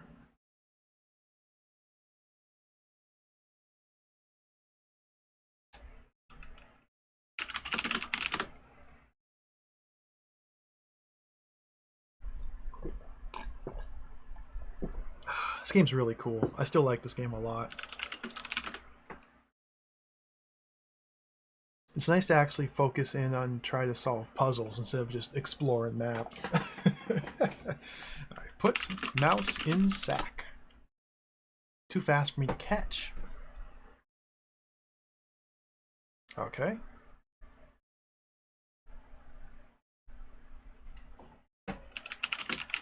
Wait for mouse.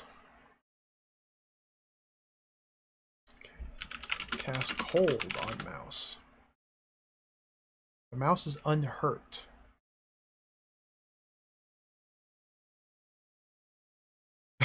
Oh, Blu-ray zaps it out from your hand. The mouse is unhurt. It says, "Who do you think you're dealing with, furball?" It's a talking mouse, just like the talking goat from the first part. The talking mouse as well. I don't think that's intended. I think it's just kind of a programmed response whenever an NPC gets attacked.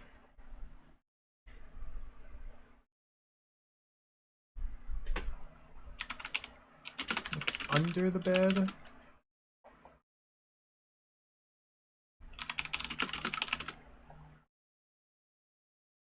The mouse nibbles at the floorboards. Kick mouse. You attacked the mouse with a kitchen knife? No, I didn't. No, I didn't. I did not. I did not. I did not. I guess I did.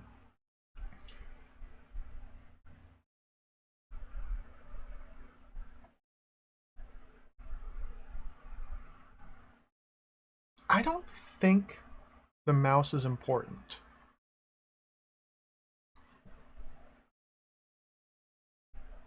My suspicion is that the mouse simply serves to alert the player to the existence of the mouse hole.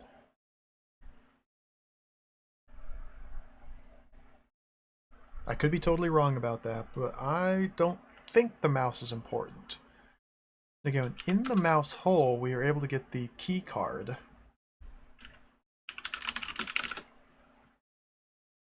I don't know where to use this yet, but we do have this key card.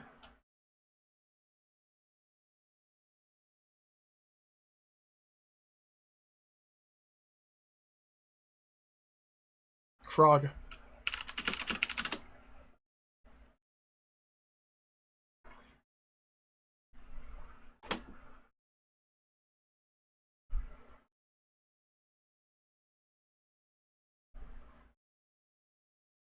See a frog and a silver star. Take star and put it in the sack.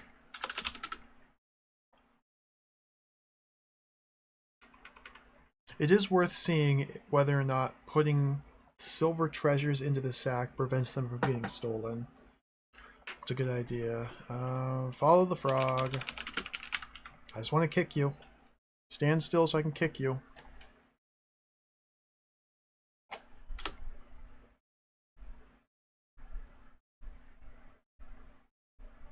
Everybody's fighting.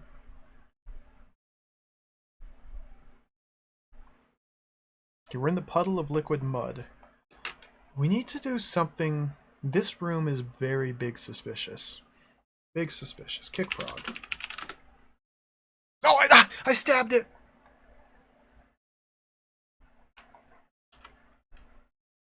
Why? Kick frog. Frog's dead.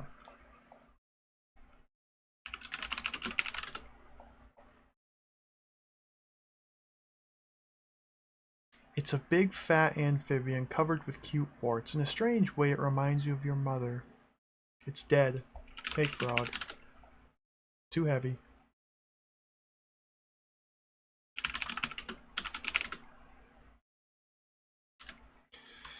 I killed it. I'm an animal.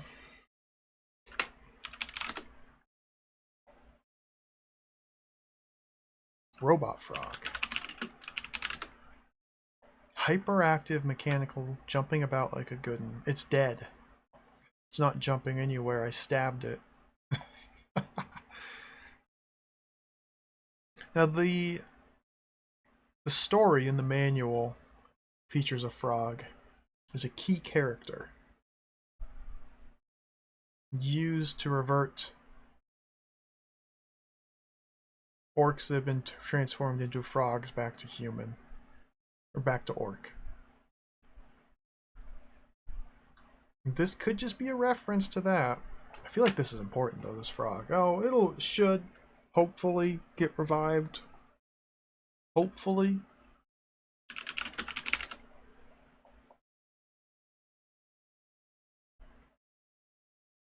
I'm gonna save here. Boom. Let's go to the plaque.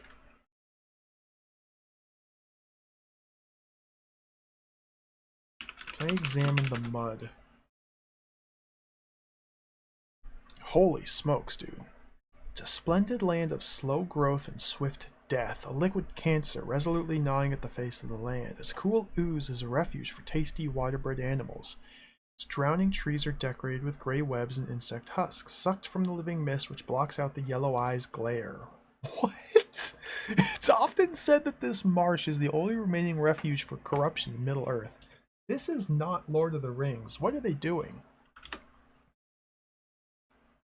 The yellow eye? The eye of Sauron? What?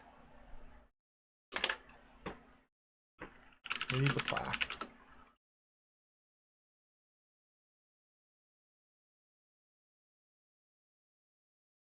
Clean plaque and read it.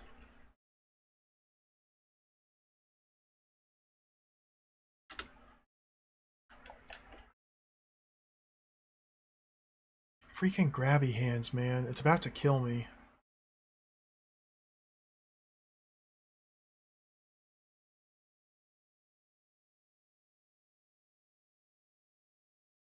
Too rusted to see. Why?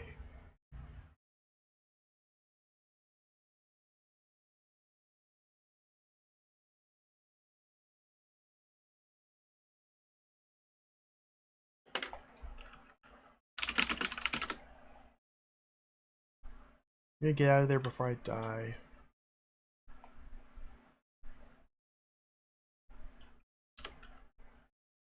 Charisma. I don't even know what the spell is for. Cast cold on ants. Oh! I'll kill them all. Kill them all.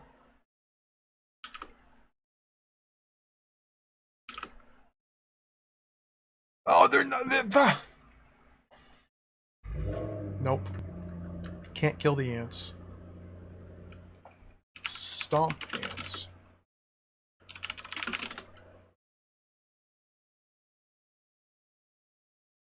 More ants clamber from the anthill. Okay. We got to plug the anthill?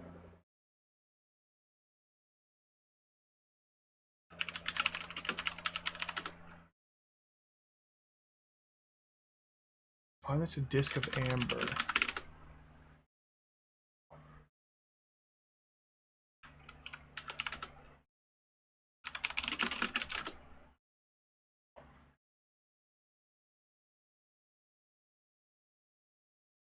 I'm still holding on to my silver star.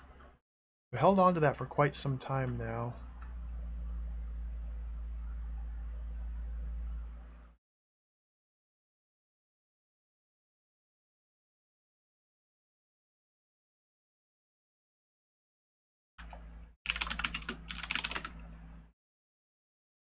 Put cloak on anthill. Can't put that there. Wrap hand in cloak. Can't use wrap. It's just freaking ants, man. It's just ants.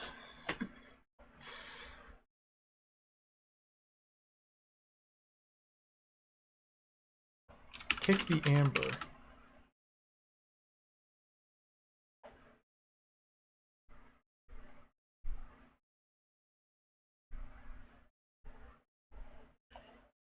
Cast grow on me.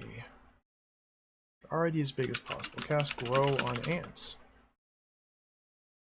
Cast grow on the rainbird.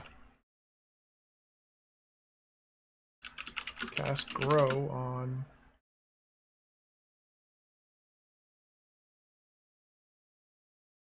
ant hill. Hmm.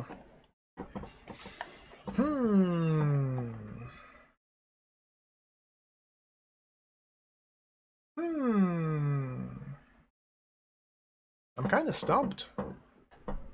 Kind of stumped at the moment.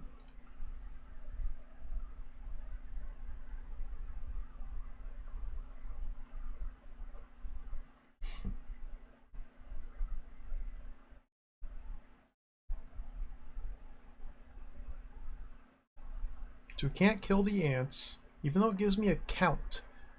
There's around 1,100 of them, and I can kill 100. But no more than that, because they keep getting replaced from the ant hill. So I either need to cut off reinforcements, or this is just a misdirection. The fact that it tells me how many ants there are does make me think this might be the right direction to take.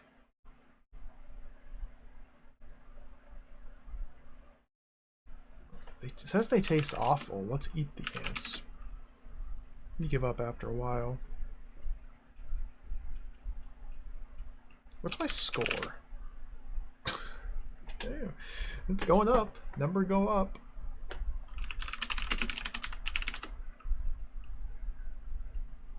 Rainbird high up in a bush, much too high to reach.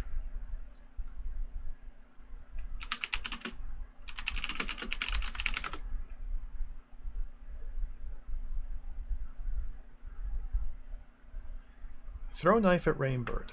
It hits the Rainbird. You hit the kitchen knife the Rainbird. The Rainbird's head vanishes and it immediately grows a new one. What?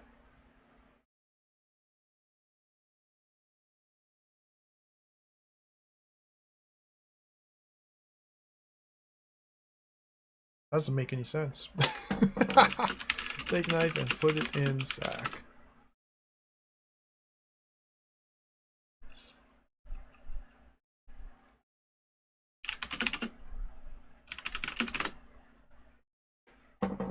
Alright, let's look for potentially secret room here.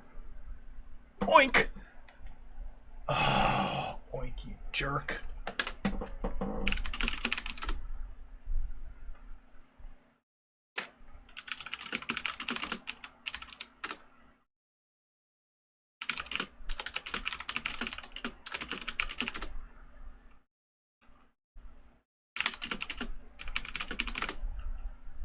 My helmet. I'll kill you every time. Kill you every time. Brains has the club. It might be worth killing Brains and taking the club away from him. Just so that he doesn't keep bopping me on the head. That way I could lose the helmet and not worry about it.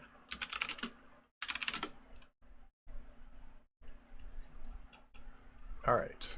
The dead end store for tenterhooks. The game doesn't tell us what tenterhooks are. So if we cast Jump West... It's dark. The salt mine. What? The room is now glowing. You're in a salt mine. Carved into the salt is the word sword. Sword!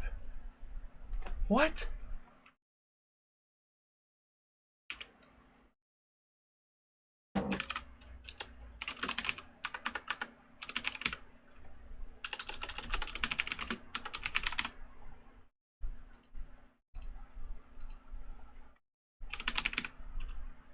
What? Exit leads north.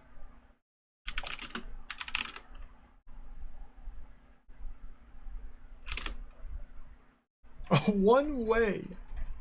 Alright. I see. One way. Oh, no, don't do your up, down.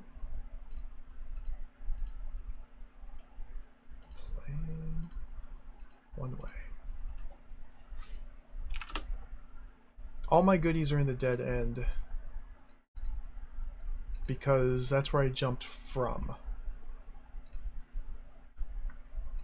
So we want to run to the dead end. Take the sack.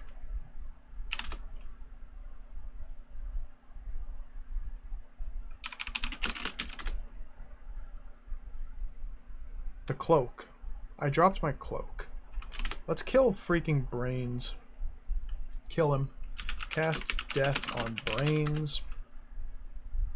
Get owned. What? A black ray streaks out from you. Brains drop stone dead. Suddenly the nymphs spring from nowhere. Did you really think that an orc can get away with using magic to slaughter everyone? World fades to black. 360 out of 1,000. You lose. Thy life is at an end.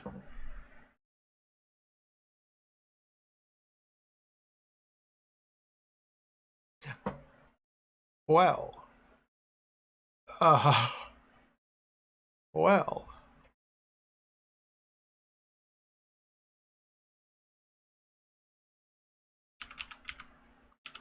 Oops.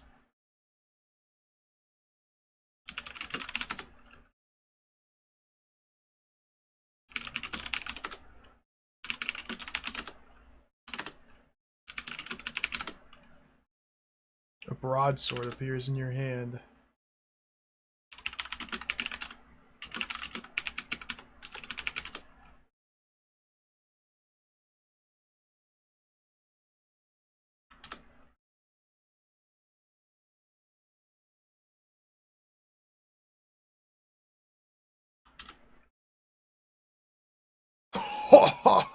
Yes, dude, this rules. Alright, we just slaughter them with a sword. Who cares about the spell?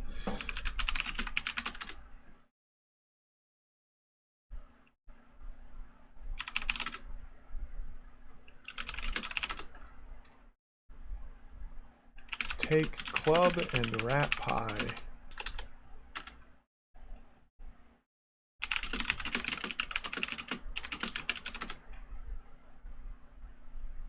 Perfect. Dude, this game rules. What's up, Rat Clown Car? Battle Hamster, welcome. Consume the Salt Sword.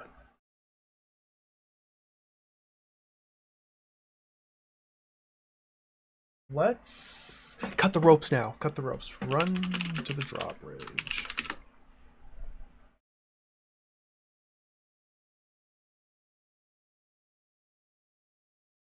This game rules.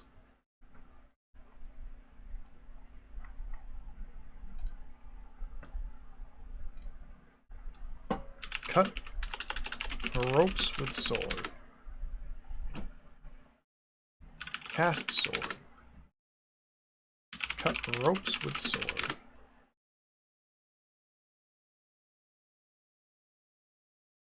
You can't see the sword spell. Cut ropes. Cast sword on ropes. Swing sword. Cut ropes. Look sword. Strange concept. What?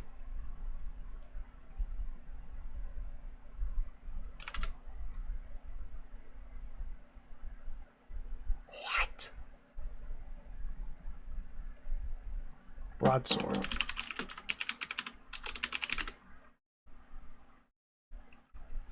It's a great glowing weapon with Orc Bringer on the side. Probably it's one of the limited edition of millions, cunningly fashioned by stumpy dwarves for the export market. Alternatively, it could be a doom blade of unsurpassed power, as this is what the label on the hilt claims. You always investigate objects from both perspectives.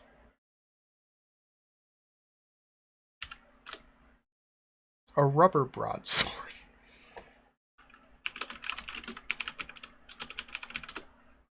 A great floppy stick of soft foam. My floppy stick. Oh my goodness. It's got a freaking floppy stick.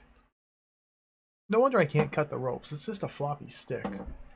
Cut ropes with broad sword. It's a floppy stick.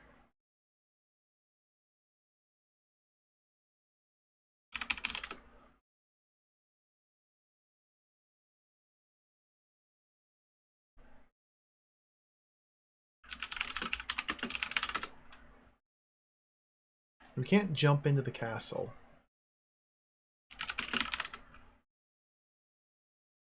We go west. Nope. The wall seems to repel us whenever we try to jump somewhere. I think this is how you use the jump spell. This seems to be the intended usage of it. If all of these tiles are called beside a castle, maybe from the grassy plain we could diagonally jump in? Maybe?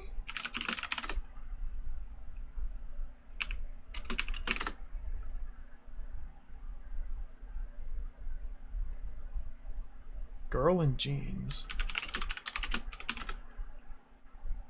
End up right where you were. Okay. We do drop our stuff every time we jump, but if we're able to open the drawbridge from the other side, somehow, it'd be okay.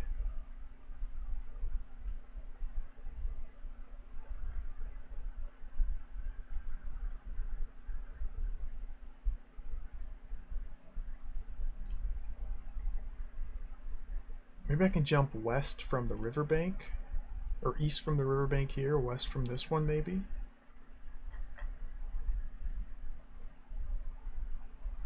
So I'm currently on this tile.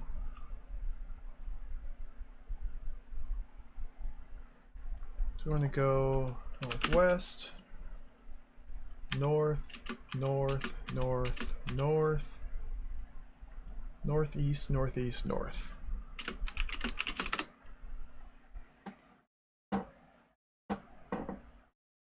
Young whippersnapper. Custodian robot.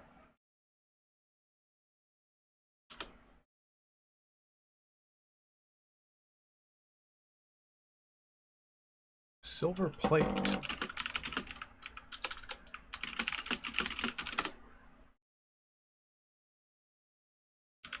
Cast jump east. Ah, nope. Okay, there's certain rooms that we can only enter from their intended entrances. Jump spell doesn't work everywhere. Which makes sense. It'd be kind of game breaking if it did.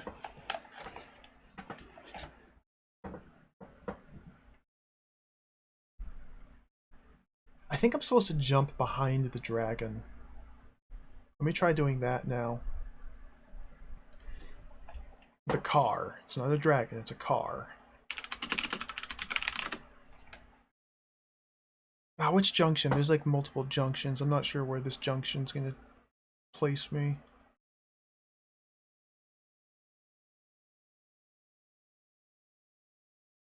Oh, this might be the one I wanted. Passageway, north, southwest. The map is here. I don't care about the freaking map. Ram save. I don't know if it matters which mode we're in here. Akadis, welcome. I got my map. We've explored. Oh, I might be able to jump here and here. We've explored most places that are available. Now I'm actually trying to solve puzzles. This game's really cool. This game's really cool. We've picked up 1, 2, 3, 4, 5, 6, 7, 8 different spells.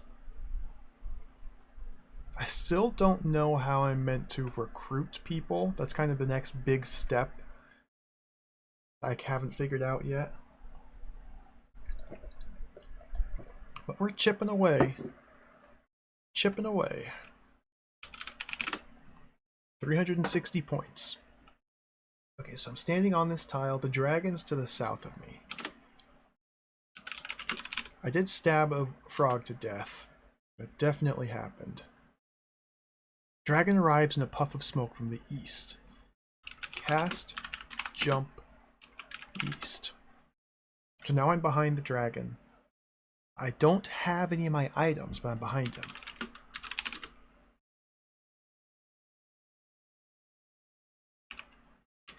Let's go east. Now I'm on this room. Let's go south. Now I'm in the dragon's lair. I think I dropped my visor because I wasn't wearing it. Oh, shucks. Might be okay. You're in a textured enclosure with a low heap of plastic stuck to the floor in the center. And the exit leads us north. You can see a grow bag.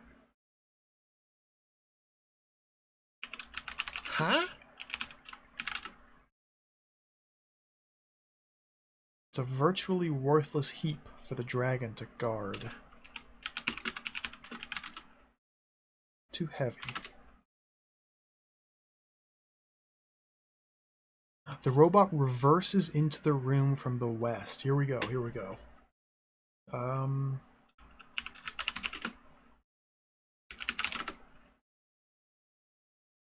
It's a great gleaming truck of a machine.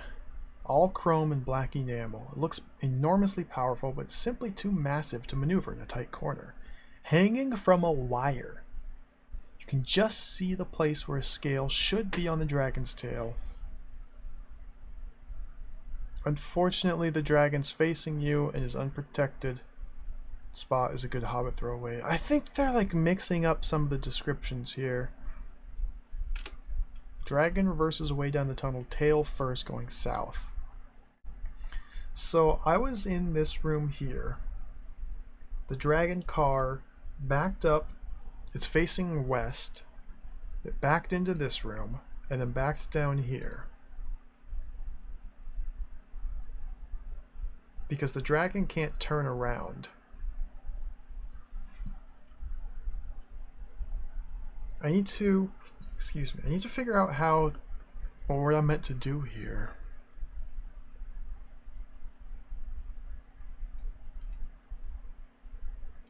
The dragon robot reverses into the room from the west.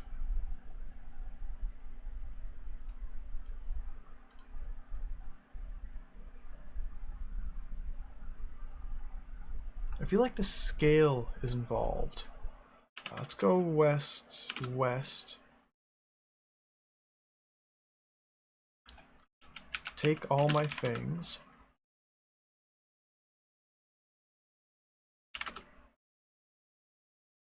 I do have my rubber.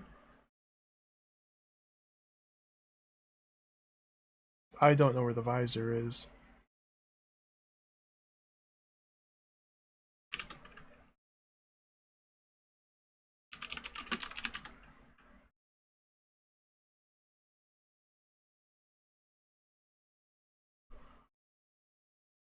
Can I just wait?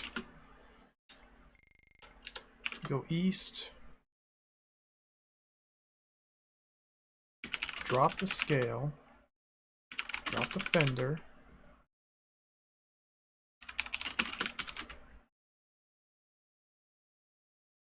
I'm dead.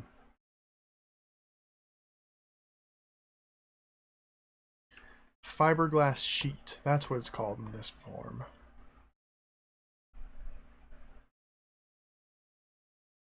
Soft cushion? When did I get that? Wait, when did I get a soft cushion? What? The club!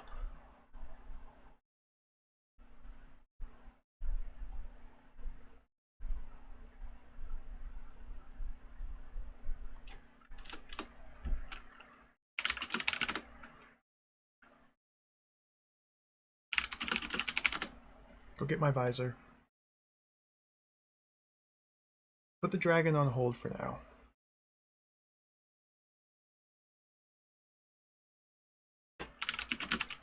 Take visor, run to apple tree.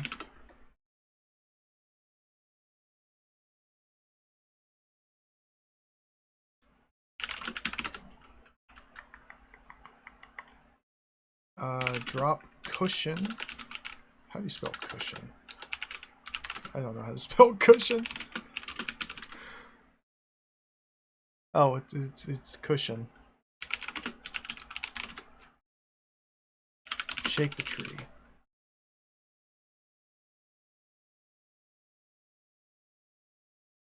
A hole suddenly appears in the ground and swallows the wax fruit. What?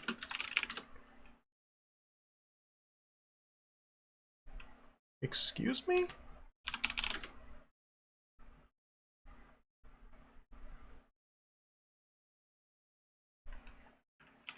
Shake tree.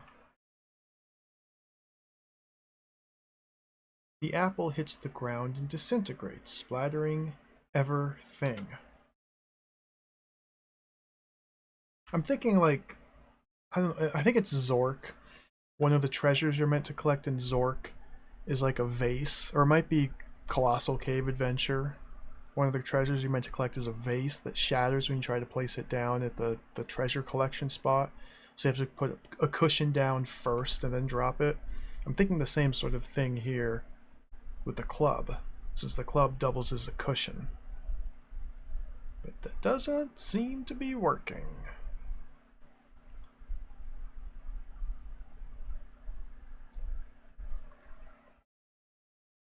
Cut down apple tree. You can't see the rotten apple. Cut down tree. Cut tree.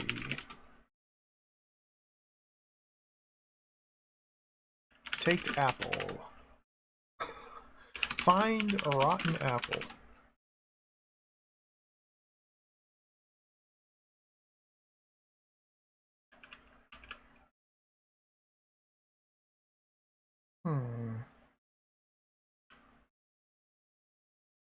Catch apple.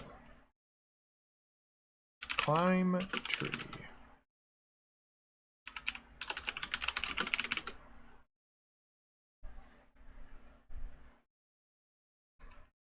Susan, shake the tree.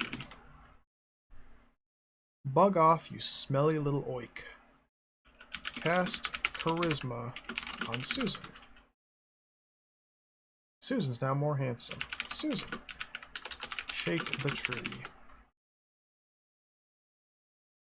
Do you know how to recruit people? No, I don't.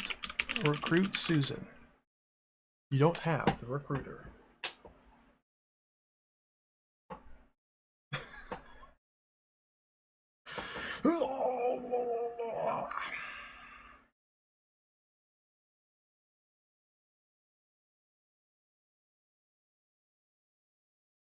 I wonder what this charisma spell is meant to be used for.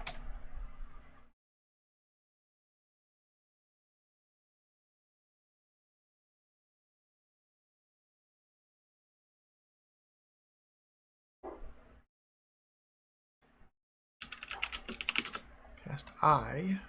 Get our floating eye to appear. Eye. Shake the tree. See, you don't get a turn. Is the thing. As soon as you shake the apple tree, the apple falls and instantly hits the ground and disintegrates. You don't have a chance to react or do something. So whatever needs to be done to catch this apple or prevent it from splattering must be done before shaking the tree in preparation for it.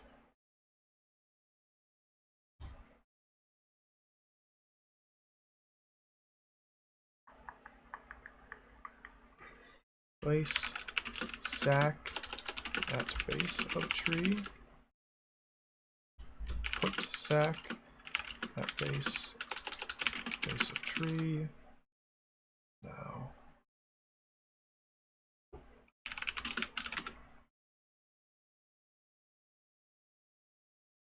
Can someone help me with the drawbridge?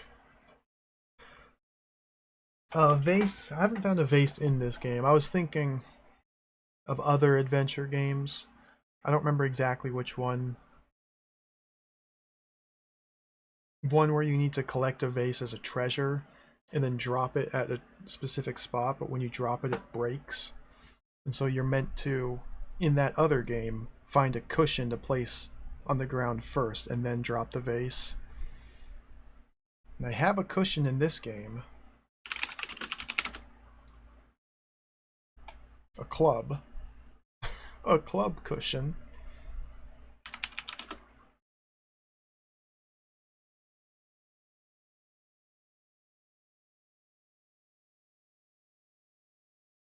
What's the deal with this statue again?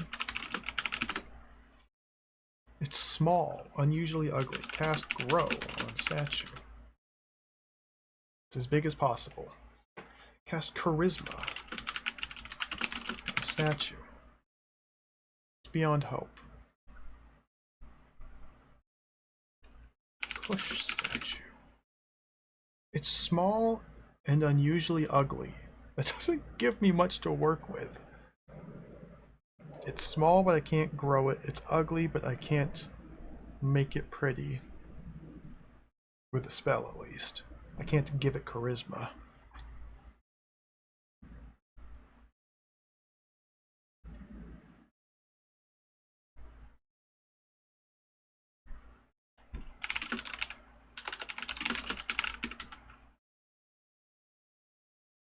Can't, like, dress it up with clothing.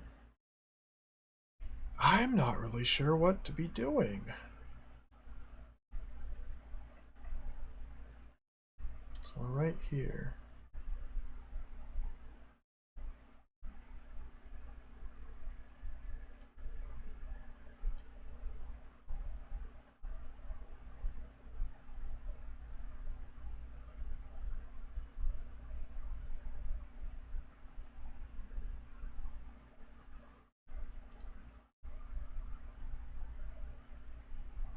This bed. The bed doesn't have, like, a pillow. Does it? Whoops.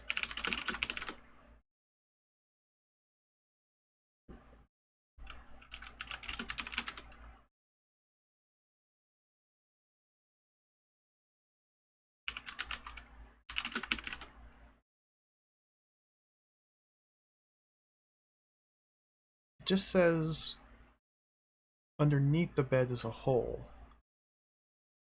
Made from metal tubes, glass. Lay on bed. Sleep on bed. Climb into bed. Crawl into bed. Hmm.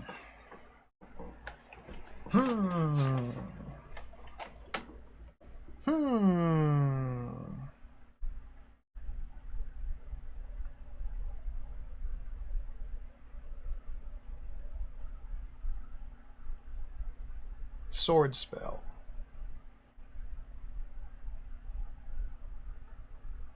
What else could I use the sword spell for? Kill the troll? With my sword?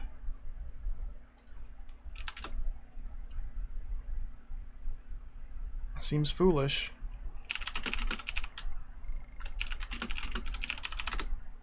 Let's try it. The death spell doesn't work on the troll. Just stab him with the sword?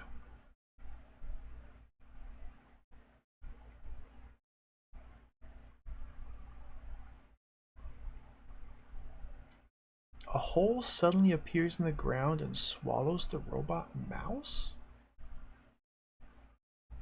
Brains is attacking me.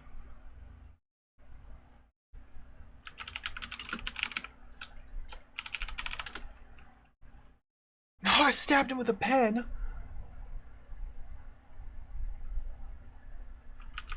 Attack troll with broadsword. I'm hurt. I'm wounded. Cast cure on me. Good as new.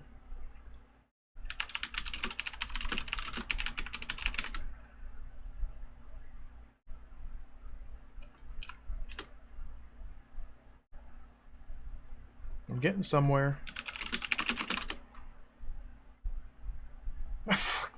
Brains!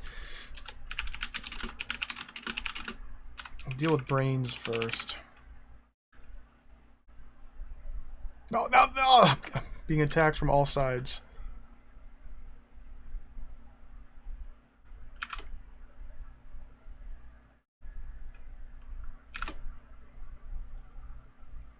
Brains is badly injured. I'm unhurt. Brains is dead. Alright.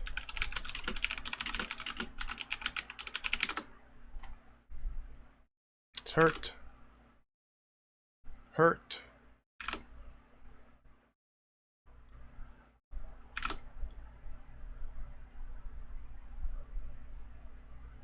Oink is here. I'm wounded. Oink stole my helmet.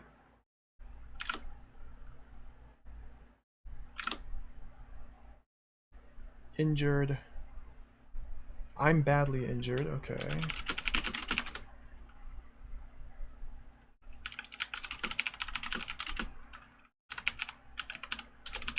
This is so silly.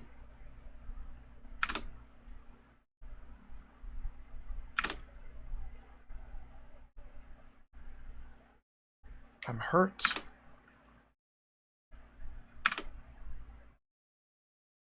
Wounded. I'm injured. She's wounded.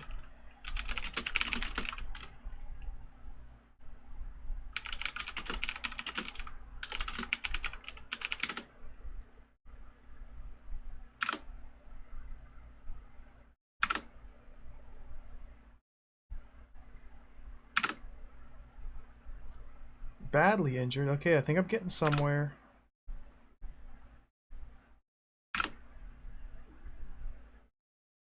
Now I'm injured. I'll play it safe here.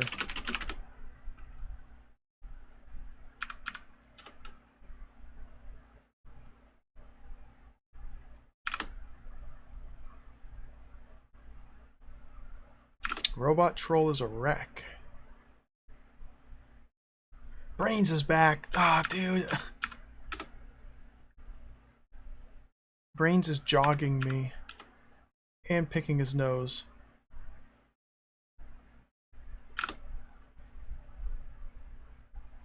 Troll's at death's door.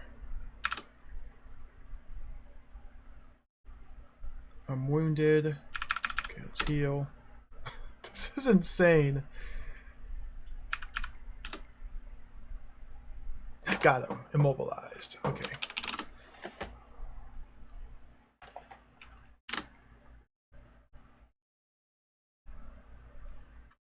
Open the door.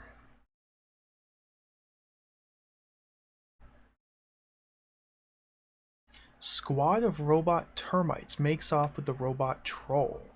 A hook descends from the ceiling and drops the immobilized form of the robot troll.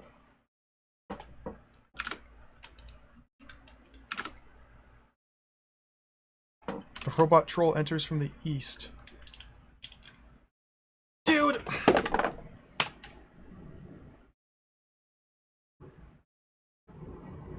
I got in the room and then died instantly. What just happened?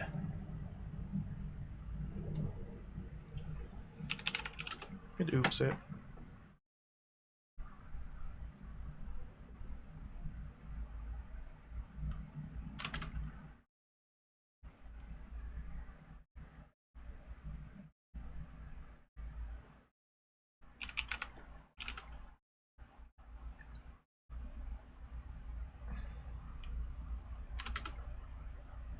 Is this just always going to kill me? It looks like it's just always going to kill me.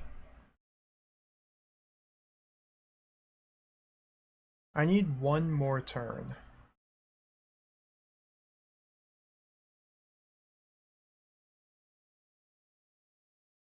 I need to go in the door and shut it behind me. Troll rushes up and is horrified to find you inside. This is an instant kill. She grabs you by the throat and squeezes. You lie immobilized, unable to react. It's an instant kill.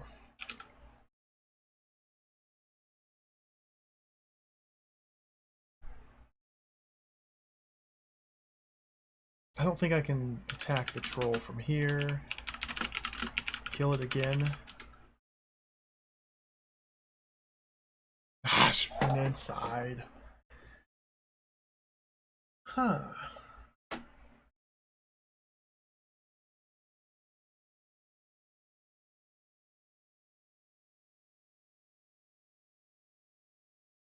Weird.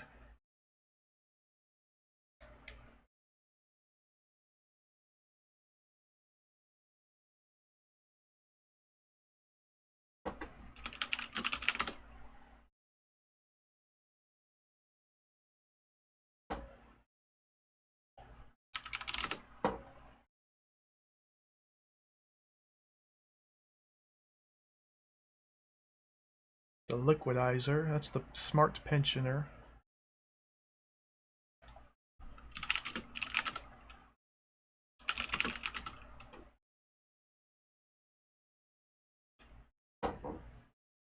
still don't know what the deal is with this rope here. There's a mysterious rope tied to this bridge. Every time I try to pull the rope up, beautiful bridge by the way, a huge fish jumps from the crest of a wave, catches the rope in its mouth, and drags it back down.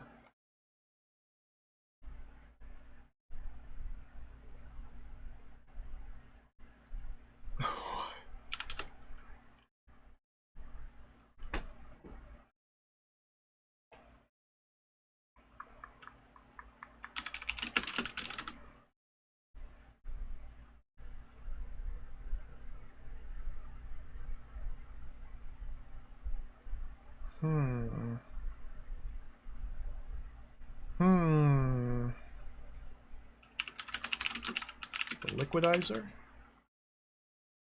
Avoid him like the plague.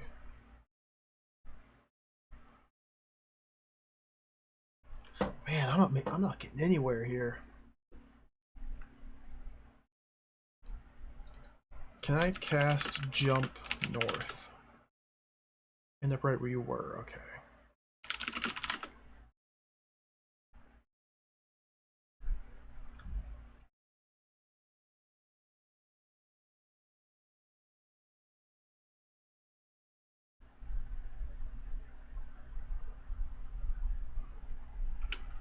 What's the rope look like again? Strong, thin rope. The liquidizer realizes what you are and shouts, "Have at you, spawn of darkness," and demolishes.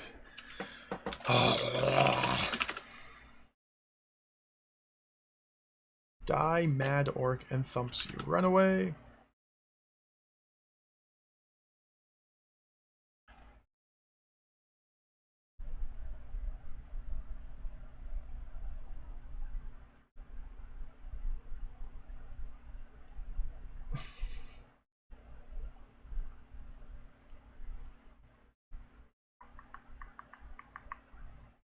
I don't know what to do. The driftwood, again, has a spell on it that I can't read. The metal plaque here has a spell on it that I can't read. There's the ants. Don't know what to do with the ants and the amber disc. Can't seem to get into the castle. Can't get the apple. I haven't really tried like killing the vampire. That might be a play. Now that I've got the cure spell and the sword, it seems like I can just survive any encounter indefinitely and win by attrition. Given enough time.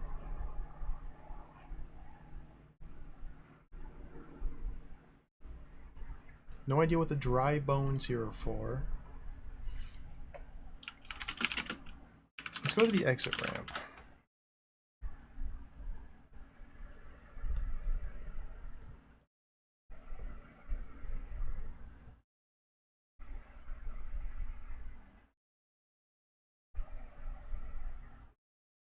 South.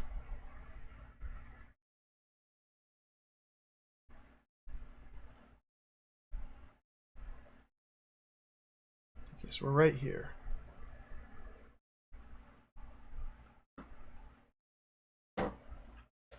Cast jump west. No effect. Fire door is closed and locked.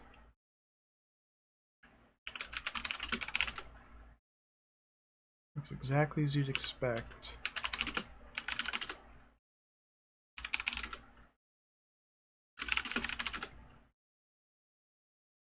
You can go northwest. East of a turnstile. No robots allowed. Cast jump west. Doesn't seem to work.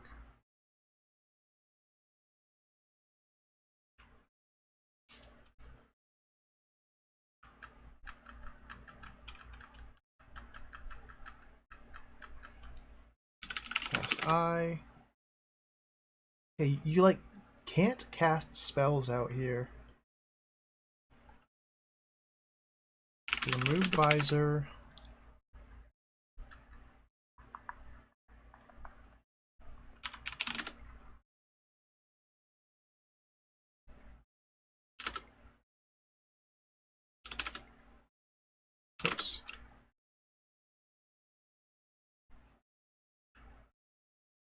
Is he a good chap?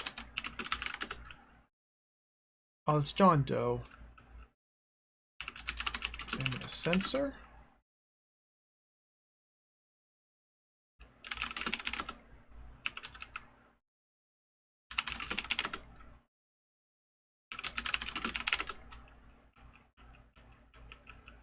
I don't have any way to, like, light a fire.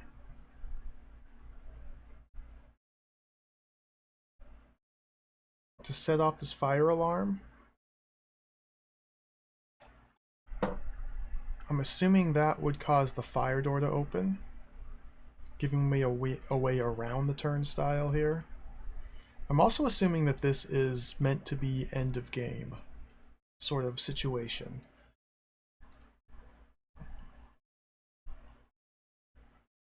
But I'm just kind of trying whatever I can because I am stuck. Hey, Magic Gimp, welcome. Yeah, the picture just fixed itself today. We get a pretty little butterfly, a rock, and a stick, a tree branch. I didn't do anything different, it just fixed itself.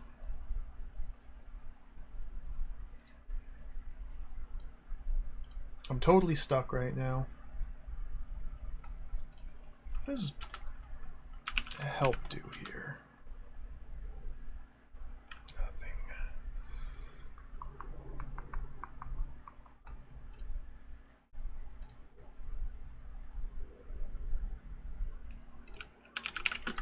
Put the visor back on.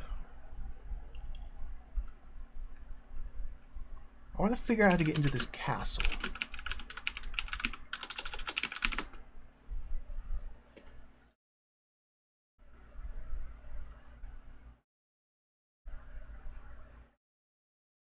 See some ropes overhead.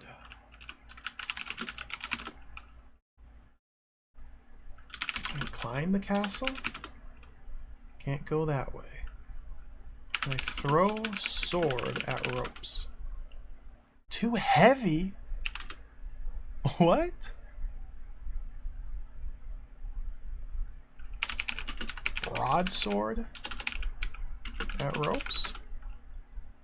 It hits the ropes overhead, but it doesn't cut them.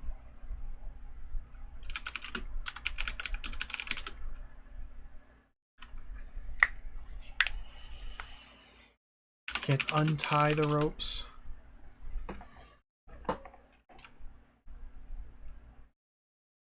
Can't just open the drawbridge. Remove the visor on this screen.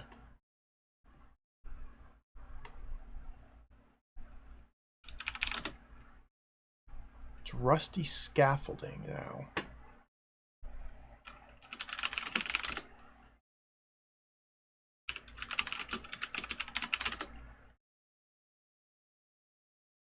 A mound of jointed metal rods, not unlike the set for an unusually worthwhile Arts Council play.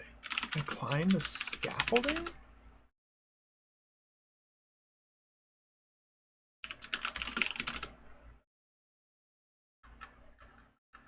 So this castle in the fantasy world is just a mound of jointed metal rods. What's the drawbridge turn into? Large chipboard structure. Yeah, up is a viable command. It's just only when the game tells you can go up.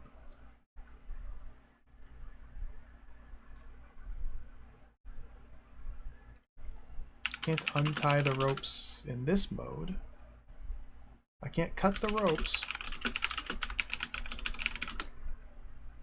Nothing happens.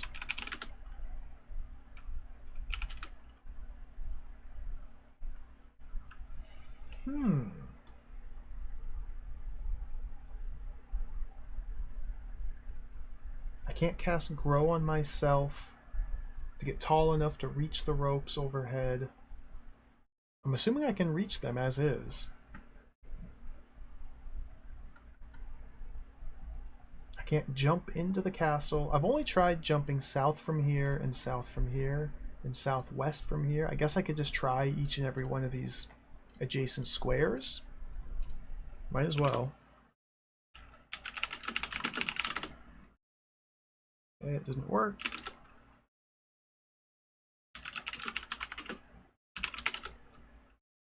Didn't work. Didn't work.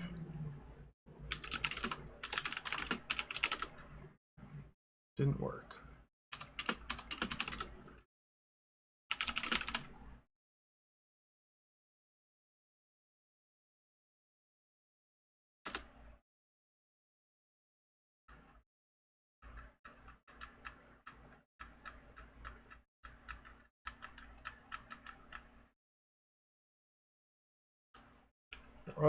Visor? I didn't grab the visor for some reason.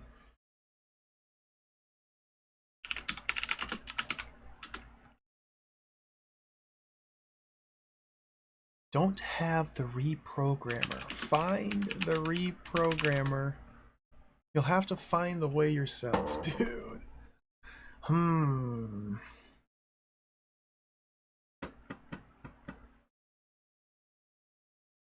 I don't know. Stumped. Let's try killing the vampire, I guess. That's something to try, at least. Run to Necropolis. Nope. Where? Visor.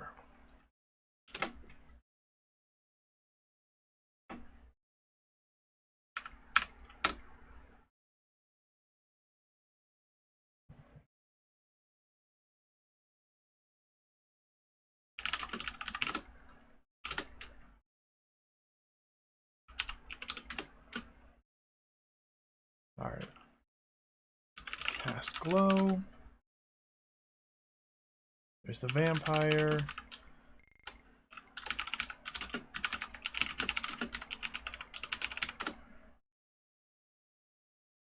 Vampire is unhurt. Unhurt. Fell asleep.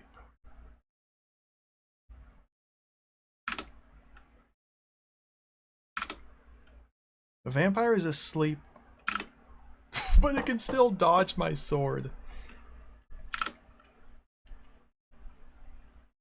I'm dealing damage.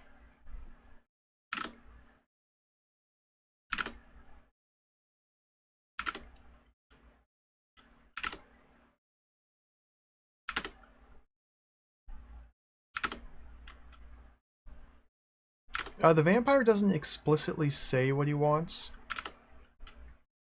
but me holding the garlic when I enter this room prevents him from assuming... I assume it prevents him from, like, grabbing me and draining my blood.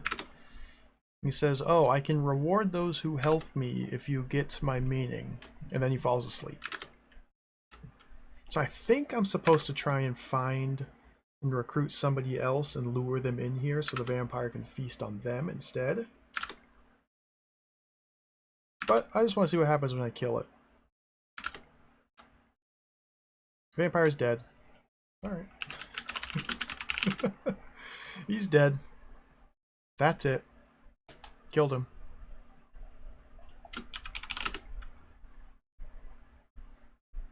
Sam the Grey Earl's here? Sam?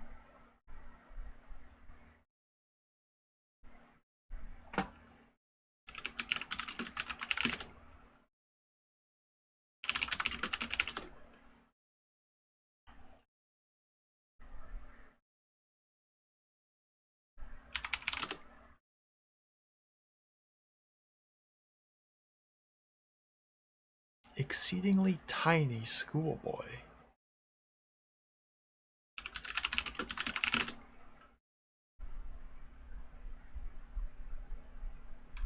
Huh. Didn't seem to do anything.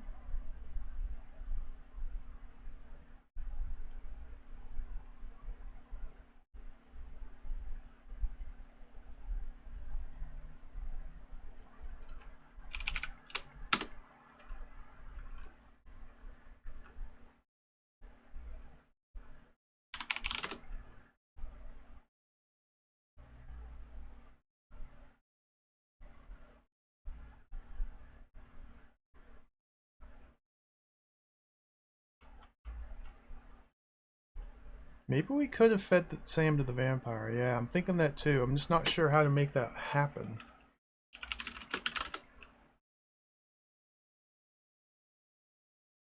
There's the ghost.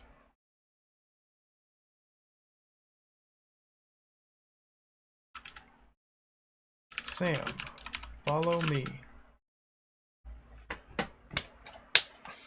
I think it was just sheer dumb luck that Sam happened to wander in there. See, there's a bunch of things that seems like I should be able to do with the help of someone else. I just don't know how to do that. I don't know how to recruit someone else. Which is seriously becoming a problem.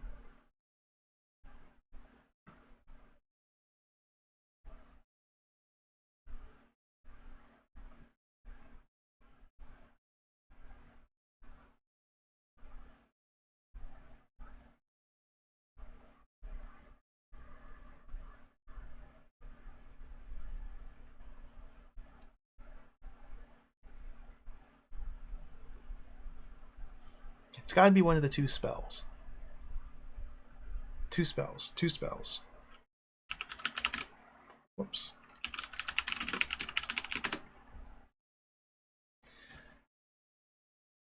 Some writing on the driftwood, but it's shimmering too much to be readable.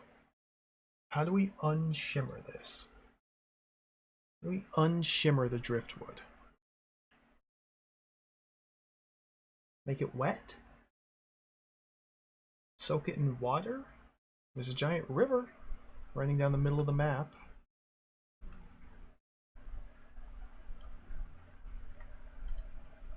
Throw the driftwood into the water and then fish it out.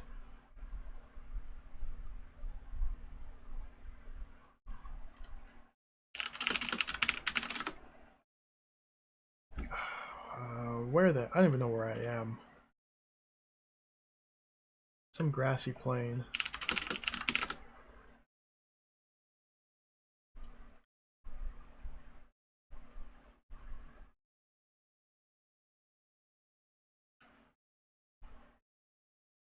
Okay, we're on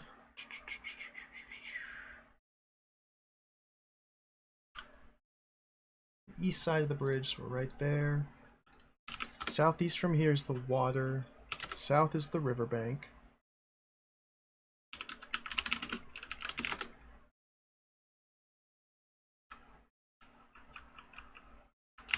Dunk driftwood.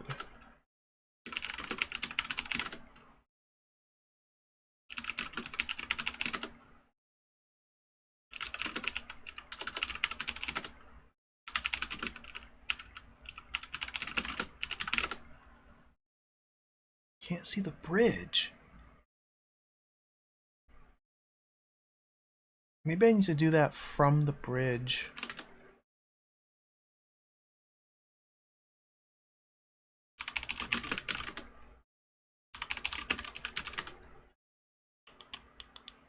Come on, look in sack.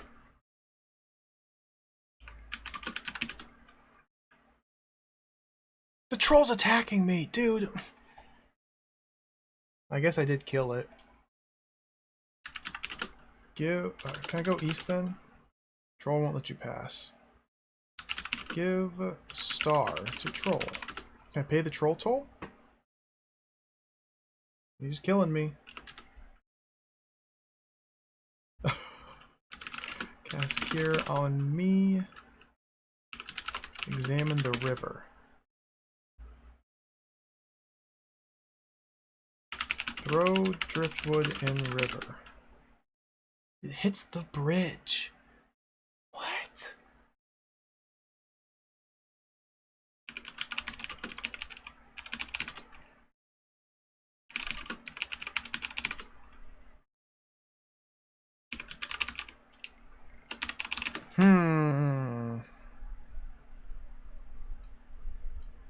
Hey, Counterfeit Bagel, welcome.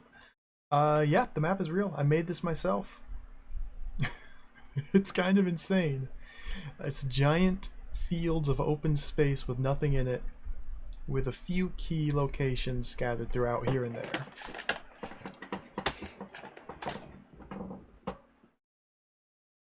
currently right here on the Trolls Bridge. And this is part 2 of the game. Part 1 was even bigger. This was part 1. I eventually just gave up putting the little lines connecting places in part 1 because there were so many of them.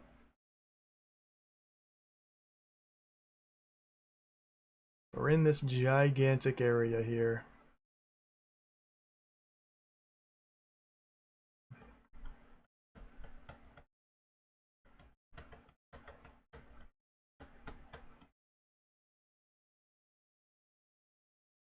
I'm completely helplessly stuck too at the moment. Help! No help arrives. Can I cut the rope? I can never cut rope. Cut rope with the knife? I can't take the rope because a fish keeps pulling it back down. If I take the visor off,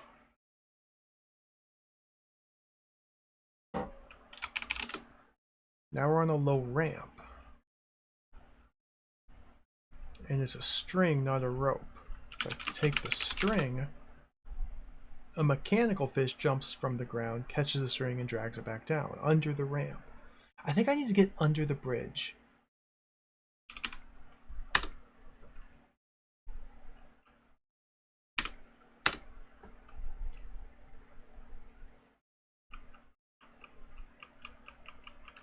Let me get my treasure back. Let's ram load. That should get me my treasure back.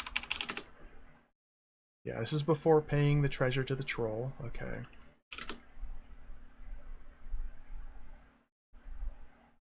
So just to experiment, I'm standing here. The river's here. Doesn't let me go east because you can't walk on water. I can cast cold on the water and the water freezes. Cast cold on east. If I step east, nothing happens. If I cast cold on the water, the next turn I can walk east. You drop into the water and drown. You see, notice, when I walk east onto this tile, it says there's an exit leading north.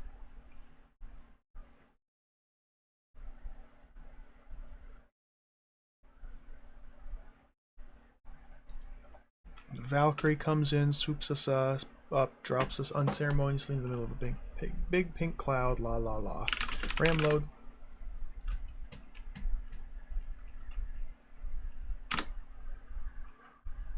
So is there some sort of command I'm not doing correctly? I can only seem to cast the cold spell to freeze the water on the room, or in the room that I'm currently in. I can't seem to cast cold to freeze the water in the next room over.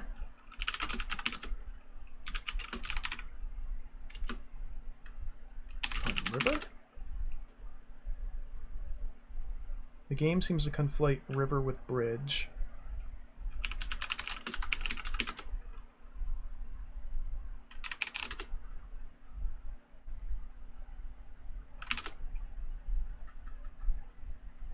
Swim? Swim in river? Swim east? Eesh?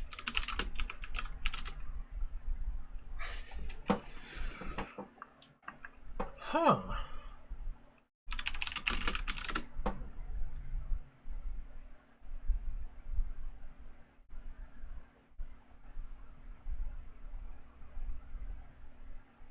I still haven't used this card or scale.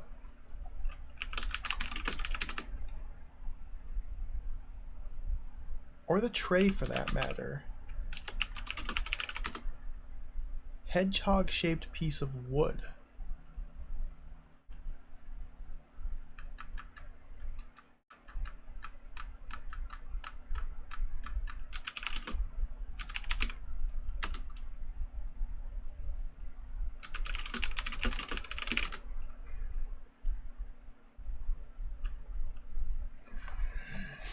This is driving me insane.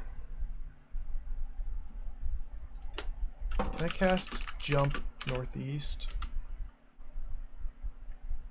Puts me on the bridge. Can I jump down? Can I jump off bridge? Can I cast Cold on the river?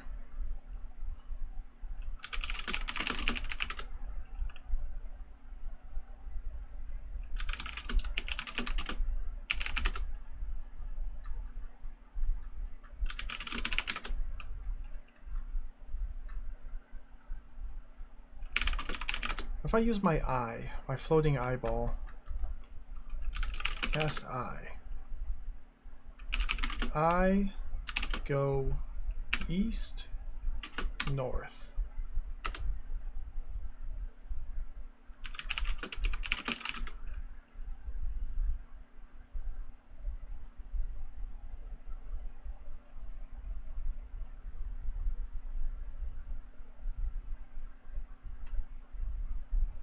Floating eye goes north. You can see the troll.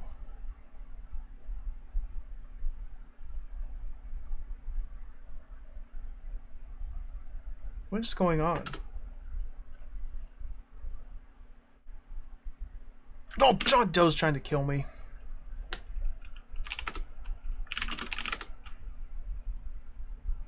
I may have made the mistake of attacking some of these NPCs. Now they're just permanently hostile towards me. I may have made a terrible mistake.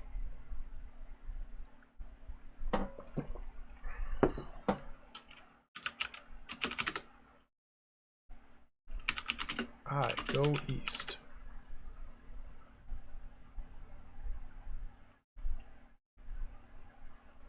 The eye doesn't actually go over the water.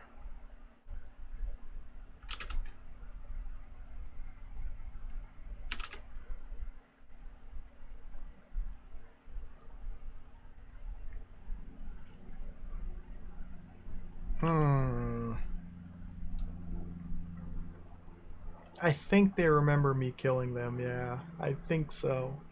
Dude.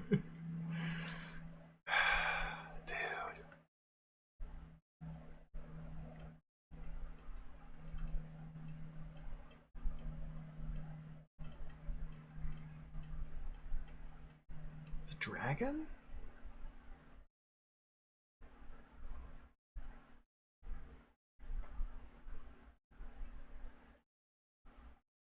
I still don't have any ideas what to do with this.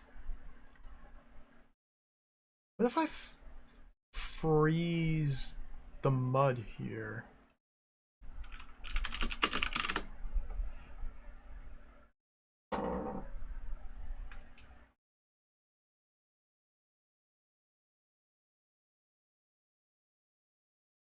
Hey, the frog's here.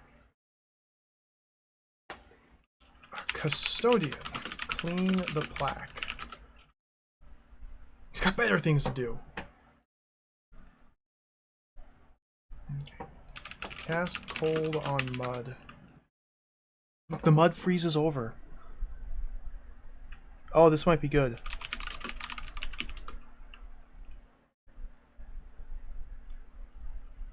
Well, this might at least allow me to stay alive on this square.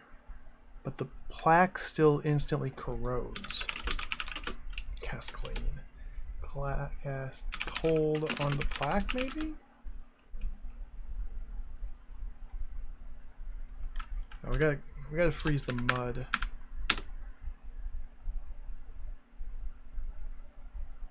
Oh, Lars Mandel, welcome. It's going pretty well. I'm playing this really cool text adventure called Night Orc. Completely stuck at the moment. Just kind of banging my head against the wall here, hoping something will break loose.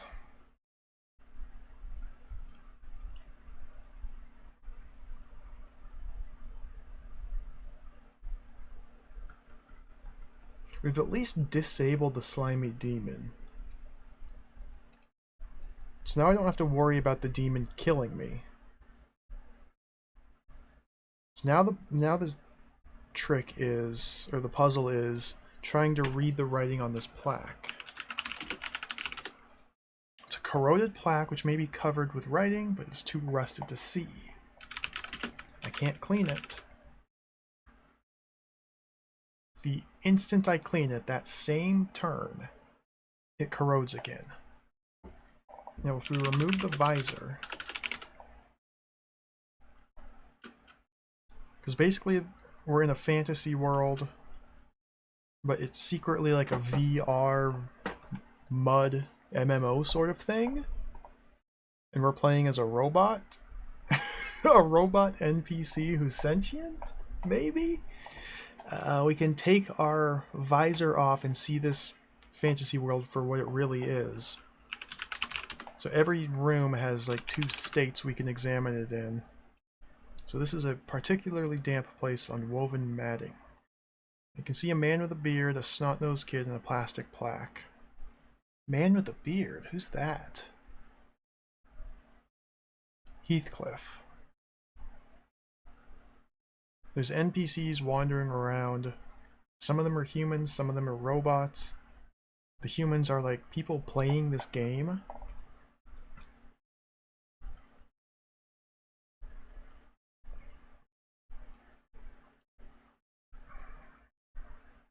Particularly damp place. Woven matting. Okay, now that we've taken the visor off, we try to examine the plaque. It's covered by condensation. And can't we just cover it?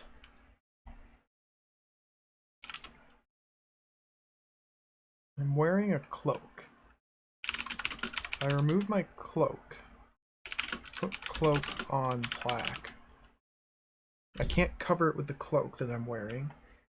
Freaking Oink is gonna start killing me.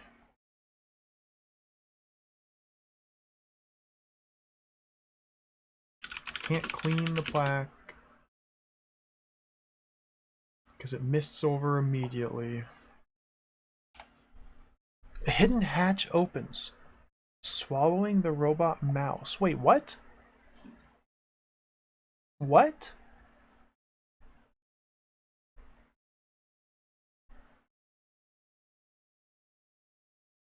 Wait, what? The mouse wasn't even in this room.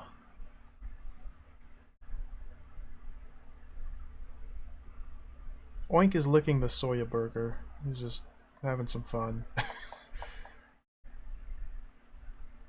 A man with a beard picks his nose.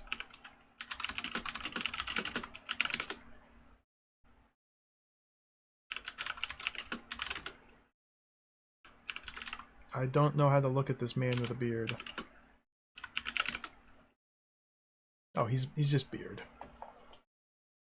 A smartly pinstriped man with real leather shoes, lacquered hair, and luminous teeth, wearing a company tie, occasionally pauses to mumble into its clip the exact words muffled by his topiary bristles.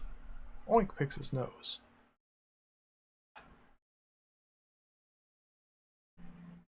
Alright, G, thanks for hanging out. Hope you rest well. I don't know how much longer I'm going to go myself, because I have been stuck for like 2 hours now. I have not made any progress. I don't know how to recruit people, no, Tango. That's probably one of the big things blocking further progress. See, if I tried to, say for example, recruit this guy with a beard, I can type the words recruit beard. It says I don't have the reprogrammer, implying that I need a specific item called the reprogrammer to recruit these people.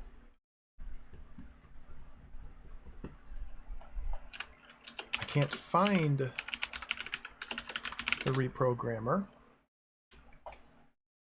This means that it's probably in one of these 9 rooms down here, which I don't have access to, or this one room here, the troll bridge, which I don't have access to, or north of the troll bridge, the troll's home. I don't think it's going to be in the troll's home. I suspect it's not here, but it might be. It could also be in paradise or the afterlife, because there's a locked door there.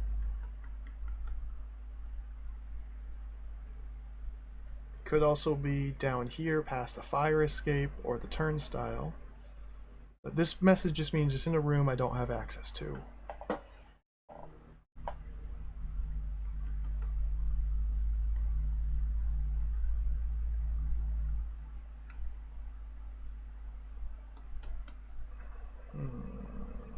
What happened to Denzel? Sadly, we had to leave Denzel back here in part 1 of the game. This game is split into 2 discrete halves. Technically, there's 3 separate parts, but parts 2 and 3 take place in the same map. Part 1 had its own set of NPCs, its own rooms, its own items and everything. This is where Denzel was, along with a bunch of other people. Then part 2 is the map I'm currently in. I think the fantasy version of it's considered part 2, and then the real world version's considered part 3. I think hasn't been made explicitly clear.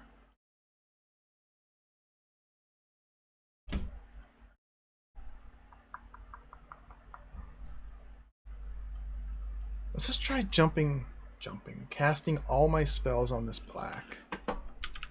Cast glow on plaque. It's now spotlit. Read the plaque. Frog! Cast grow on the frog. It's already as big as possible. I tried casting cold. Cast charisma on plaque. It's beyond hope. Cast grow on plaque. It's as big as possible. Cast cure on the plaque.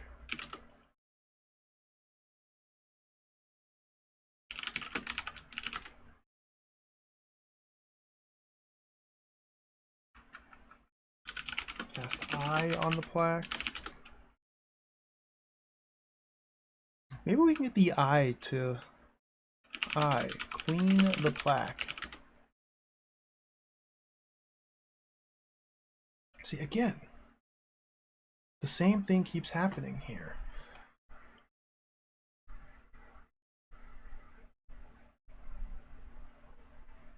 Maybe it's a verb.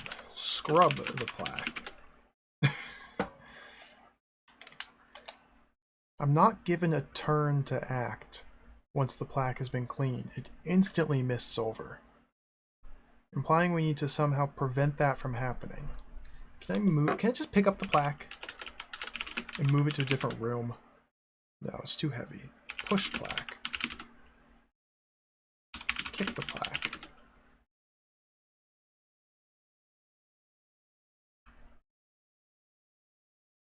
Cast sword. A hole appears in the floor and out comes a rubber broadsword.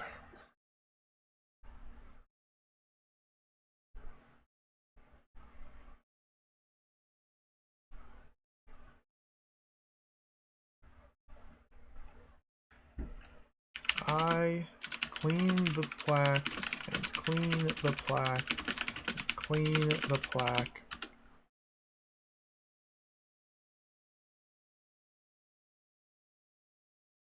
Read plaque.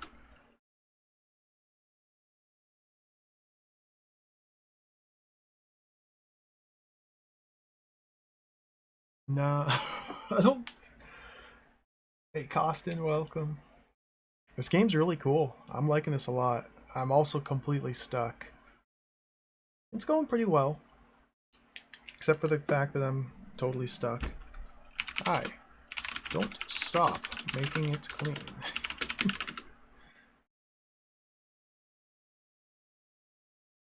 A hatch did open earlier. The frog jumped into a hole in the ground. I don't know what that's all about.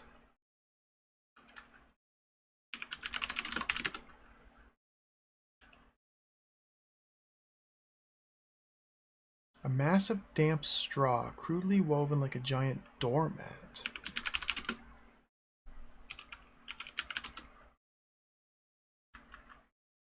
I'm standing on frozen mud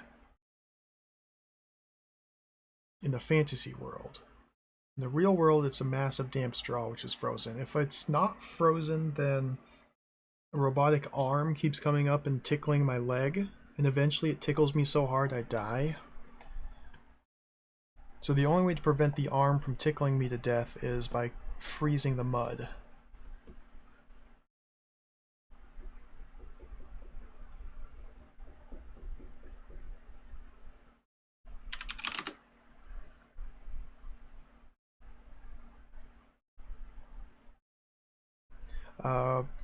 Look lists, it does the room description,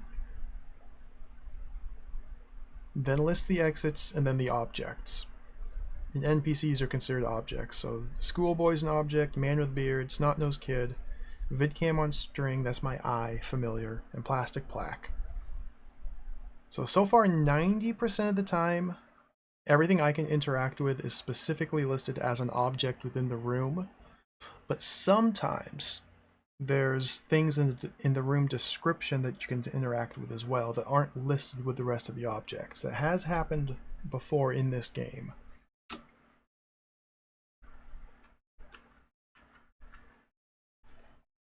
Look under matting.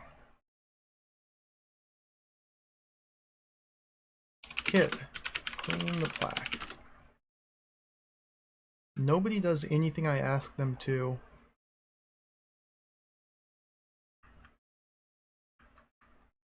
Until I freaking... Yep, we can check our score. I've been stuck at 360 points forever now.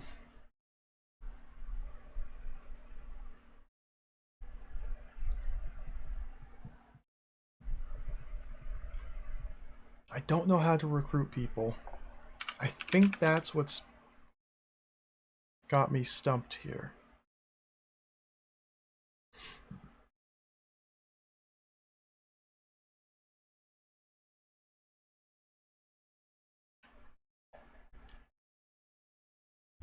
I clean the plaque and read it.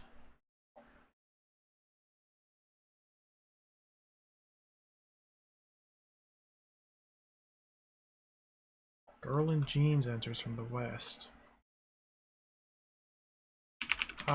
Tell me what the plaque says.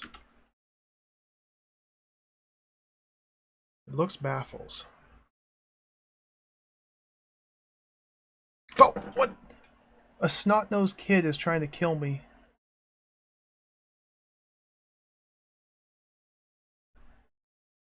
Help me kill this traitorous oik.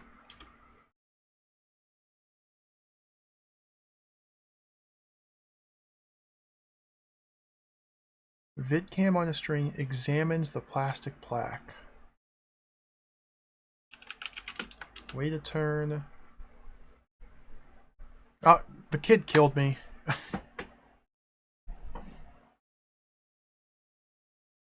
Here's another mystery. When you die, you drop all the items that you're carrying. Not the items you're wearing, just the ones you're carrying.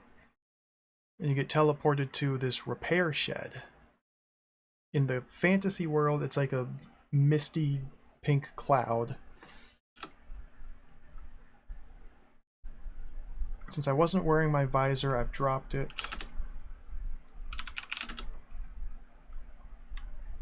Tinkling music plays irritatingly in the background. An exit leads east through a door. I've never been able to get through that door because it's locked. You can see the nurse robot in the metal door.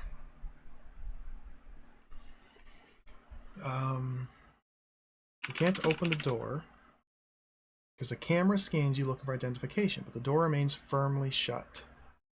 So I'm thinking somehow, this is separate from the plaque I've been dealing with, I think somehow we're supposed to either bring identification with us, or some form of identification with us to the afterlife by wearing it. Which doesn't make any sense.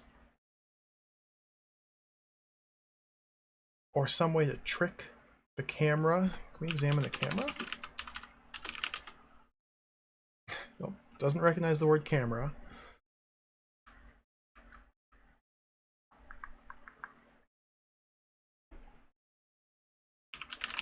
The nurse.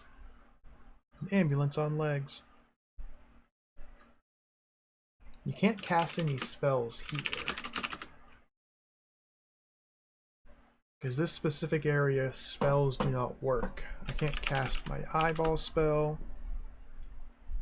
With the Jangle of Harps, 2 ugly... So you're given about, what, 5 turns, however many that was, to act, which has got to be significant. With the Jangle of Harps, 2 ugly humans walk over and prod you. The first grimaces. This one's pretty beat up. Maybe we should retire it. Second, pats you with an oily rag. It's not possible. We're over budget already. Kick it back out. They haul you out of the shed. And that puts us here.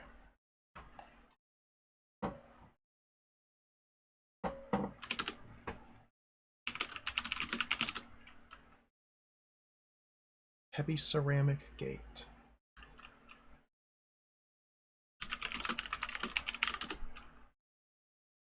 Can't jump through the gate. Can't jump northwest to where the door would have been.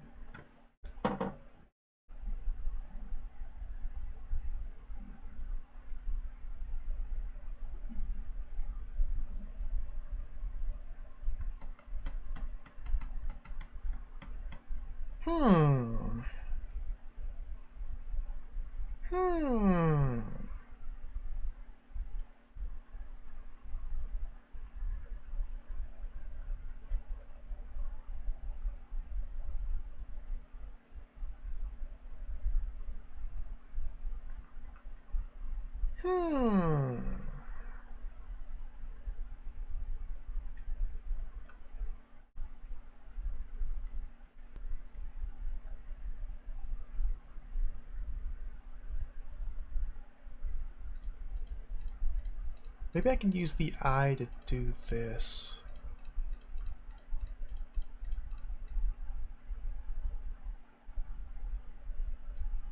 Maybe I can use the eye to do this part.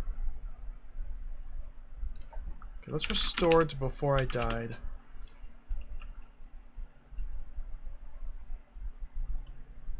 Where am I? Okay, Fantasy World Riverbank. Let's run to the graveyard.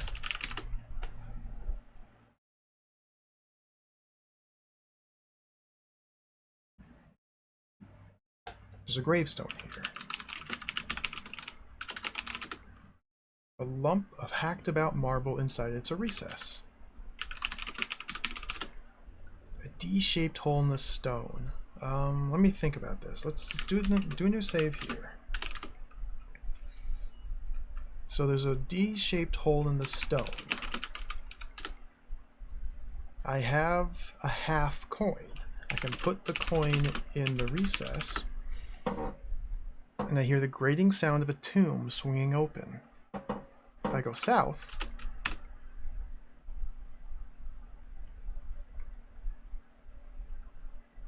exits lead north and south through a door. You can see a mock Gothic tomb. The tomb closes.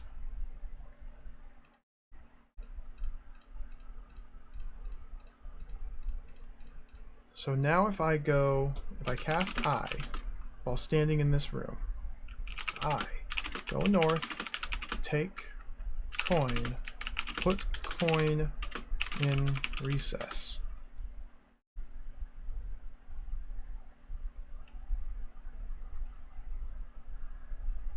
Okay, so the eye went north. I can see what the eye sees. I'm standing in the room with the tomb, so I want to wait 1 turn.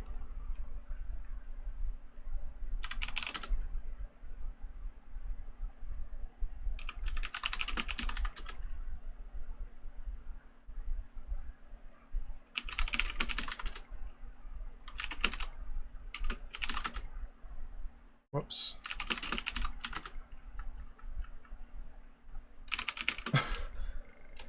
Open tomb? What's the eye doing?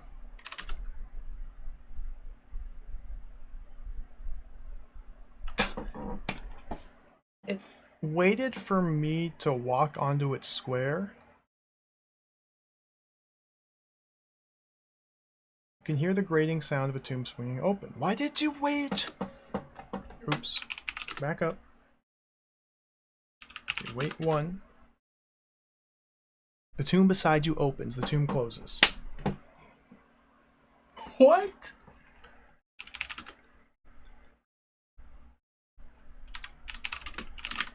Okay, now I'm back at the graveyard. This is bizarre.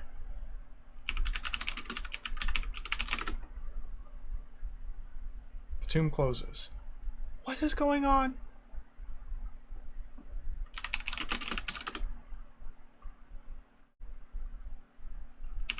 Where's the coin? On the ground. Okay, whatever. Go south. Let me try this again.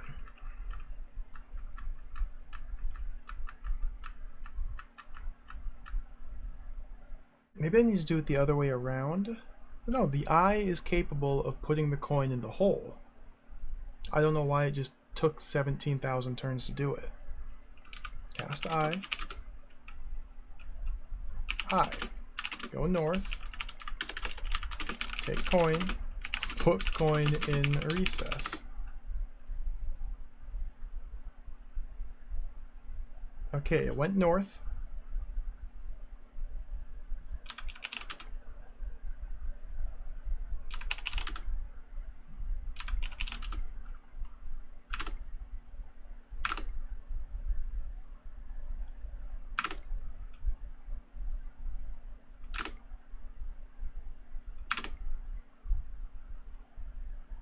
The tomb beside you opens.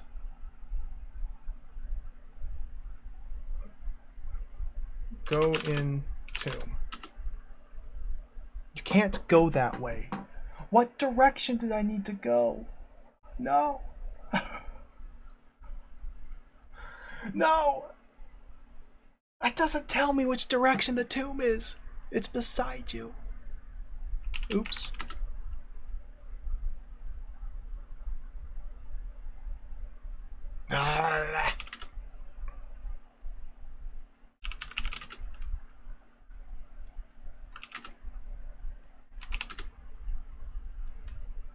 So, again, I'm standing on this tile. This is where the gravestone is. I'm on this tile. This, I'm pretty sure, is different, because this is a barrow. Exit leads north and south through a door. The southern door is already open.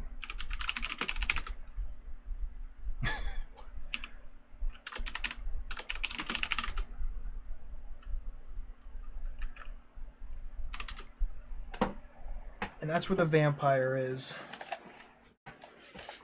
Oh my goodness. Cast eye. So it took like 6 turns. Whatever. Eye. Go north. Take coin. Put coin in recess.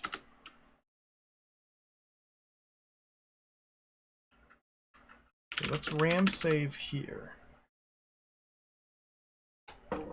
For some reason, the wait command is kind of screwy. If you just type wait, then you just wait indefinitely.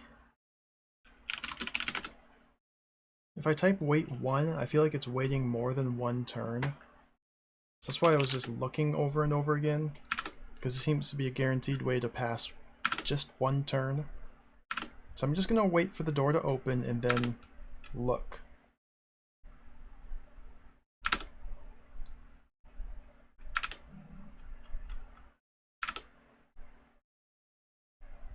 Tomb beside you opens. Exits lead north and south through a door. You can see Sam the Earl Grey in a mock Gothic tomb. The tomb closes. What? Am I just completely misunderstanding this? And this gravestone recess opens this door? Even though it's already open?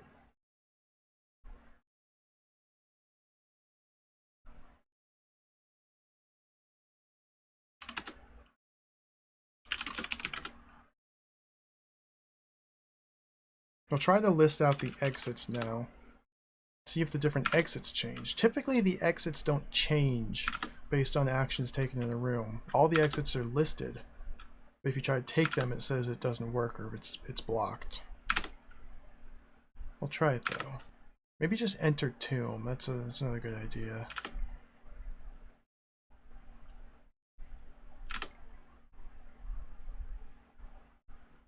Tomb beside you opens. Enter tomb. Tomb closes. Go tomb.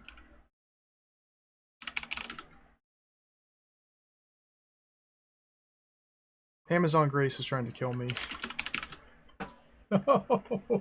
Hey Setsu, welcome. I'm trying. We're doing it. We're trying. Unsuccessfully trying. I'm completely stuck right now. I've been stuck for hours. This is the authentic text adventure experience, though.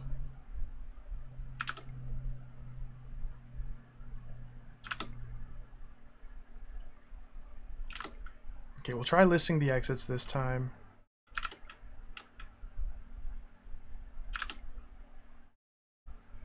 There we go. North and south through a door. The tomb closes.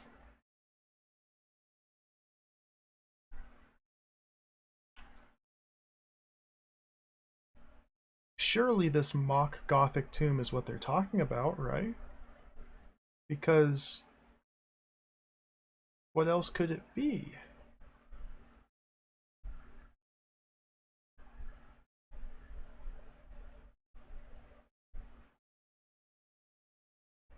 What happens if I drop my garlic and go south?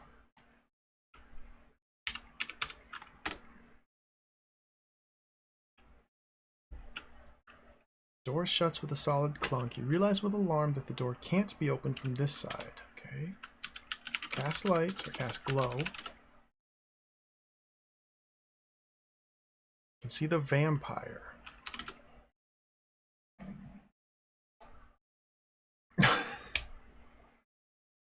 I can't go north. You try to the best of your ability, but the door won't budge. Sam the Grey Earl, however, can come from the north into this room.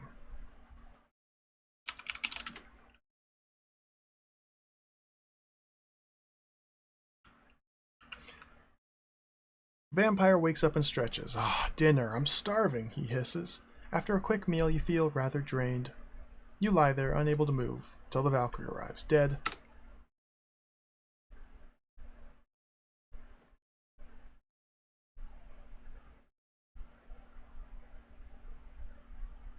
There we are in heaven. Goodness gracious, man.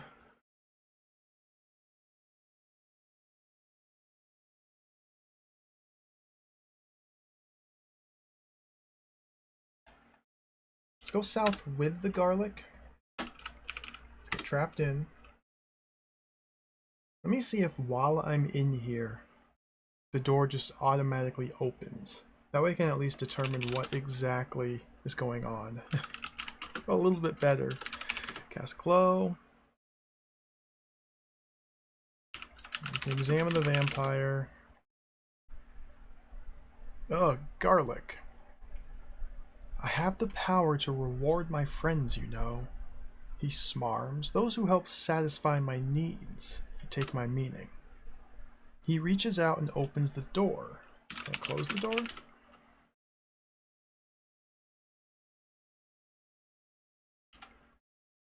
Sam the Grey Earl is now in this room with me. Okay, close the door. He descends gratefully on Sam the Grey Earl, and between sips, turns to you. Many thanks, O ye of little height. I needed that. As a reward, I'll describe the magic knife spell.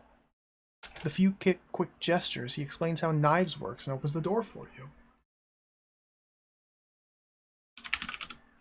New spell. New spell. New spell. It doesn't feel like that's how I was supposed to do it. I feel like I just kind of glitched that out.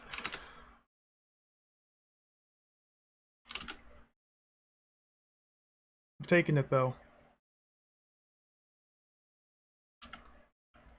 Take the coin. Cast knives. Hundreds of little knives shoot from your fingers. The room is unharmed by them. Okay, we can try this on a couple things. Let's go to the drawbridge first. See if these hundreds of little knives can... The Amazon's stealing my stuff. No, that's not mine. Never mind. Never mind. Cast knives on ropes. The ropes are severed. Wait, what? The drawbridge smashes down onto the ground with a noise like thunder. Hundreds of screaming humans appear on the battlements and start making threatening gestures toward you. Oh no! The humans on the battlements laugh at your strange appearance. South. The humans pour out the boiling oil. You're driven back by a shower of boiling oil. What? Cast cold on oil. You can't see oink. I didn't. You see some humans on the battlements. Cast knives on humans. The humans on the battlements are unhurt.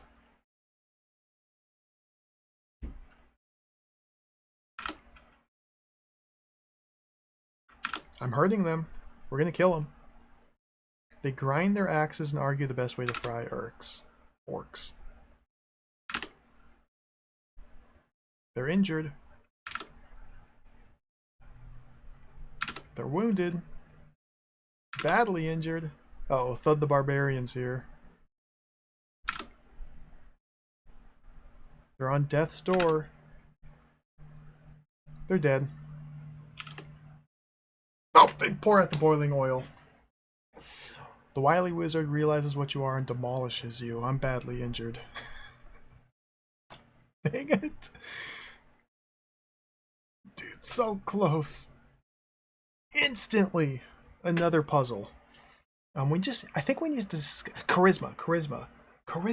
Disguise ourselves with the power of charisma. Okay, Ramload.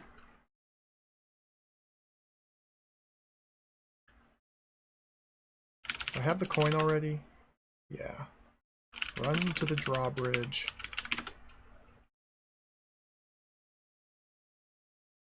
Let's try this again. Let's do a save here. Cast charisma on me. You're now more handsome. Am I wearing my cloak? I'm wearing the hooded cloak. Okay. Thud the Barbarian. Completely healed. Let's just kill Thud. Cast sword. I dead. Thud the Barbarian killed me in 2 turns.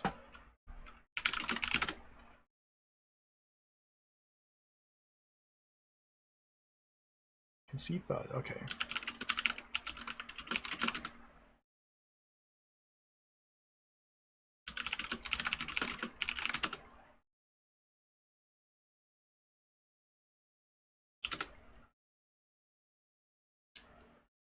Boiling oil.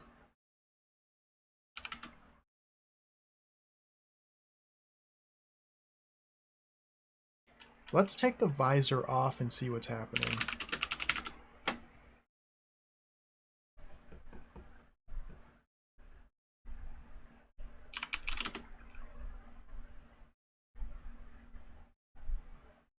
Humanoid robots on the battlements.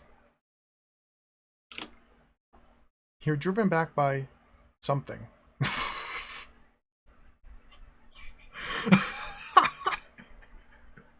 You're driven back by something. Cool. Stopped by something. Alright, good.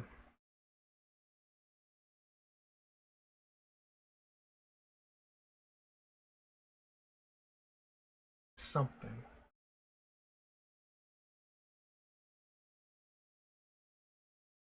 Cast, jump, whoops, south? Nope.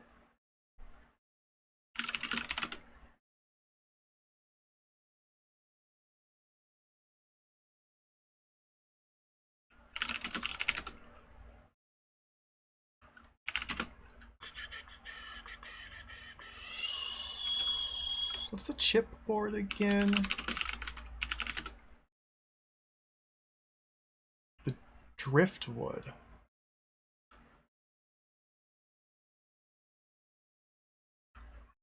Driven back by something. Cast glow on humans. Other robots. Cast glow on the robots. You must be mad. Driven back by something. Trying to blind them maybe with the spotlight there, but nope.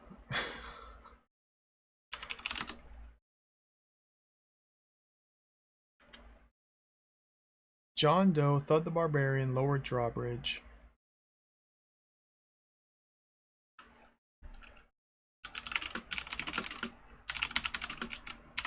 Just freeze the oil.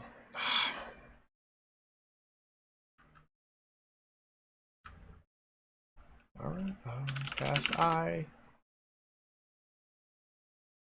I'm at death's door.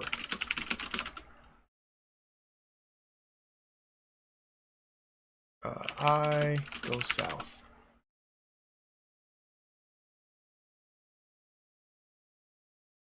The floating eye is driven back by the shower of boiling oil. So nothing can get past this boiling oil. Alright, well... I guess that's progress. I guess we made progress. Run to the ants. Maybe I can kill the ants with knives.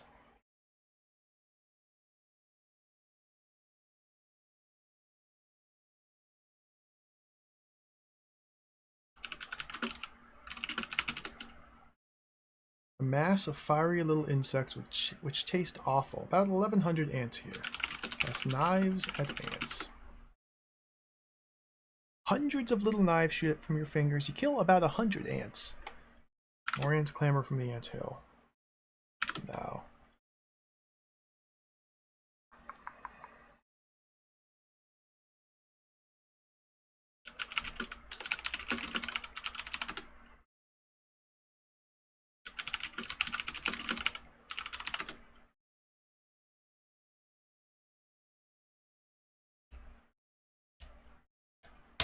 Well,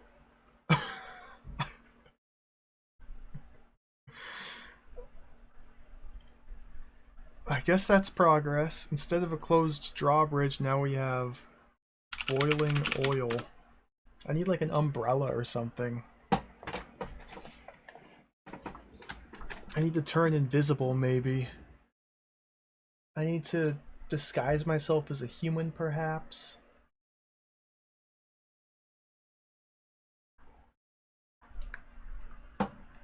The ropes are dealt with. What else could knives be used for?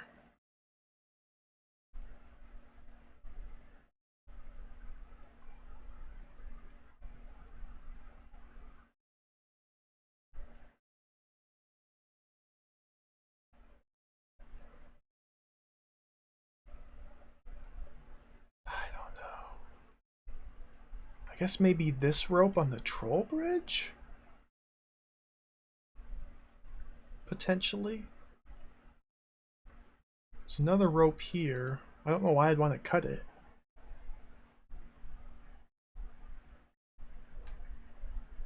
I guess I solved the vampire puzzle. That felt like complete luck.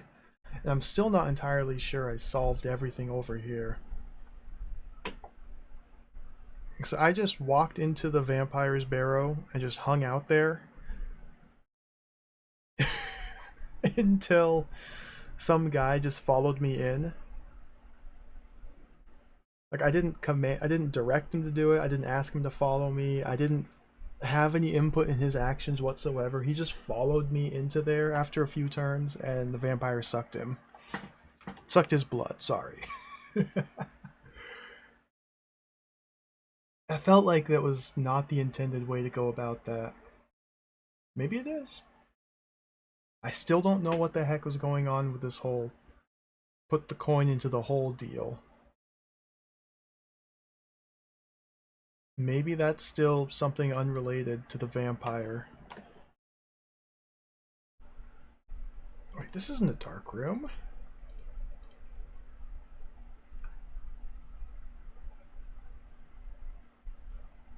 Yeah, and I used the knives to cut the ropes to open the drawbridge leading into the castle. And you're immediately presented with another barrier. A bunch of humans appeared and they dump hot oil on you if you try to enter.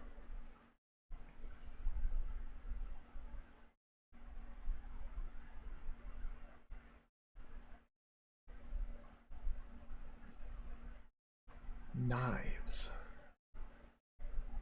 So what spell haven't I used yet? I still haven't found a use for the charisma spell. Every spell seems like it might just have one specific use. With a few exceptions. The glow spell is immensely helpful to light up all the dark rooms. The cold spell lets us freeze the water on the river, but that's all I can do. I die if I try to step onto it. It did let us put out the fire in the study here to learn the eyeball spell. The eyeball spell let me get the key card from the mouse hole. I haven't used this key card yet, but we got it. The jump spell seems like the only way to get into the salt mine here. To learn the sword spell, I haven't found like a puzzle solution for the sword spell yet. I've only killed people with it. There might still be a puzzle to solve using the sword spell.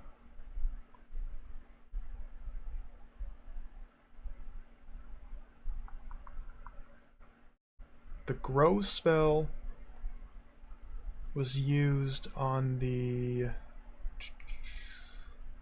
tiny marrow to grow into a huge marrow, which taught us the cure spell. I haven't found a puzzle solution for the cure spell yet, but it has been helpful in situations of combat and when NPCs just start attacking me.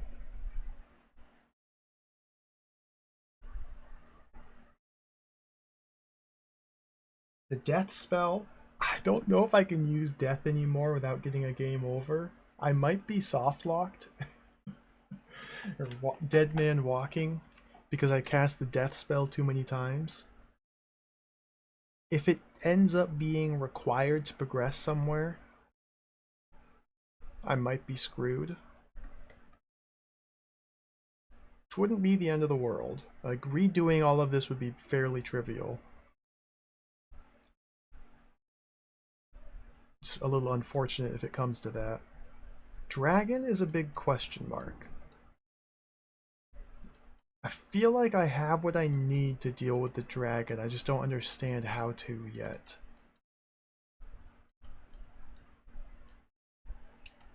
Maybe I should try and focus on that. So there's these 4 squares that the dragon hangs out in. The dragon only faces one direction, which is towards the junction. It can't turn around. And the game describes the dragon as having a missing scale on his backside. And now I can use the jump spell to get behind the dragon, but jumping causes you to drop all your items. So I can't, unless I get behind the dragon, unless I like walk to a room, drop the scale, walk away from it, wait for the dragon to come to like the mine gallery or the tunnel, then jump past it, then pick up the scale and put it in the missing spot? Or maybe I'm just meant to cast sword and stab it in the missing scale and kill the dragon? I don't know. I haven't even tried killing the dragon. Dragon. Oh, Alaroker, welcome. This is a nice map. It's enormous, and there's a lot of nothing, empty rooms. What's funny is this is part 2 of the game here. Part 1 was even bigger, with even less stuff. It's just 200 plus rooms of nothingness. There's like 190 rooms of nothingness and like 15 or 20 of important stuff.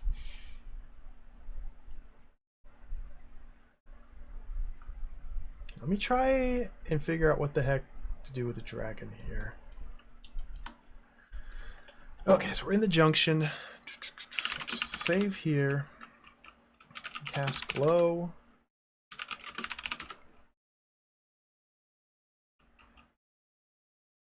The map is here. It doesn't matter.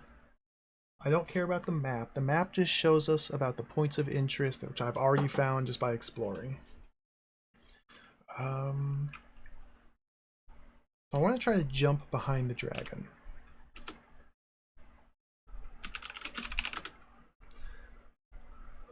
So let's just wait for dragon.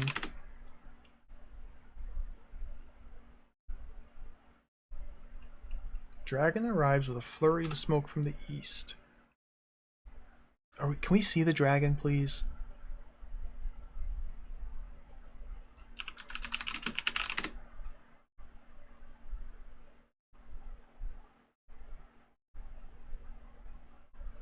He is terrifying. A great long monster with bat wings and scales. An orc would only be a quick snack. Puff the magic dragon is red of eye, tooth, and claw, and almost too big for his tunnel. Must have great difficulty turning around. He's flying. Like, I feel like we're supposed to befriend the dragon, not kill it. Because in the story, in the book that came with the game, the dragon was a friend.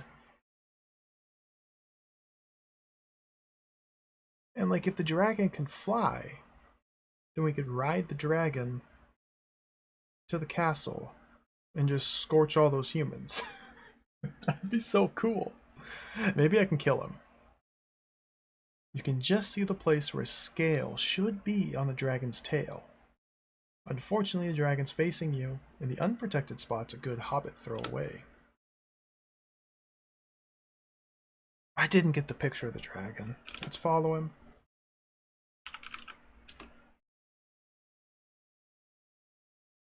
Sometimes he just instantly kills you.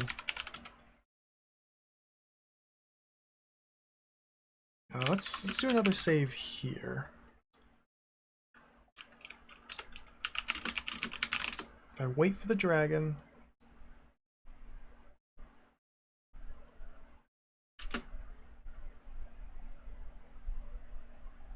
Oh, he's angry.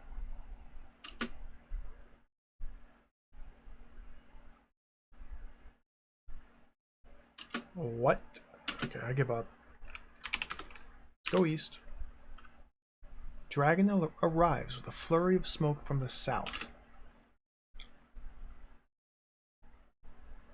Okay.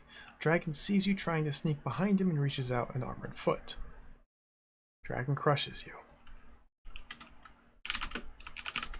I can cast the jump spell to just jump behind the dragon, though. Let's go east. Wait for the dragon.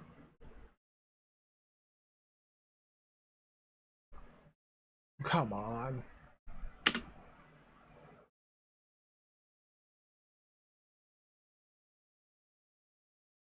What is happening?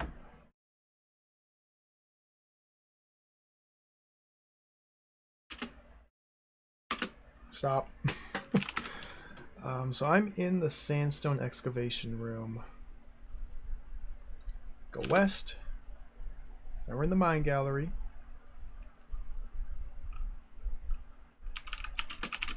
Wait for the dragon. Okay, he's arrived from the east.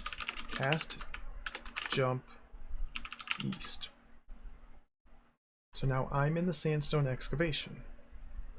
I'm behind the dragon. Can't turn around. So now if I go west,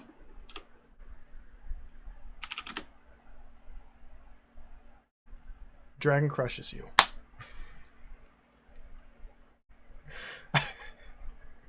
Crushed. Okay, that's not how you do it. In the mine gallery, go east, go west.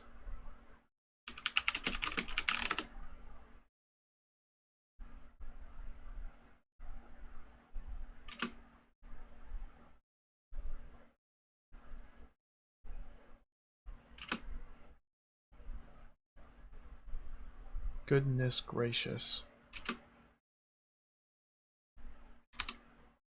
This is silly. Go east.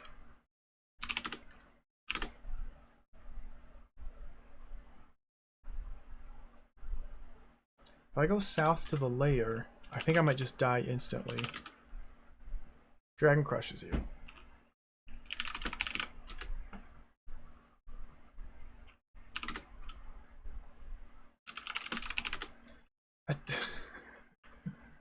This is ridiculous. Wait for dragon.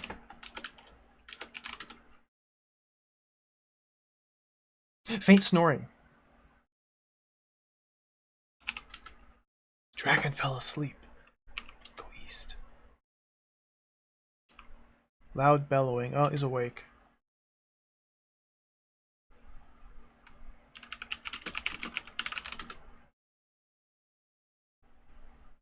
Okay, dragon arrives with a flurry of smoke from the south. Cast, jump, south. I am behind the dragon. Cast glow. A heap of loot. Huge pile of gold welded to the floor in the center. Take loot.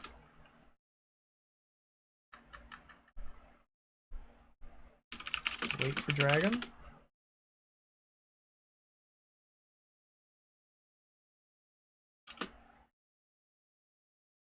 Faint snoring noise.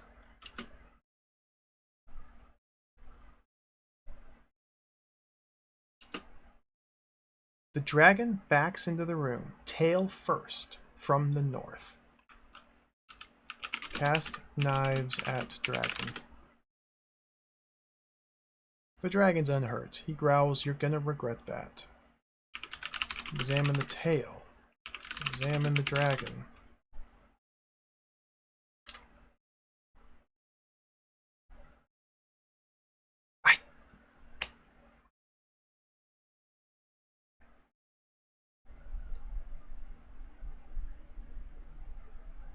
The dragon entered the room, tail first.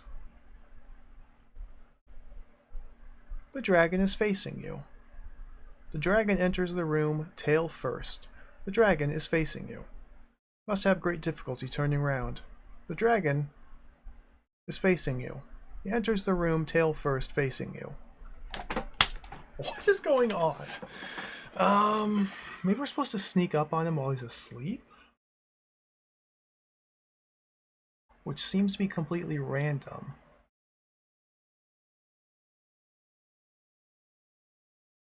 Like, my thought is we might be meant to replace the scale. Put the scale back where it's missing to make friends with the dragon.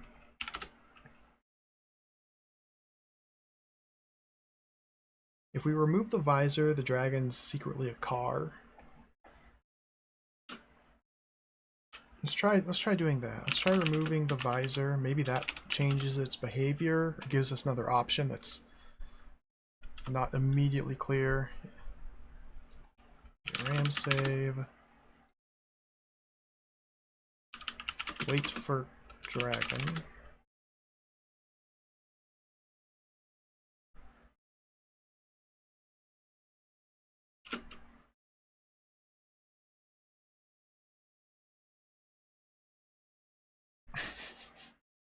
Come on. This doesn't feel right.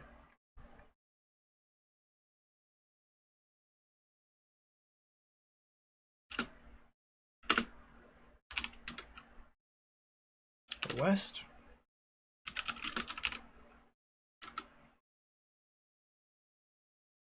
East. Very loud rumbling coming from the next room. Okay. Wait for dragon. Literally right next door. Dragon arrives in a puff of smoke from the east. It's a car, but it's a dragon. Now again, you can cast jump east to go behind it. So now I'm in the sandstone excavation room. Dragon's in the mine gallery. It's facing west. The only way you can enter this room is by backing into it. Now casting jump forces me to drop my items, so I don't have the scale. You can cast sword.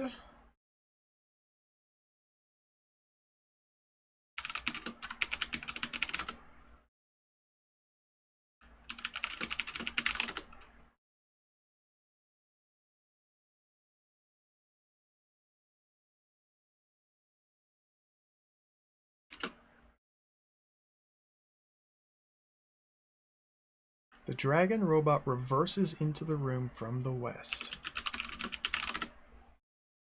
A great gleaming truck of a machine. All chrome, black enamel. Looks enormously powerful, but is simply too massive to maneuver in a tight corner. Hanging from a wire. Flying. You can just see the place where his scale should be on the dragon's tail. And then he just went south. This doesn't make any sense. I have no idea what I'm intended to be doing here.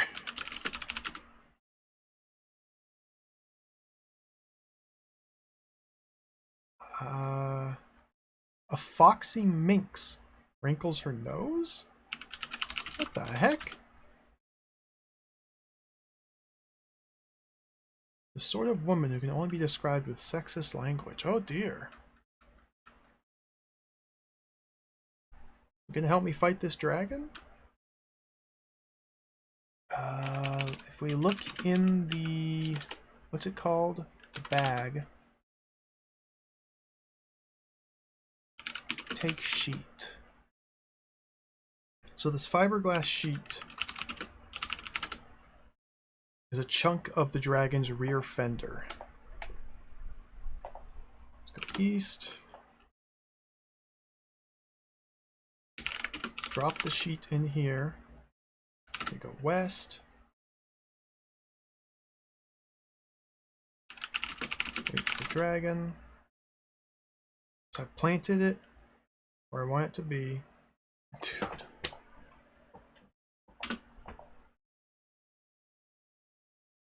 This is absurd.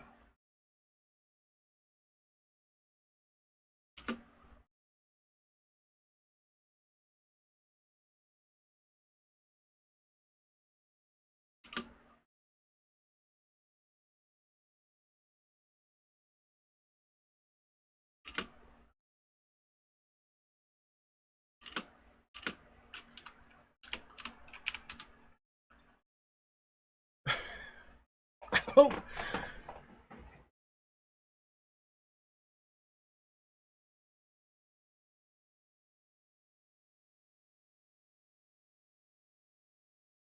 Maybe we can cast grow on the dragon, because right now it can barely maneuver. Maybe we can make it grow a little bit larger so it can't maneuver whatsoever.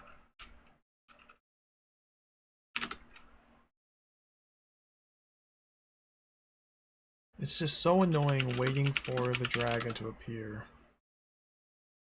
There we go. Cast grow on dragon. I'm dead.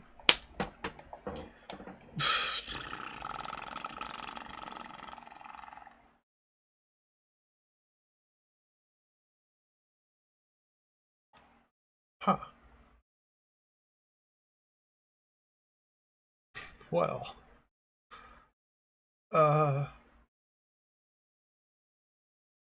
Huh. Well.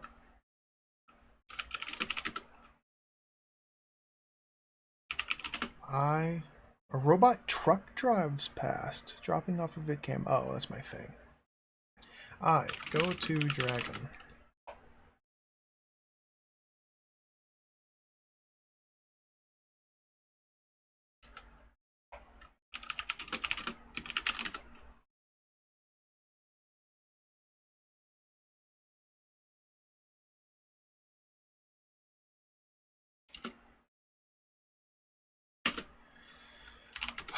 I don't feel like this is correct.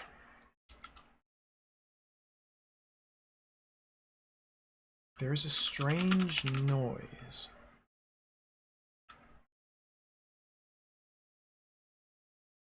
I go south.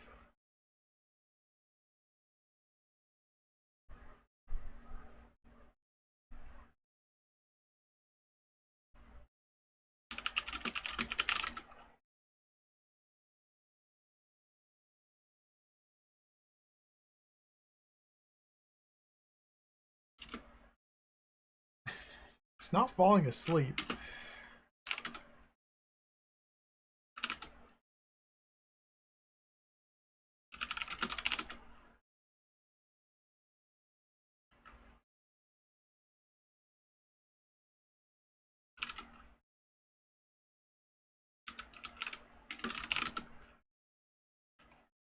Okay, I'm in this room.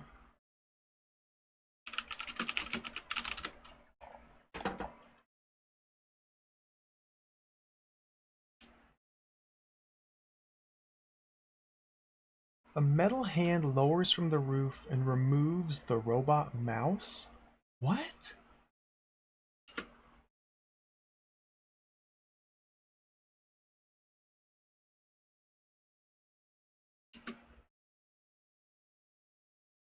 I got no clue. I don't think I'm on the right track here. There doesn't seem to be a way to be in the same room as the dragon and still be considered behind it. And even setting up being in the same room as the dragon and not dying is his complete chance. It seems like. Because whenever you share a room with the dragon, there's a chance he just kills you.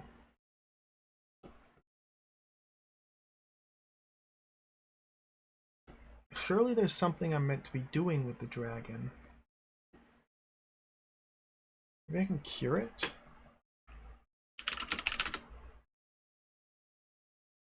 Can I wear the visor?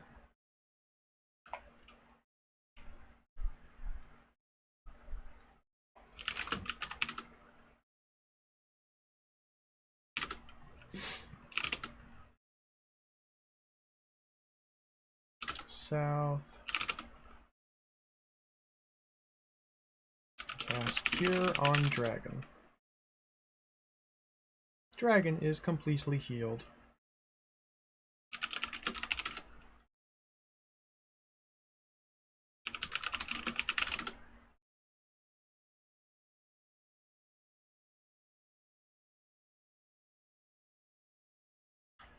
Like, the way the description is written definitely seems to imply that we're supposed to be trying to gain access to its unprotected spot. I have a scale in my inventory.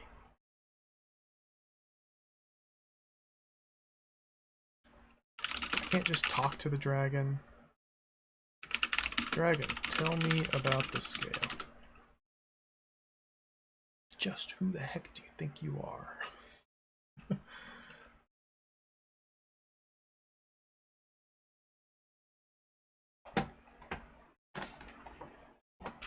Put scale. Replace scale on dragon? Put scale on dragon?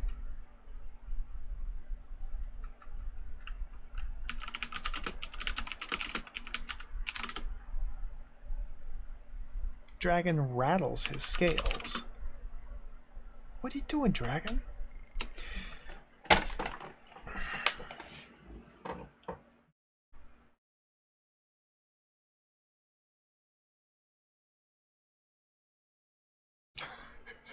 I don't know what to do here. This is silly. This is silly.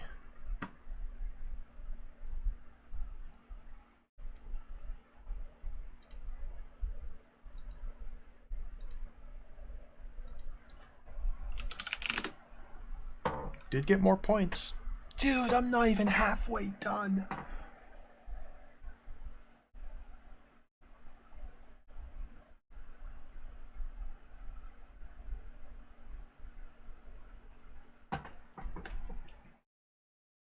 I don't know how, but there was a way to get a picture of the dragon to show up here.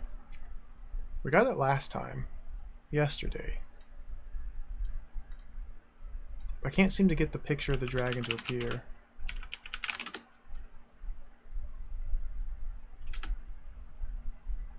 I seem to be surviving in the same room with the dragon, which is nice. Befriend dragon. Give scale to the dragon. Just takes it.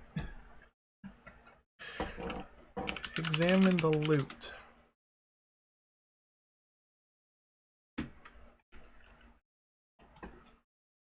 Take scale.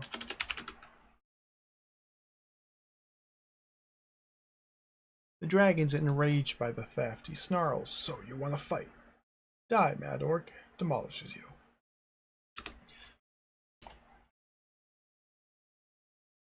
This is deranged.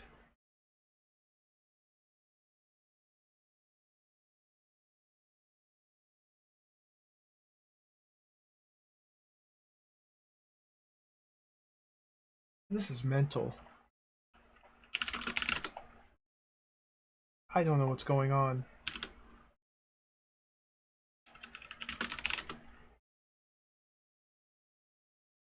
Snoring noise. Okay, snoring. Dragon's asleep. Let's go east. Then he woke up.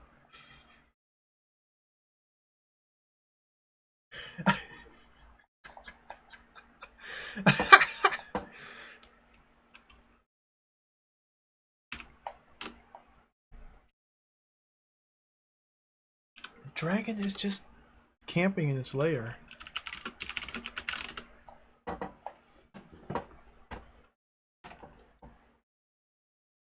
It doesn't want to leave its lair.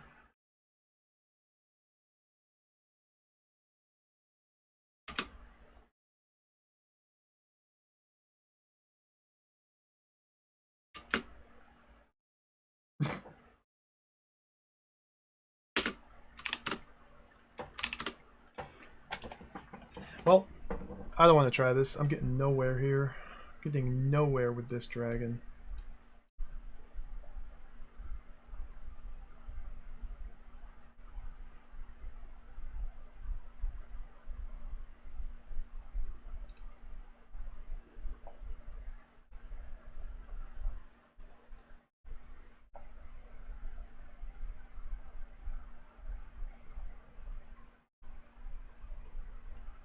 So here we are again, completely stuck.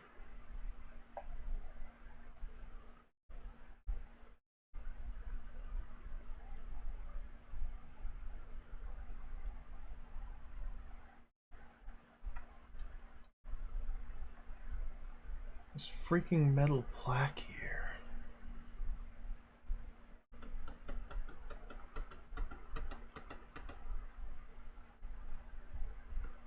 I'm lugging around this piece of driftwood as well. That was one of the very first items I found. It was like, we started here, the driftwood was like right here or something, or right here on the riverbank, and I haven't been able to do anything with it yet.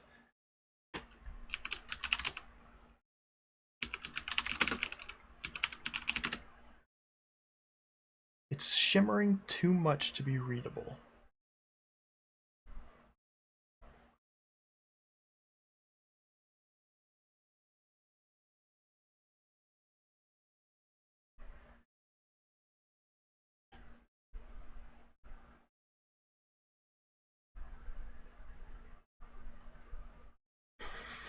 I can't think of anything to try with it.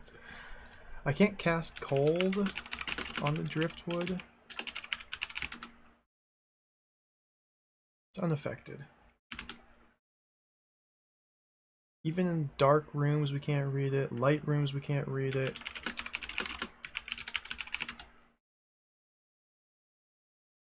If we cause the driftwood to glow,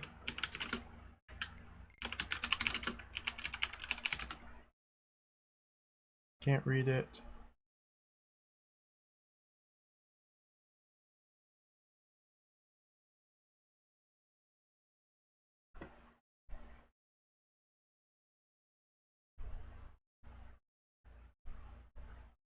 trying to think of something else to do with it.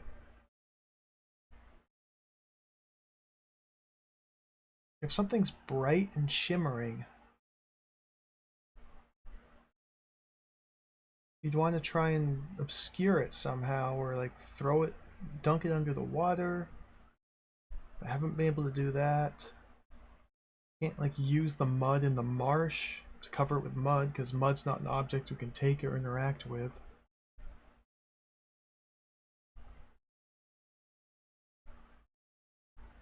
There's a little lake here. I guess I haven't tried that. Whoops. Run to the ants.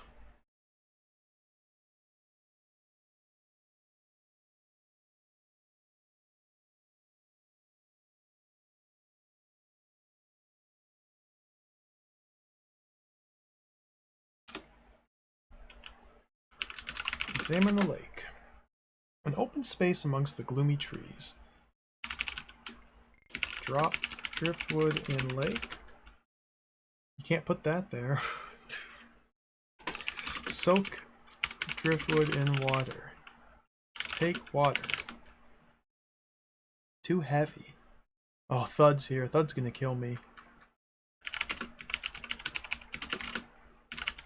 Put it in the anthill.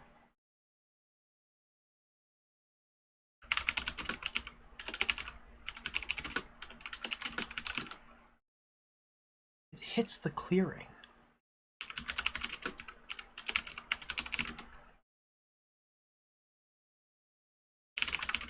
Remove the cloak.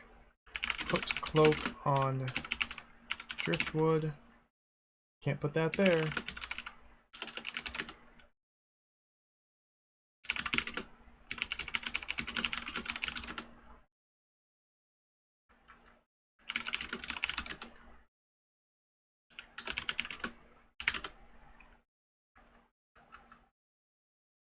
Shield eyes with cloak. Remove the visor. I tried attacking the ants. There's infinite reinforcements, unfortunately.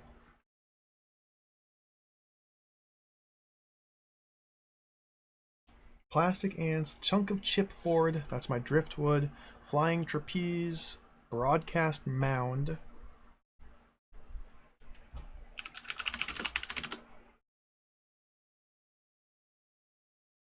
Smooth lump of metal, providing power to the ants and guarded by them. So that's the anthill. On it is a yellow filter. The yellow filter is a piece of amber. Can't get a good look at it because the ants prevent us from doing so. Cast knives at ants. I'd kill about 100 ants at a time. But we're never able to get the number down lower than 1,000.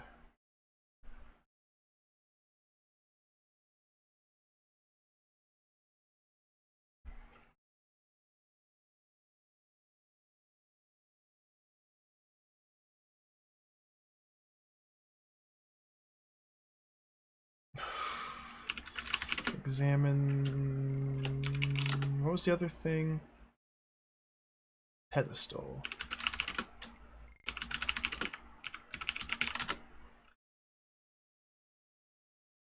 Primitive database. This is where I learned the death spell.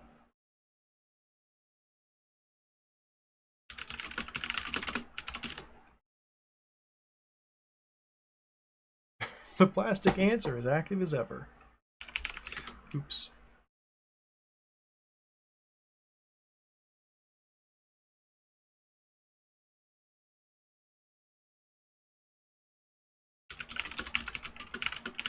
Shoot the rainbird with knives.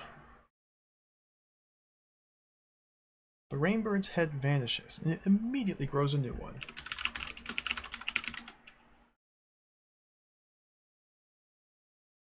I suspect this whole rainbird thing is just simply a reference to the publisher of the game, Rainbird. I don't know. I'm stuck. I got no idea what I'm supposed to be doing. Or how to do it. I I thought I'd get some huge breakthrough after getting through the vampire here, but nope. That just led immediately to another puzzle. Another obstacle.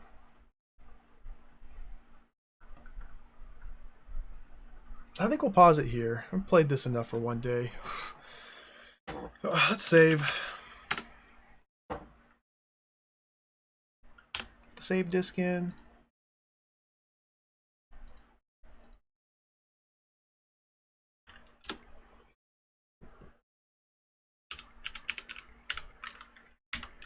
Stream.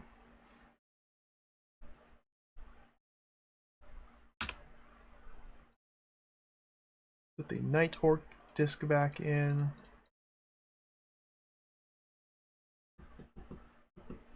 So we are on this room. Let's go like this. Saved it here. Save the map. Pause the timer. I think we'll pause it here for the day. I've been stuck for hours. We're at the point where I'll think about this. If I don't come up with any ideas, I might just look up a hint or ask for a hint. I feel like I've exhausted everything I can think of. Like, there's really nothing else I can even think of trying. Again, there's multiple different avenues for progress still. Multiple different avenues. Whatever this piece of amber is, got no clue how to get to it, or even what it does or what it's for. Rainbird could just be a red herring, no idea. Dragon, absolutely nonsense. Troll. The troll itself. The rope tied to the bridge, big mystery. The door leading into the troll's home, big mystery. I was able to get into there once. Maybe I should be trying this a little bit harder. Getting into the troll bridge, but that was a pain in the neck last time. Last time I got into the troll room, the troll instantly came in after me and killed me. So I wasn't able to do anything there, but maybe this should be the focus of my efforts next time. Still a bunch of objects I haven't used, like these dry bones. Apple tree statue, haven't done anything with those. The mystery of the gravestone. Of course, the castle here, a bunch of rooms to explore that I don't have access to. The metal plaque, the driftwood I'm carrying around, the charisma spell, the exit ramp. There's still tons of loose ends here, so still a fair bit more to go. My score is terrible.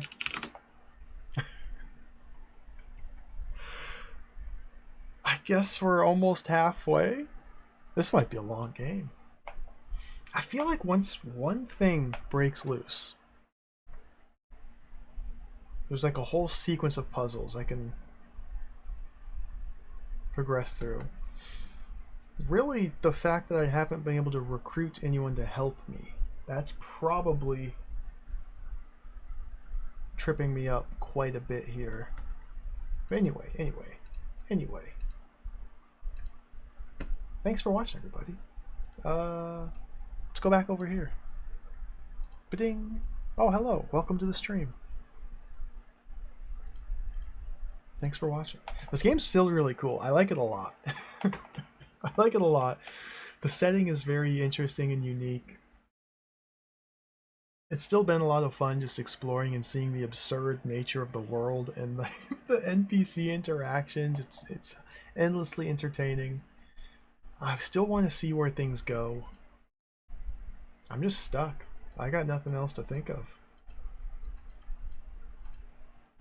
So, if I don't find anything, like I said, if I don't find anything overnight, come up with any grand ideas, I'll probably just look up a hint.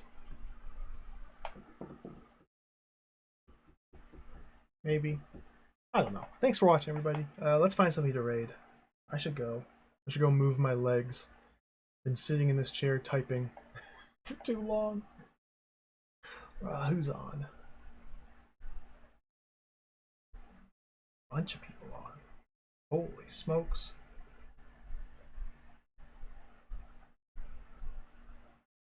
Holy smokes. Everybody's streaming. Everybody's streaming.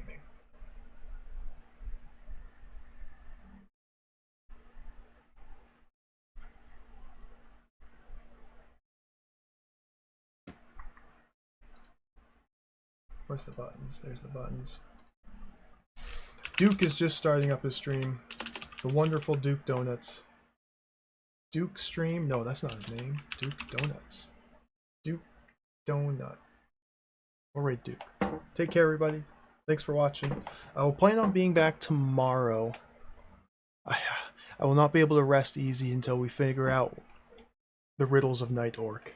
So I'll plan on playing this again tomorrow. I look forward to it. Take care. Thanks for watching. See you next time. Bye-bye.